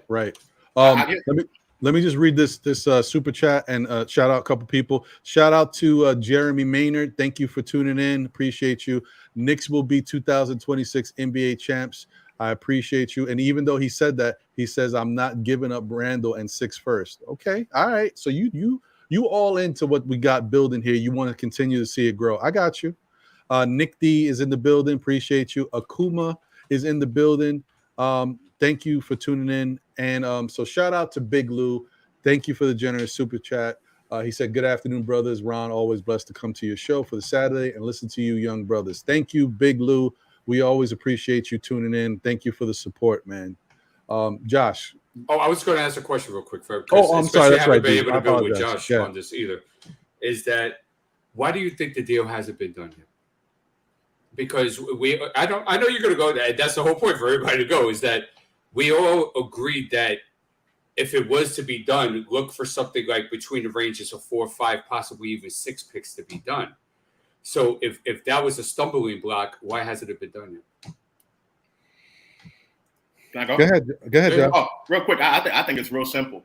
I think September 1st or like end of August, end of this month is when I think Minnesota is able to trade some of those people that they just acquired, like the Beverleys and not Minnesota, freaking Utah. Sorry. They're able to trade some of those players. I think it's going to be more players involved than just Donovan Mitchell. I think that's pretty much what was holding the trade up. It's like an administrative kind of thing. I agree. Yeah, I think agree. You're right. I agree with that too, Josh, because I've heard it from too many different people, and I'm not saying, I don't have no inside scoop and I don't know all the sources, but I've heard it like 2 or 3 times from people saying that Patrick Beverley is a big possibility to wind up in New York. And that's telling me, if you already know that he can't be traded to a certain amount of time, it makes you think the longer this trade doesn't happen, we get closer to that date, that's going to make me start thinking that maybe it is revolving around Beverley or some other pieces around that time when they can actually be moved. And I'm really thankful and happy that the Knicks decided to not play around with Mitchell Robinson and sign him up. And also too, like I said earlier, and where I completely agree with Josh, the Bogdanoviches, the Conleys, the Jordan Clarkson, that all has to be worked into play as well. Because I'm pretty sure if I'm Danny, I would try to get all those guys, as most of them as I can, off on one fell swoop. That's what I would do. Yeah, so I think that's why I think the Lakers are going to be a part of the deal too. I really which think makes the Lakers. sense. Yeah, so I don't think we're going to give up any of our young guys. Really, I would think maybe like a Fournier or Rose would go to the Lakers with like Bogdanovich and whatever. So and we would just give Utah picks, and they'll probably take Westbrook and like maybe a McBride or something like that. Like, you know what? That makes a lot of sense to me. And that's why I'm saying, like, I don't want to deal with the Lakers, forget them. But you know what? If they can help us get to where we got to get to, then by all means, because that is the biggest thing. Getting that third team involved obviously benefits Utah, but it benefits the Knicks too, because maybe we don't have to give up as much to acquire Donovan. We can keep a piece or two that we really covet. And that makes a lot of sense. Because what's this guy's name? Because the Lakers, they're kind of like on the crossroads on the fence with some of their young talent that they did got, like Taylor Horton. Like I don't know how he fell out of favor with LA, but it seems like they're ready to move him. And maybe that's a guy, a young piece that Utah can say, okay, I mean, we want to build through the draft, but we can add him to the mix. He can be a player for us going forward. And so that's something that can help the Knicks out a lot. Plus, like you guys already mentioned, being able to move different pieces around, get them off, and then not have to give up as much. And maybe the Lakers can also, I don't know how many picks the Lakers have, because they've been kind of mortgaging their future to go all in.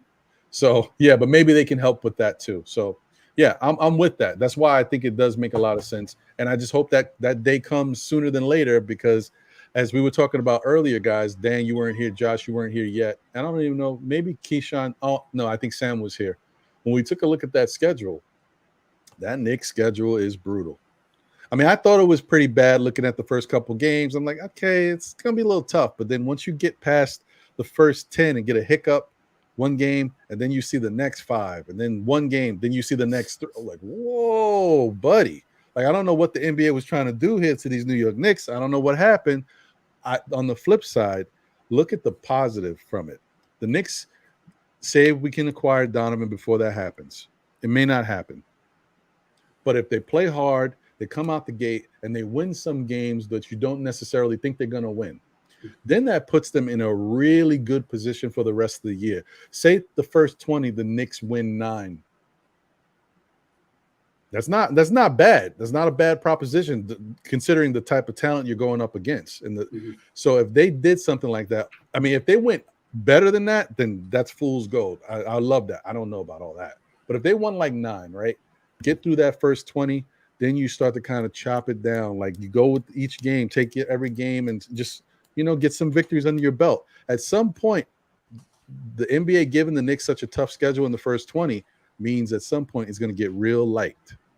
So, it could bode well for them, especially towards the playoff time. Maybe they have a nice stretch of games where they can really lock in. So you just take the good with the bad and make the best out of it. There was one more thing that I want to get to before I get out of here, because it's a long show and we could be talking forever, but I think it's getting long enough. Where is it? I think did I lose it? Man. Oh, the chat is Khalid Pasha. Salute to you, man. Thank you for tuning in. Ashley Inc. is in the building. Appreciate you. Well, you know what? While I'm looking for this, let me shout out to Paris Duggar once again and Our Future Media. Thank you for being here. Thank you for tuning in. Thank you for the generous super chat once again, Paris Duggar. He said Tibbs is responsible for Randall. Be the boss or go. That's a fact. I could agree with that. You definitely got to hold Randall accountable. And Tibbs needs to also. This goes back to something that there it is. I got it. This goes back to something that I said before that we didn't see a lot from Tibbs.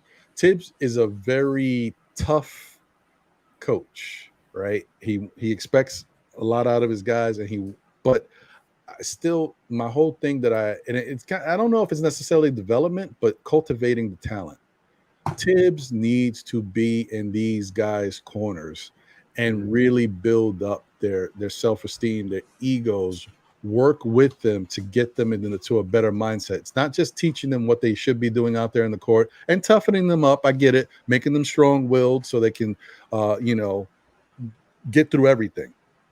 But I think Mike Woodson, for whatever you want to say, you might not say Mike Woodson was the greatest coach, but Mike Woodson did a really good job at getting in his players' ears. Sometimes he'd yell at them, but there was also a time where you see him put his arm around the shoulder of a Shumpert, definitely of a J.R. Smith. That was his pet project. Like, I'm not saying Tibbs is going to do that because that doesn't seem like Tibbs' personality, even though I see him yelling at the Knicks one day and then going to a party with Fat Joe and Julius Randle another. I'm like, okay, that's not the Tibbs. Stop it, Ron. Stop it. No, but I'm saying I didn't expect that from Tibbs. I thought that was pretty cool. So I just disagree with how do we know Tibbs is not doing that? Well, because Woodson won 54 games and they showed it on MSG, him putting his arm around somebody. No, I've seen Tibbs put his arm around quickly all the time. Because we see it on the court. OB. That's all you see? You don't see anything else other than that? That's reflective of him. Yes. I mean, I just struggle with this notion that Tibbs doesn't support these guys in a fashion to where they can't succeed. I mean, I know you didn't say that in those exact words, but I mean, not in that way. But again, it comes down to this perception that Tibbs is not a good coach for the young guys. That I just don't agree with. I just don't. I think Tibbs is developing the way he knows how to develop. It may not be pretty to y'all or some of the stuff that you guys don't see, but let Tibbs develop the young guys the way he wants to develop them. To me, I think it's making them tougher, and I think it'd be better for them moving forward in the future. That's just my opinion on that. No, and you may not be wrong, Josh. Listen, this is all armchair talk. Couch talk. We're not there. We're not in the practices. We don't know his mindset truly. But I'm just saying, like, when you look at it, it doesn't give you the sense of comfort that you would like to see. And Obi is my best example. And he's the only example I'm going to pull from because you have the information. Watching him yell at Obi, get on Obi for not doing certain things or not, or yanking Obi when Obi seems to be one of the better players at that time on the court and he's got it going, but he has to go back to the starters, which could be well within reason. It's just how it looks, how it looked to Obi, who's a young player perceiving it. I don't care if he's 24, whatever. In his mind, in the NBA, he's a young player.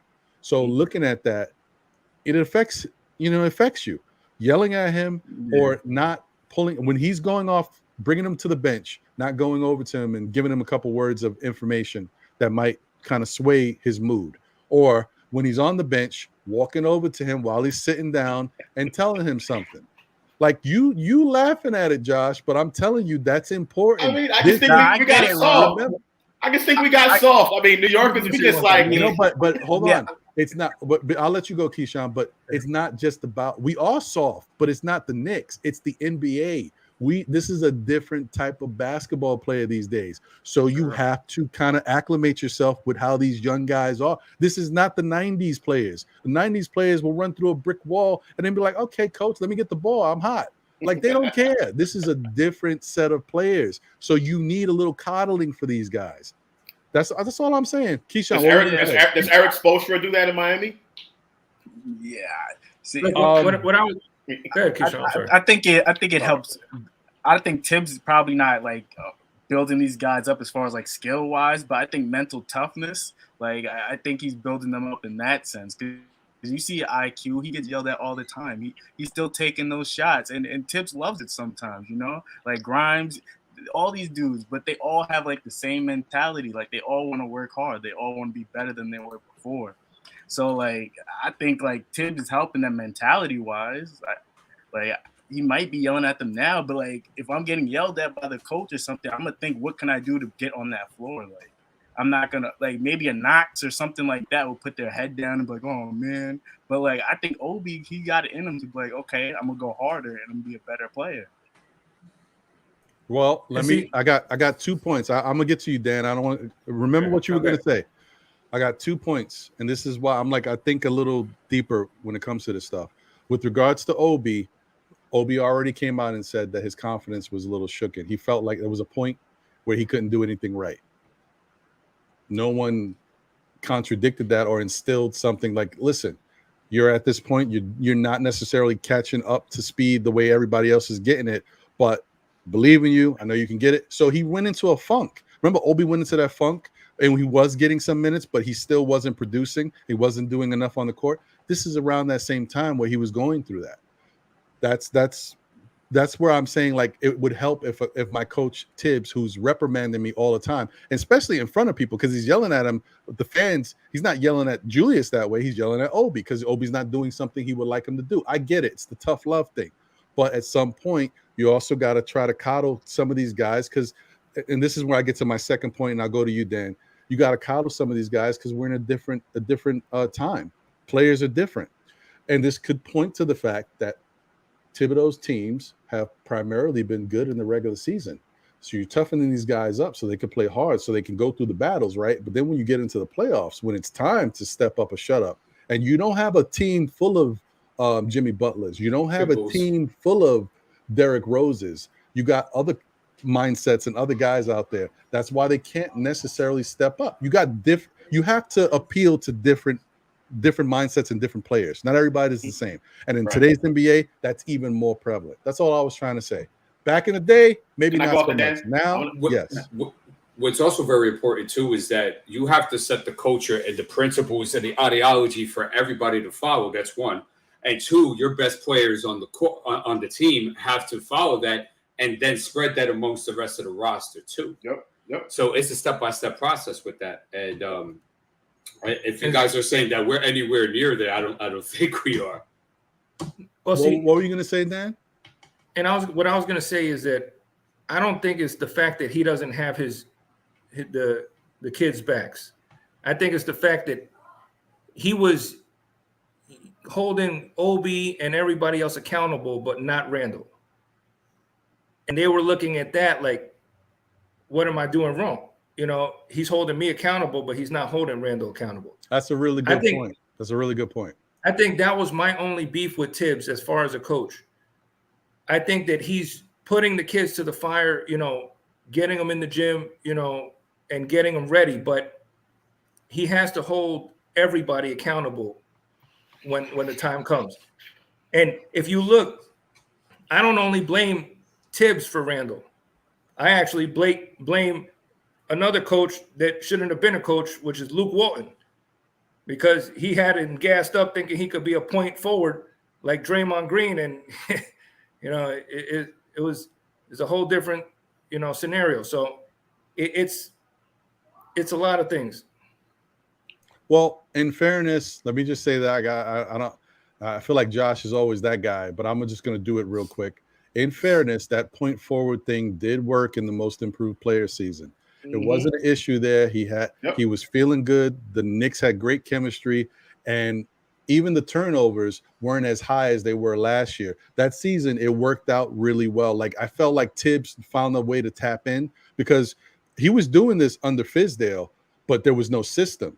Tibbs incorporating the system and then saying, okay, this is really how we're going to go at this, worked for Randall. But everything worked for Randall that year.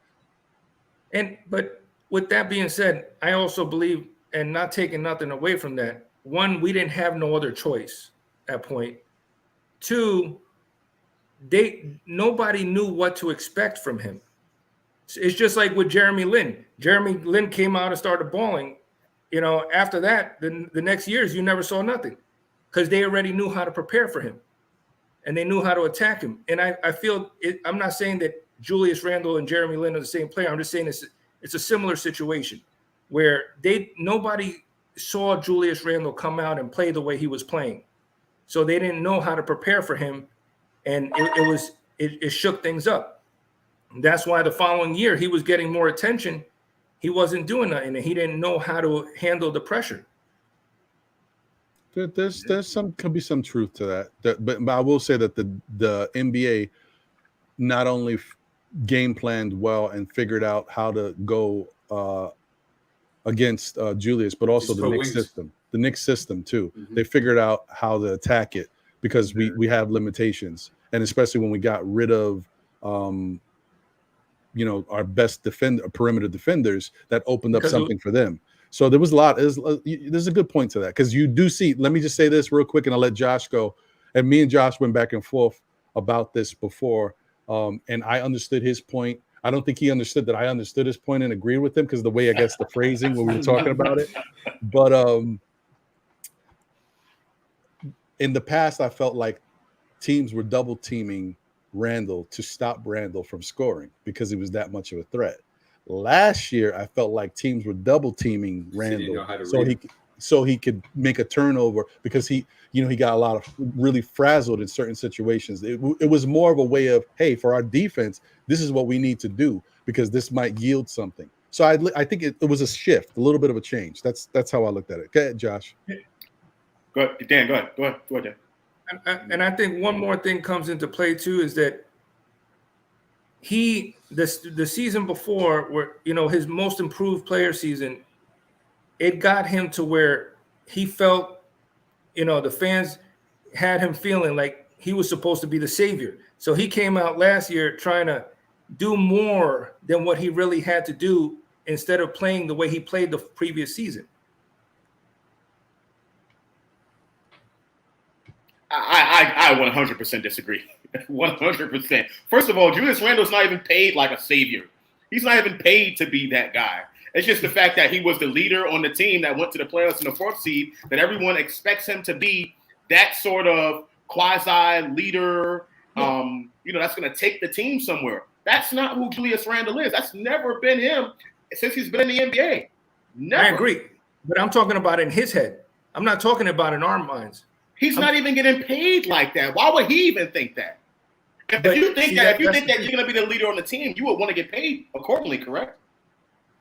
Yeah, but I do feel like when I was watching a lot of games, he was trying to save the game instead, and it hurt the game.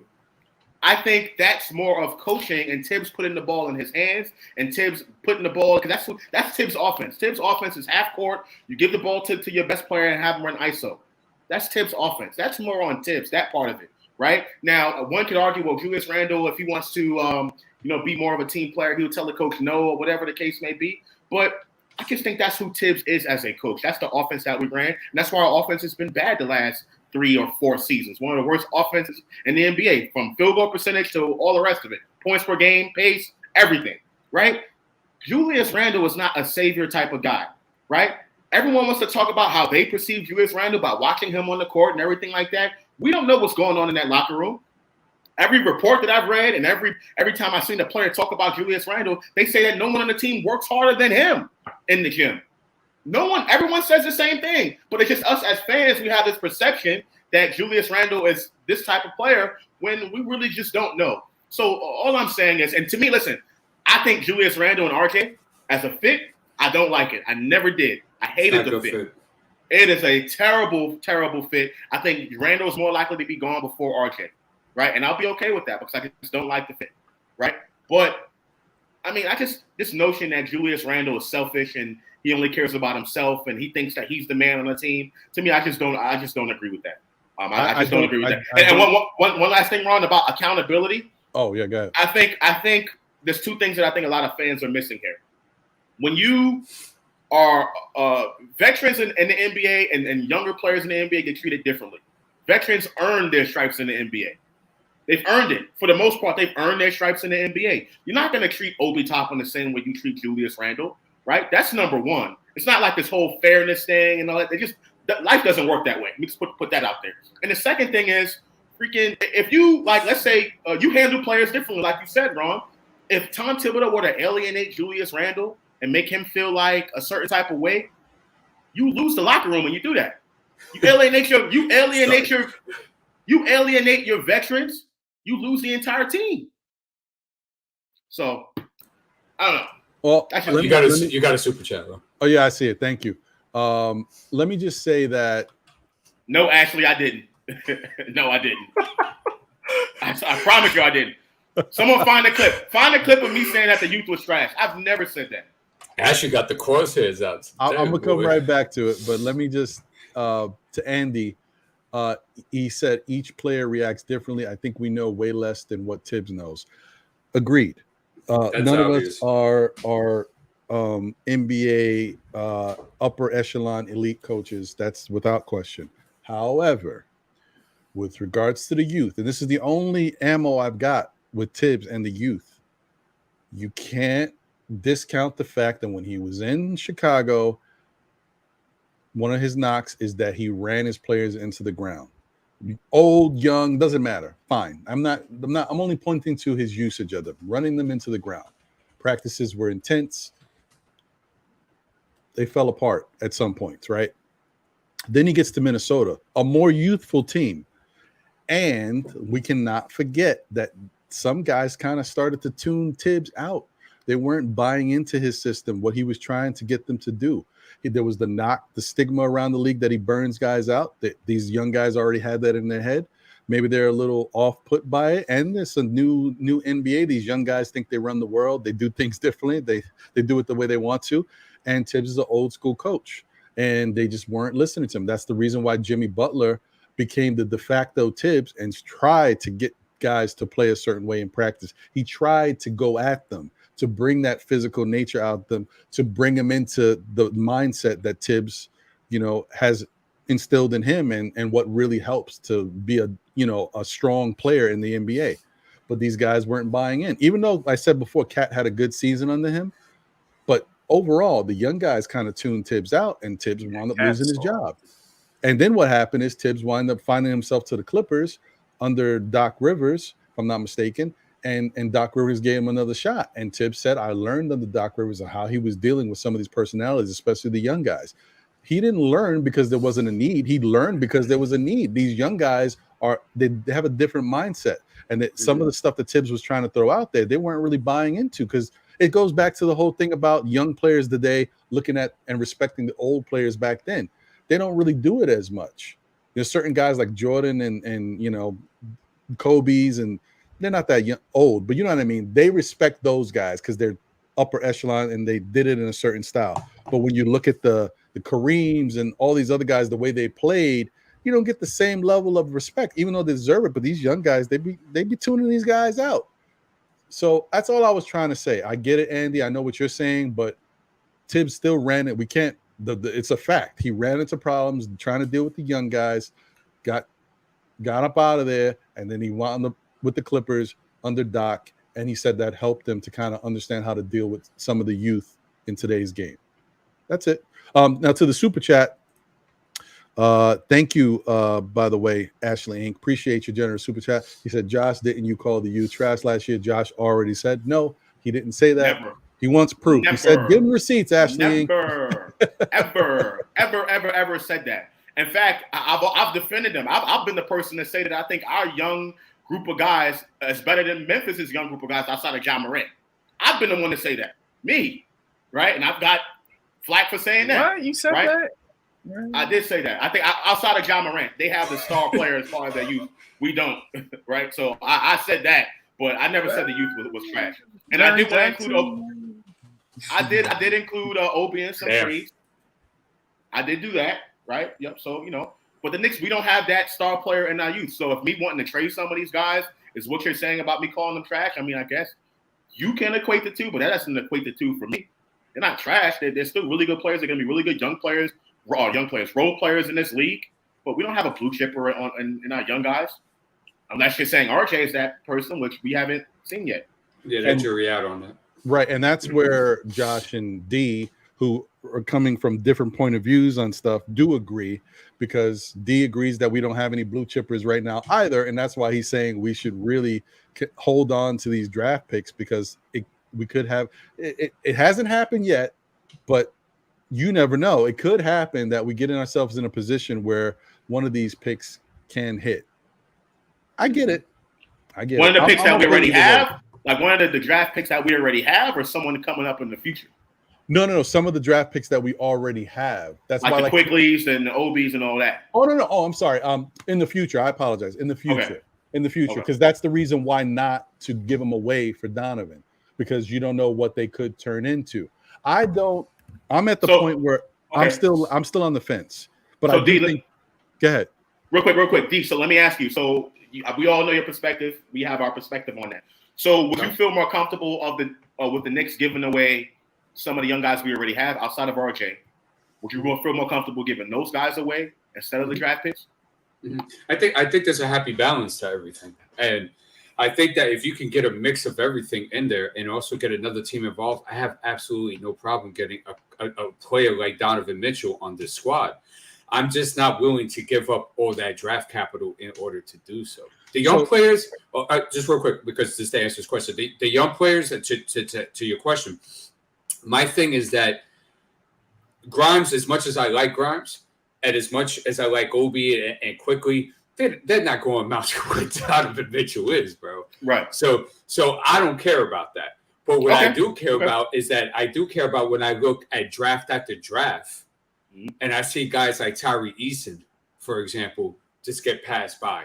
And it's like, yo, you need a dance ball forward. You need a guy that can guard the perimeter players in this league, and you just bypass them.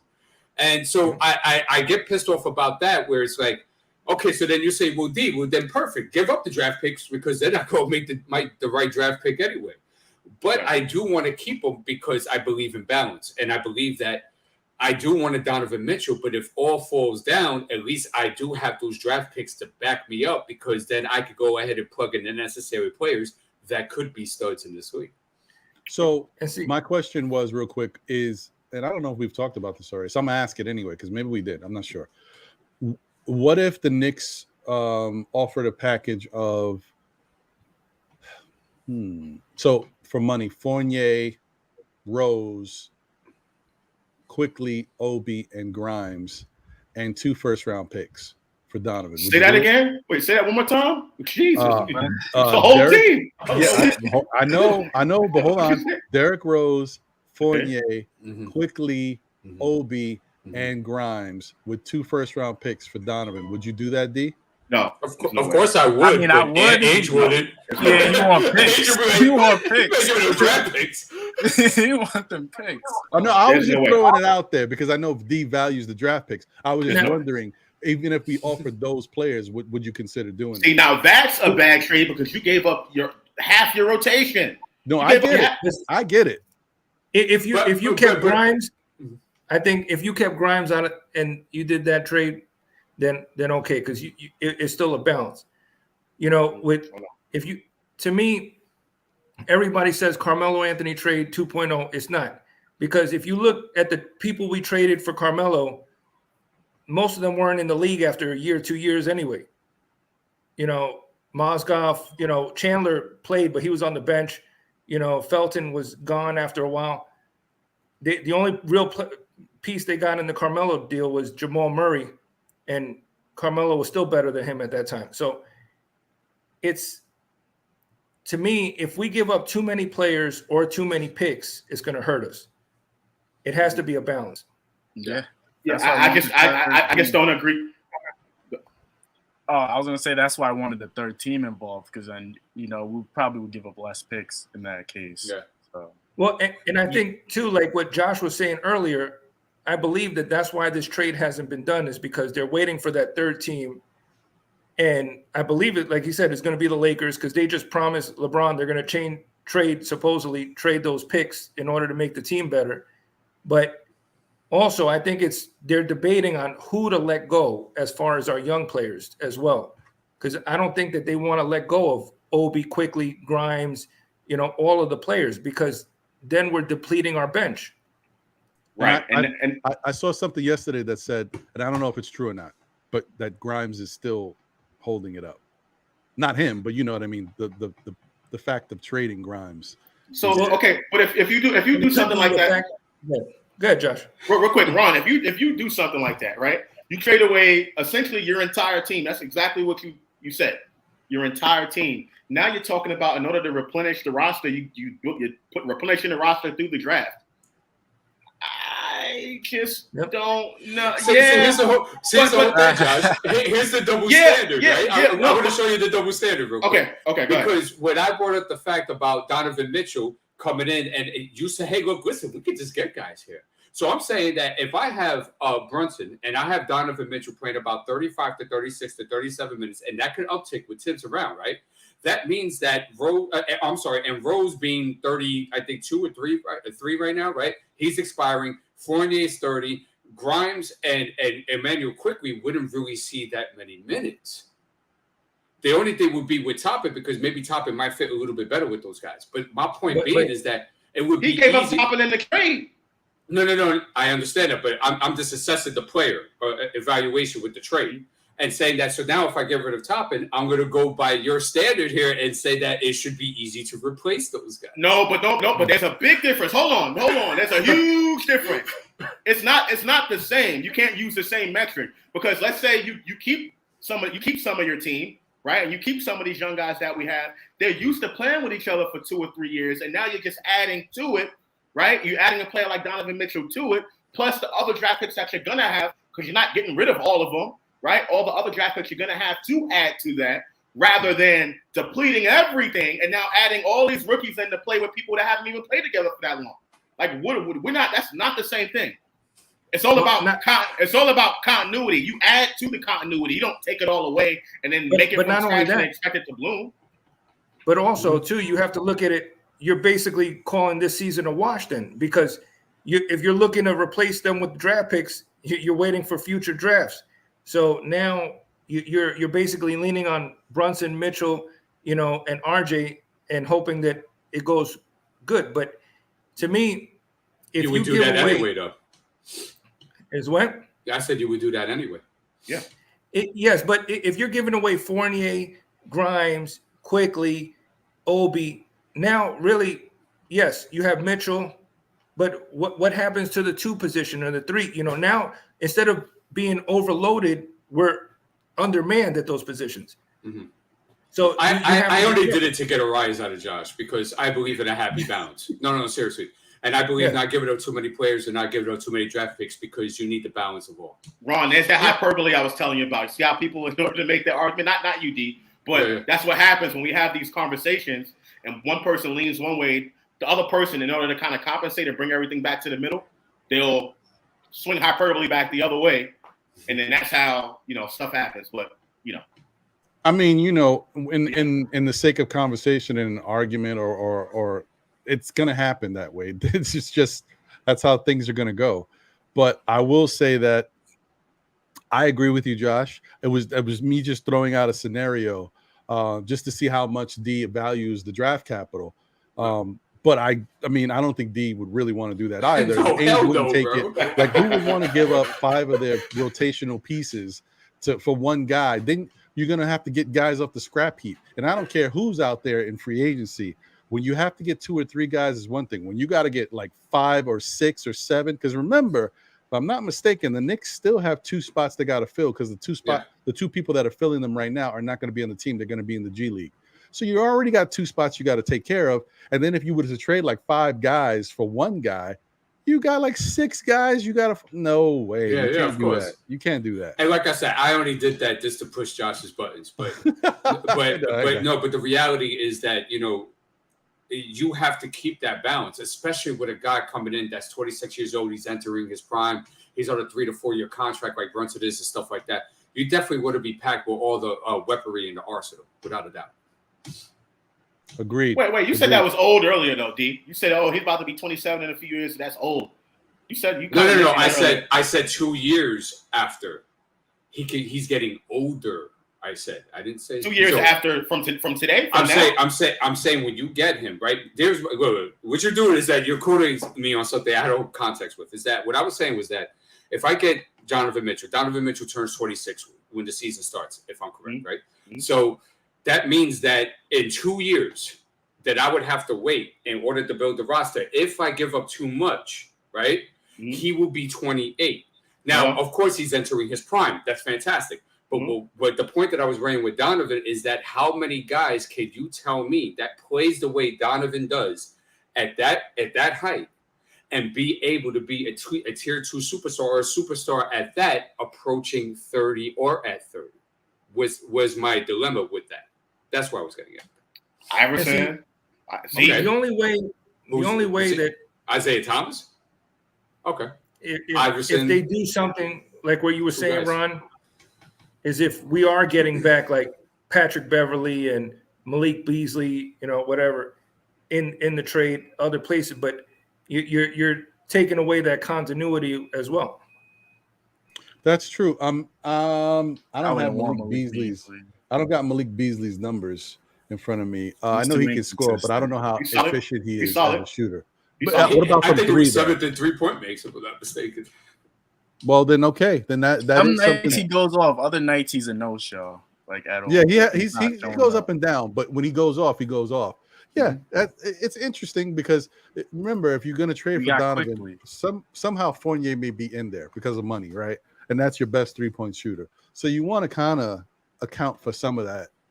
See if you can bring in. But Ron, the thing is, so you like, let's say Fournier goes in that deal right now, right? What do we do? Whatever package, picks, whatever. Fournier's going in that deal. We add on Donovan Mitchell. This season upcoming, okay, we probably won't have the best 3-point shooting numbers. But the season after that, you can add. That's the thing I'm trying to say. Like, people act like once we get Mitchell, that's it. That's the end all be all. We're not gonna be able to do anything. We're not gonna be able to add to the team. In 2 years, it's gonna be 28. In 2 years, you can add pieces and then build a solid team that you got a 28-year-old guy entering his prime, already in his prime. That's perfect. That's the ideal scenario you want to be in. A star player in his prime with a great team around him. The Knicks have 2 years to be able to build that great team. Like, you're not prevented from doing that in any way, except if you go over the luxury tax. But as we all know, you can make trades when you're over the luxury tax. Yeah. Teams do it all the time. It happens every day. Yeah, and before you, I think Keyshawn was going to go. Before you go, Keyshawn, I was just going to say, yeah, Josh, that was my argument about a month and a half ago when we started talking about this whole Donovan thing. Man, time is flying. Yeah, I agreed. I knew that this year might be a struggle, right? But after this year, you can go into the off season and then you can kind of look and make some changes and see how, okay, this roster, this didn't work. How can I tweak this and move? Tibbs might not be here. Yeah, Tibbs might be gone. That's true. I don't know. You're right. Right. What were you gonna say, Keyshawn? Oh, my fault, D. No, it was Keyshawn first. Okay. No, I was just gonna ask, what would you guys think of this trade proposal I just did on the trade machine with the Knicks, Lakers, and Jazz? So I got the Lakers getting Bogdanovich, Evan Fournier, Derrick Rose. The Jazz would get Westbrook, Cam Reddish, Miles McBride, and 4 first-round picks, 3 from the Knicks, 1 from the Lakers. I think they have a 2027 pick. And then the Knicks will get Donovan Mitchell and Patrick Beverley.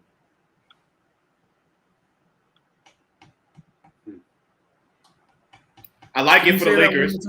I like it for the Lakers because they need shooting around LeBron. So I like that for them. And they got Derrick Rose, someone who can get to the rack, expiring contract. So I think that's good. The Jazz, let me see. The Jazz get Westbrook, expiring contract. Reddish, expiring contract. Miles, oh, okay. Right? Yeah. There's a lot of working parts to that. Yeah. Makes sense for all 3 teams. Just to bring the point with Paris, just to bring up the point with Iverson and Zeke, Iverson was a championship contending in those years. Why? But why? Maybe why? Because he wasn't. No. You say he was a championship contender or he was not? No, he wasn't. He wasn't. Okay, he wasn't. Okay. Yeah, and just like there was Zeke as well. So that's my concern, that if you go ahead and build, I'm not saying you can't build, it's impossible. Of course it's possible, bro. What I'm saying is that what happened, Josh? Wait, you said Zeke wasn't a championship contender? At 30?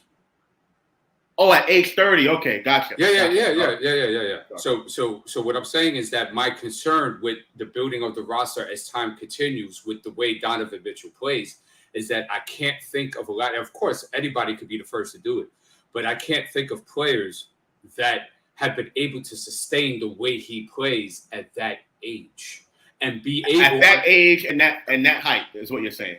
Correct. And be able to assess a team to go ahead and championship contend with that being your ball dominant guy or your number 1 or your 1B. I've never seen it happen. I mean, how many guys have been that height drafted that early on, expected to be that guy? There haven't been that many. There's been a few, but I'm just saying it hasn't worked, is my point. Well, it's D's argument is very specific in nature. Like when you say it, people gonna come back and they're not gonna really like. But it's so specific, right. and it would apply to us, yes. And so that's like, it's hard to. Would Donovan not be the number 1 option? Yeah, he would be. That's my point. Yeah, I mean, but it's something I can't explain, like how it's just not, because there haven't been many guys drafted to do that at that height. But I can only go off the guys that have, and those expectations have been put there. So what age did Isaiah Thomas win his titles? Let's start there. I would have to look back, but off the top of my head, I would say anywhere between the range of 25, 26. So you telling me if you're the Knicks or Donovan Mitchell, let's compare him to Isaiah Thomas, because that's exactly what you did, right? If Donovan Mitchell won 2 titles at age 25 and 26, you're not making a trade for him because of that one stat that you just put out there, that by age 30 he's not going to win another one? Well, is that what you're saying? No, but he had already won the championships. I know, but I'm saying, but you mentioned age 30 specifically. Specifically, you mentioned age 30. Well, and I said around there too as well. Right. So I'm asking you, because you put out there no player at age 30 at that height has ever done what you said. So I'm asking you, in your opinion, if Isaiah Thomas was doing what he was doing back then, but he's doing it now, like Donovan Mitchell is the new Isaiah Thomas, won 2 titles. Are you going to make a trade? Are you not going to make a trade for him because you expect by age 30 he's not going to win? I would, because he won the 2 titles.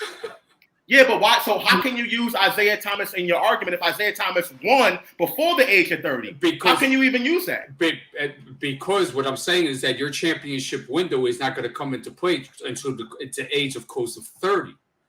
And I'm saying that Zeke wasn't where he was at 25, 26, right, as opposed to 29 and 30. I get it. That's what I'm saying. I got it. You're using that age because if you look at the Knicks team, they're not going to be able to get championship level until around the time that Donovan is that age, because you got to make all these moves and build. I see. Okay, I got you. All right. So the only thing I'm going to say 4 years, his contract. Hold on, time out. His contract is 4 years. In 4 years, he can go somewhere else. So you're not looking to build for him 4 years from now. You're looking to build with him 2 years from now when he's age 28.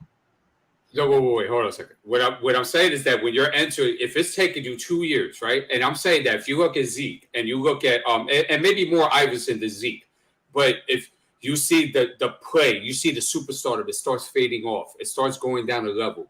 And I'm saying that that's a problem that I'm not saying it's going to happen. It's a concern. It's a problem that could happen as approaching that, and you got to go ahead and build with this, and then have him with the ball in his hand. Will it lead to championship fruition? Is what I'm saying, because that's the goal. Well, the only thing I'm going to say about that, D, real quick, let me just say this real quick, is that I understand what you're saying, but with Zeke at 30 is different than Donovan at 30 because the league was totally different. It was a lot more physical back then, and now they're playing and lasting a lot longer.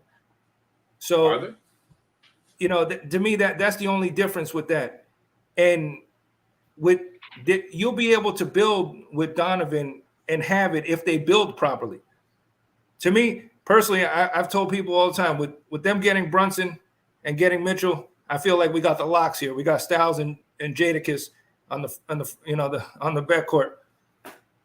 You know, but we have to basically look at it in difference. I could understand you saying a guard from today, but Zeke wasn't gonna win at 30 when they're beating him going down the lane, throwing elbows, and it wasn't getting called, getting dropped on the floor. But I could make the case that the injury rate is much higher today than it was back then. Isaiah Thomas was born in 1961. He won his first title in 1989. It makes him 28, and he won his second title when he was 29. So what did you get 24 and I told you I wasn't sure. It was going off the top of my head. So I didn't look up like you just did right now. Okay, so he was 28 and 29, right? So he was 28 and 29. Okay, cool. Without a doubt. And he went to the Eastern Conference Finals when he was 30. Right. Okay. So that's one guy. No doubt. But so I think I need more of a control, like a control in the scientific term, a control in this argument to give me a young player that's almost 30 years old or whatever, that it hasn't worked for, that had the blow in his hands or whatever. Because if there's one person or two people that I can prove to you that it has happened to, where is the argument of the people that it hasn't worked out for? And I see what you're getting at, because if it worked with Zeke, it could work with Donovan, and I get it. I'm just saying that the ratio to those guys just hasn't been very high. I'm just going on percentages here. But what about the guys that haven't? Well, then that would go towards my argument then. Yeah, but there aren't. I'm asking you to name a player that you want names. Yeah, who hasn't? There's two people Well, giving examples that it has happened to. Who has it not happened? That could be something that and probably is going to need more time to evaluate and look into. And maybe we can make that a show. That's if you want to bring that information here, we could do that next Saturday. I'm okay with it. It could be an argument that we can really dig deep into. I'm okay. Either way, I just think the criteria. And also, me and Josh could just take care of it on the Twitter war. It's not but I mean, I'm not even trying to do all that. I just think that what you seriously, I just think what you mentioned was super specific and finite. That there's really not a big enough control in order to really make an accurate assessment, in my opinion. The control is not big enough because there's how many players have been drafted 6'1" or below in order to be that guy to be a primary ball handler. There have not been that many in the history of the NBA. The two that I just mentioned actually were extremely successful in their careers, even up to and after age 30. Well, Zeke. Now, I obviously wasn't competing no championships at age 30, bro. Or 29. I mean, he wasn't, but he was still winning scoring titles. He still was winning MVPs, and that's on him, right? But to win a championship, it's a whole team thing. So you can't say that the fact that Isaiah Thomas was 30 and he was under 6'1", or hold on, not him. Let's use Iverson. You can't say that because Iverson was 6'1" and he was 30 years old that the team failed to put a good team around him. Like, I don't understand how bad. I only use Donovan because it was in the framework of him being a number one. So that means that as a number one, he's carrying the team on his shoulders. He has the highest ball usage rate. You're running most of the offense through him in the whole nine. So that's why I was using it in that metric. I got you. So, and I think that regardless, hold on 1 second, Dan. Let me just get to these two super chats real quick. Once again, thank you for the generous super chat. Paris Duggar, Donovan is the 4th best player in our Nets games. I see you're on a roll right now. And also salute to Ashley Inc. Thank you once again for the generous super chat. He said, Josh, if we dump vets, youth would win 15 games. So is she quoting? Yeah, I think that's what I said that. So I don't know what else to say. I mean, listen. Realistically, maybe at that time, I don't know what you were talking about, Josh, because I don't know. It's out of context right now for me to think about what the conversation was. But I guess you could see that most likely the youth can win more than 15 games if there was no vets. Okay, 20.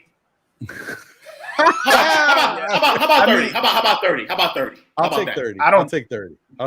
I like that 20. Who's our food with the point guard? McBride or digging in the crates, man. Ashley Inc. Digging in the crates. I just think people are looking at. They tend to look at things season by season and look at things like, right now. You got to look at things for the long haul. And I think, probably that season they would have been trash, but who's to say the next season, something else couldn't happen or whatever. I think that's why people are so hesitant to give up some of these players that we have, right? I mean, you got to look at both sides of the argument. Yeah. Like, that doesn't mean that all of the youth is trash. Like, they just couldn't win. There's teams that are more experienced than them. That doesn't mean that they're trash, that they're whack. You know what I'm saying? Like, we got some good players in this team. Shout out to Danny Landis. Appreciate you, bro. Good to see you here rocking with us. Andy N said something interesting. Andy said, one thing we got to remember, it's easier to make a move with the player than a pick 7 years ahead. Yep. I mean, that is true. There's so much of an unknown. However,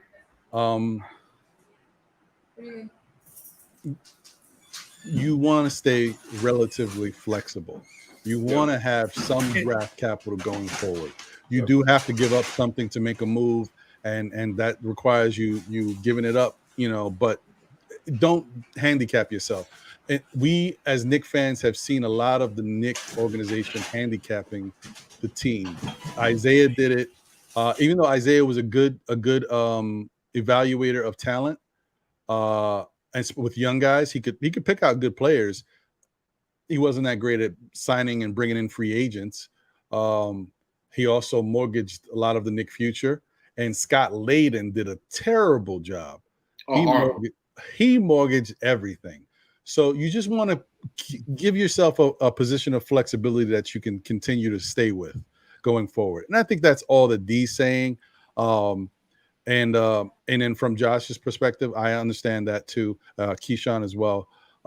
You also want to try to hit when you can hit. Because first off, the other thing is, who knows next year or the year after that if a Donovan Mitchell is going to be available for us. Maybe we won't even have a chance to get another star. Maybe no star is going to be on the market to be traded, and maybe no free agent even gets to us. Maybe their teams continue to sign them and keep them on the roster, so we don't even have a chance to steal them away. Who knows? So when you have a guy like a Donovan that's in front of you, sometimes you got to take that chance, bring him in here, and then you figure it out after that. Make the changes after that. At least you know you got Donovan here. Now you can go tweak. If RJ got to go, not saying I want him to go, guys. RJ got to go. If Julius got to go, you make the moves after. But bring Donovan in first and go from there. Right. I got to go, guys. Have a great day. We haven't done one of these marathons in quite a while, so this was quite fun. Josh, thank you for the spirited back and forth. Appreciate that. Keyshawn, for you as well. Thank you. Shout out to the chat. Hope you guys have a great weekend. I hope you guys enjoy it with everything, with your families and loved ones and all that. Stay healthy. You guys take care. You too, D. All right, D. And see, as far as, you know, that, yes, we need that player, but you don't want to be looking back in 7 years and saying, what did we do? So, you know, I'm all for going in and getting Donovan Mitchell, but it has to be smart. And I'm glad Leon Rose hasn't just been acting like a fiend and, you know, been thirsty to get him. You know, he's been playing his hand and playing it out. It's smart. Agreed. Yeah. Paris Duggar, thank you once again for the generous super chat. He said, let's trade 5 first picks and Obi, IQ Grimes for a third best player when we play Milwaukee, Miami, Philly, ATL, Boston, Memphis, Phoenix, Clippers, and Lakers. So I think what you're trying to say here is giving up all of that for Donovan Mitchell won't really make a difference or a dent when you got to play all of these elite teams. Agreed. But once again, to Josh's point, you know, I don't always agree with Josh, but in this case, Josh makes a valid point. You're getting the guy in here, and then you are building after that. It's like anytime you're making moves, it's the moves to make the team better, right? But it doesn't stop there. You're not stopping. It's just not happening overnight. And I think, I'm not saying you, Paris, because I know you don't think that way, but I think some Knicks fans think that as soon as you brought in Jalen Brunson, you go out and get Donovan Mitchell. We're ready to win now. Like, okay, and if we're not ready to win now, then we got to do what we got to do to round out the rest of the roster to win this year. That's not going to happen. It's going to take you some time. You're going to have to see who you can bring in to round out the rest of the roster for this year, even with that move, right? And then see how they play. And judging by how they play, how Tibbs is able to orchestrate his defense, his offense, how he's able to get the best out of the players on the team, how they respond to Tibbs, how the chemistry works, how the players act, what the bottom line is, the win to loss total. And then if you're able to make the playoffs or not, then you can look at it and judge whether or not going forward, what type of moves you need to make. But you got to get the guy in and then play it out and see what works, what doesn't work. Some stuff is not going to work. We know that. But then there's going to be some things that do work. So you got to figure it out. You can't win a championship overnight. I don't know what team has done it. I haven't seen it yet. So it's going to take a minute. That's the main thing. You know, it's when you're building any building, you know, like I said, I've worked as an electrician for years doing it. Your foundation is what you have to build. Donovan Mitchell is not the roof. He's the foundation. You know, him and Brunson. You know, then you build the rest of the building. You have to, then you get all the parts to go in. You have to have the foundation. And I understand that. You know, it's just, you don't want to put your whole, you know, I don't want to say salary, but you don't want to put your whole money into the foundation and don't have anything to build the rest of the building with.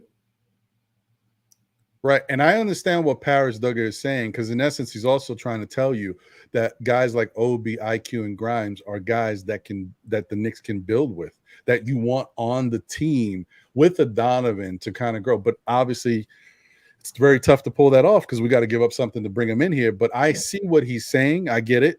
But you know that it's also, you don't know what the Knicks are going to be able to do in the future. You don't know what's going to happen. You know, the NBA is a fluid situation. There's a lot of things that look good today and it may not look good tomorrow. There's a situation that could come out of nowhere. Some player could pop up that you didn't even know was on the market. Everything looked good over there. Now all of a sudden, like a team like Phoenix is a funky team. Let me tell you something. Phoenix can go the wrong way any minute because what they were building after that regular season they had to the way it looked in the playoffs, and then Chris Paul looked like Father Time caught him, like right away, instantly it caught him in like 2 games. So all of a sudden he couldn't play effectively the way he was before, and he is the engine that pushes that Phoenix team.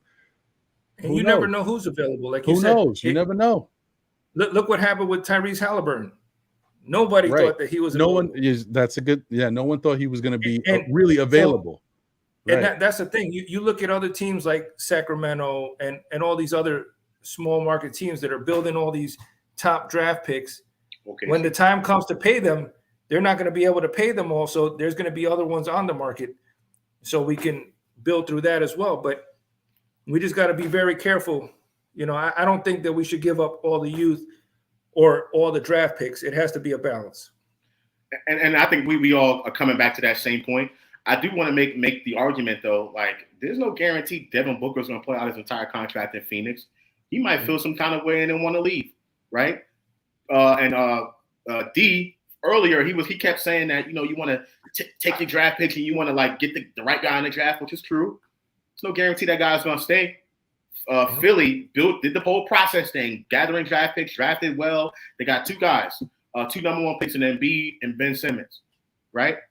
They still haven't won a title yet. Now, they've been contending in the Eastern Conference, like the top 4 over the past 5 years or so. But Ben Simmons is gone now. He wanted to leave town, right? What about those top picks that they missed on? Correct, right? Markel Fultz and all that. You know what I'm saying? There's no guarantee RK Barrett is going to want to stay in the Knicks. There's no guarantee. It just isn't. He might want to go back to Toronto. He might want to go back to Toronto. So but that right there, you can't stop building your team or stop being aggressive because people are going to want to leave. That's just the nature of the business. Josh, that's the point that I made earlier. It was a worst case scenario, but I did say that who knows, at the end of the season, RJ may want to be up out of here. He might want to go play in Brooklyn with his godfather if he's still there. That's true. Or he may want to go to Toronto, like Josh said. It's you just never know, because if the Knicks don't look like the Knicks have to continue to not only prove to the people that are star players that maybe want to come here, they got to prove to their own that they're going in the right direction. Because if not, those guys want to go somewhere else. You're not doing it here, and I got to put up with Tibbs. Now I'm out. You know. Right. That's why I feel bad for the Nets, right? Because you had an owner who invested $300 and something million into Kevin Durant, just signed him to a new contract, $200 million, and now he wants to leave. Now I think part of that is they're doing, but it's just the nature of the business now. It's just the nature of the business. I agree, but me personally, I don't. I think they have to find a balance with that as well. With people just saying I want out and still having 4 years in their contract, because they're going to wind up hurting their own money anyway. But that's a whole nother contract. That's a whole other thing. Because as a fan, I agree with you. But from a business perspective, I have no problem with what Kevin Durant did.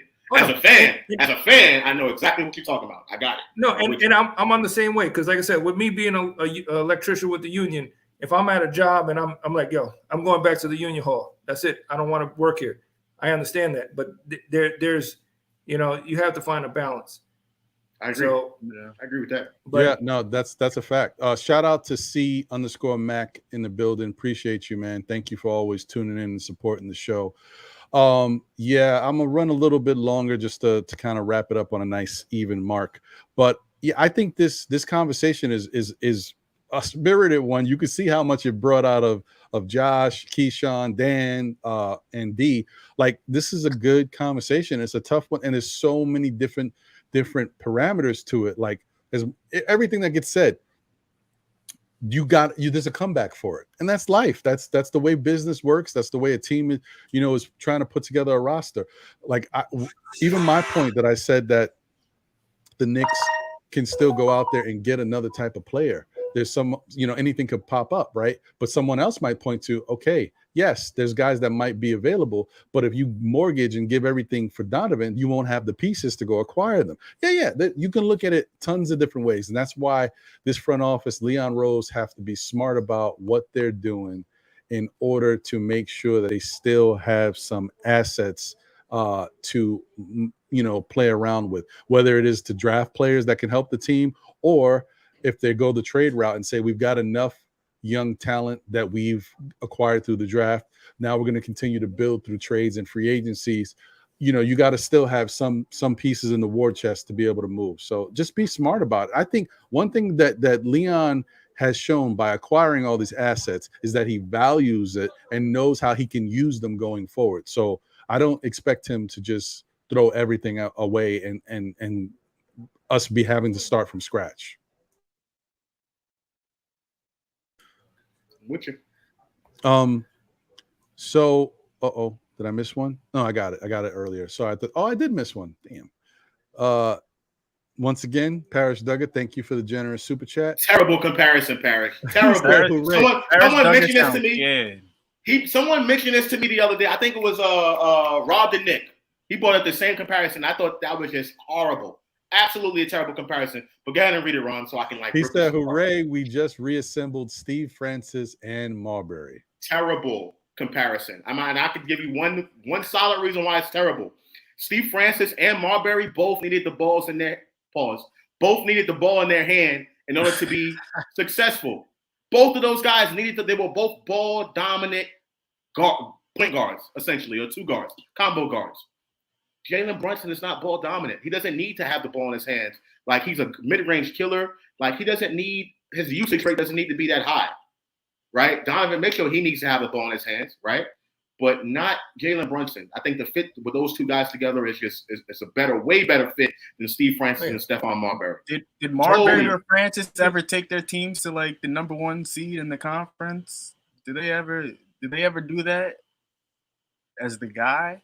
So where's this comparison? You just sound scared to me. And, you can't make no moves if you're scared, bro. You can't. I agree with you. You're just going to sit here holding your picks, hiding. Like, you can't do that. You got to make the move. Seize the opportunity. Make your own luck. Yep. Because the draft obviously hasn't been helping us. If you look at Steve Francis and Marbury, they weren't as efficient as Brunson or Mitchell either by themselves. So you're comparing apples to oranges there. Yeah, terrible comparison. I feel that me personally, I think it's going to be like D Block. We're going to have Jadakiss and Styles P in the backcourt.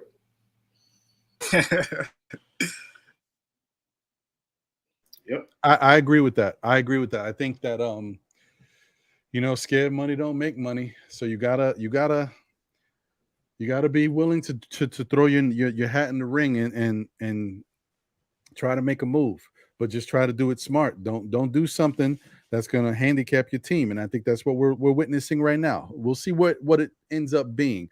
And don't get me wrong. In the end, we still may not like, if they do make the trade with the Utah and the Knicks, we still may not like what the Knicks gave up. That's just the nature of it. There's going to be fans who don't like what they gave up. But something's going to happen if they make that move. Something's happening. So just got to deal with it. And understand that in the end, maybe we can point back to it, just like with the Carmelo Anthony trade. I was sore about it for years. But in the end, when you look at what we gave up and what we got back, we not only got Carmelo Anthony, we also got Chauncey Billups. And Chauncey Billups was not a bum when we got him. So he wasn't in his prime the way we're used to seeing him, but he wasn't a bum. So he did good for us until he got hurt. Right. Yeah, exactly. That was a good trade when you look at it. I didn't like the fact that we did it because of the fact that I would have loved to have waited, but there was other reasons behind that, so it happened. Well, Ron, you know what? I think my biggest issue with that whole time period wasn't that Carmelo trade. It was Amari's contract. And if Amari would have stayed healthy, then things might have changed. But because even with Tyson Chandler, he did good for us. I think my biggest issue was with Amari's contract. And it kind of just put a chokehold on us. while he was hurt. So yeah, no, I agree with that. You're definitely right. That didn't work out the way we would have wanted it to work out. It definitely put us in a situation, and it was crazy because Amari was playing above his head. Like he was like at one point he was MVP in MVP discussions. So what we were getting from him was incredible. And the fact that it all came crumbling down so quickly, when you think about it, it all happened rather quickly. Yeah. No pun intended, but it was fast. Hey Ron, I gotta get out of here, man. It's always a pleasure being on. Love being on Still Knicks Fans. This is brother channel over here. So always a pleasure being on here. Thanks to Keyshawn, Dan, D is balling, D Poetic. I gotta check you out, man. We're gonna get something going. We're probably gonna do a little dual show. I'll probably get on your show, you get on mine. Whenever I get things back going again. But love being here. Spirited conversation, and let's go Knicks. Thank you, brother. Always a pleasure chopping up with you, Josh. And I like to the point that sorry, before you go, who said it? OCD Shaggy, to the point where we can get into spirited conversations, and it's just a spirited conversation, but we get the points out. It's great. That's it. That's how it works. Enjoy the rest of your weekend. All right, brother. All right, peace. Sorry, 1 second. Just trying to do this real quick. Yeah, I got to head out too. I told my friend I was going to pull up on them like half an hour ago, and I still haven't left. So, yeah, I got to go, Ron. Salute, Dan. Salute, chat. All right, Keyshawn, be good. All right, peace. Yeah, man. I'm about to wrap up soon too, man. Appreciate you guys for rocking with us. Thank you to Keyshawn as well. Thanks to Josh D for being here. Marvin, Jay Boogie was in the house, and thanks to Dan for rocking with me. Yeah, man, this has been a good one. Very spirited conversation. A lot of good takes. A lot of stuff to think about going forward. A lot of different scenarios. That's for one thing. Like, there's so much that could happen, and we just got to see how it all plays out. But like I said, I think we can't be scared, and we can't look at them in the same way. We can't look at them in the same way that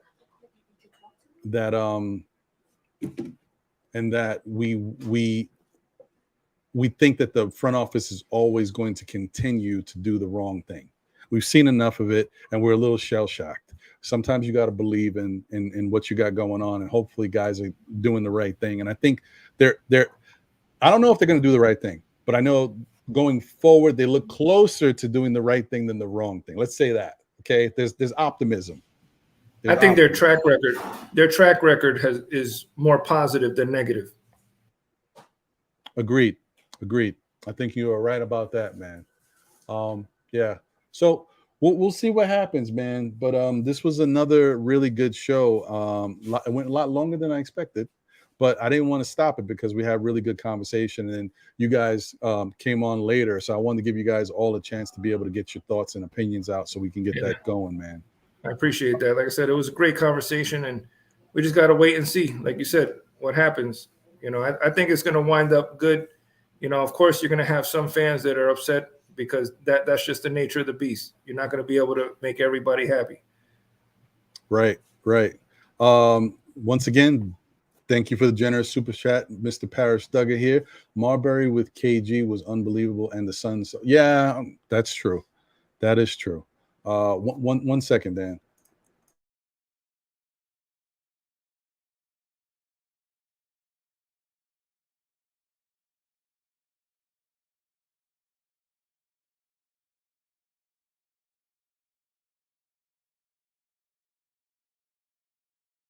All right, I'm back. Okay, so yeah, I mean, listen, to your point, Parrish, Marbury with KG. I mean, look, that was a nice mix, man. They had a good team they put together. I can't. It doesn't always work out that way. In that situation, it did. They didn't win anything, but that team could have been. And then, unfortunately, they had the passing of Malik. I forgot his last name now. What was his last name? Shoot. I'm gonna have to Google it. I don't want to do a disservice to a person I appreciated his game, and it was sad that he passed away. Minnesota. And that doesn't make it easy either because they've had other Malik. It was Malik Sealy, right?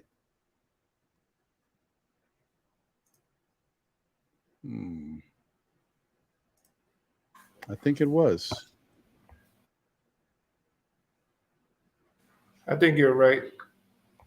Yeah, it was Malik Sealy. He died in the automobile accident at the age of 30. And that was sad, man. That was real tough. Yeah. And he was nice too, so. Yeah, he was. And he was he played St. John's. Yeah, and he was Kevin Garnett's best friend at the time, which was it's a tough pill. Yeah. And I think he also, I think if I'm not mistaken, I think Kevin Garnett dedicated his championship to Malik Sealy as well. That was a very, very emotional time. So good stuff. Yeah. Good stuff. So I think that's pretty much it for me, guys. This was a great show. Dan, do you have any final words? Anything you wanted to put out there? Let's just take it in stride and just wait and see what happens. You know, let's try not to let our emotions get the best of us, and have faith in the front office. Because I think they deserve it. They've built up enough track record of doing positive things to get us. You know, everybody says about last season, you know, who we signed, who we didn't sign, but I think it's still working out. Their plan is still working. We're only seeing one rung of the ladder. Right. I agree. And thank you, Felicia Lee. Thank you for letting me know that I was correct in that it was Malik Sealy. Appreciate that. Thank you once again. So once again, thanks everybody. Thank you. Oh, and Eddie F. Salute to Eddie F. Appreciate you. Thank you for tuning in. Thanks to everybody for tuning in once again. Thank you to all my guest panelists today who was bringing it. Really good conversation. Once again, thank you to Dan for being here with me and chopping it up. Thank you to the chat for always supporting. And damn it, I should have did it when we had the peak of people here. I said it earlier when the show started, but I want to send a thank you to everybody once again from myself, Dan, and Jose. Thank you guys for rocking with us and tuning in to the Monday show with Alan Hahn.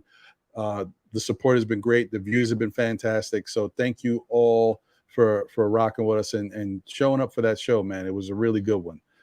So thanks again, man. We hope to give you more shows like that in the future, at least until the season starts. Once the season starts, we won't be doing as many guests. It'll be more about the content and what's happening with the Knicks. But for right now, until we get there, we're going to continue to try to give you some guests that hopefully you enjoy. But not every show is going to be Alan Hahn, so don't expect that. Anyway, thank you guys.